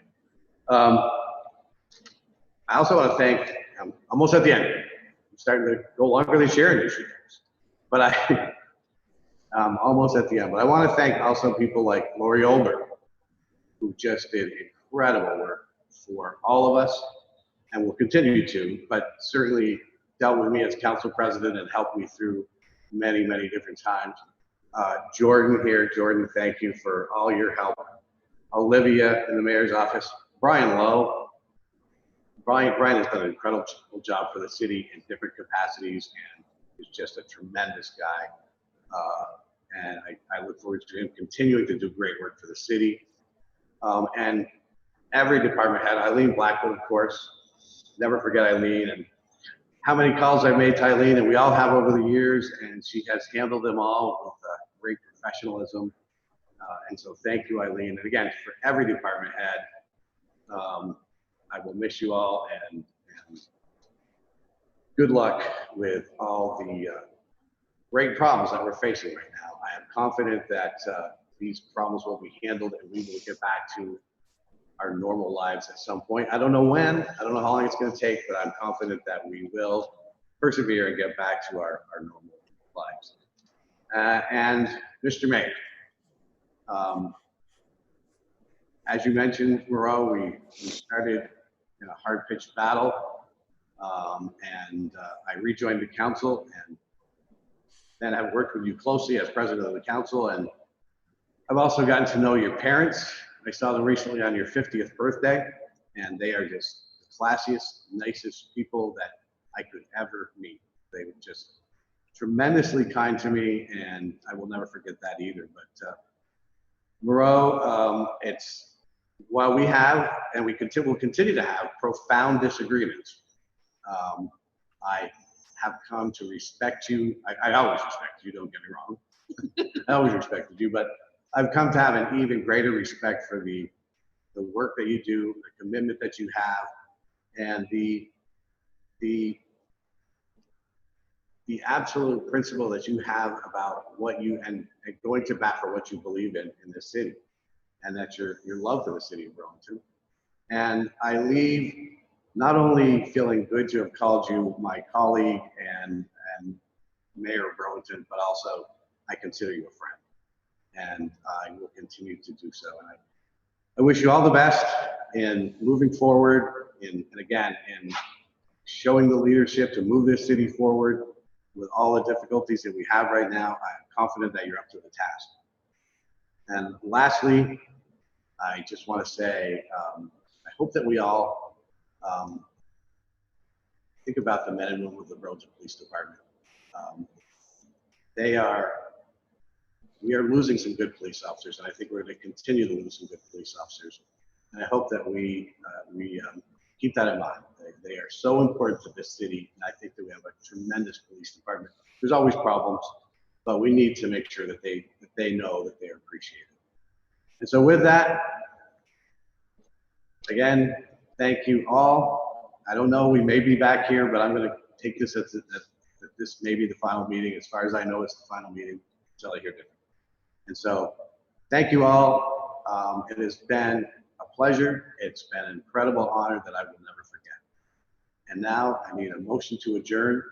Councilor Busher.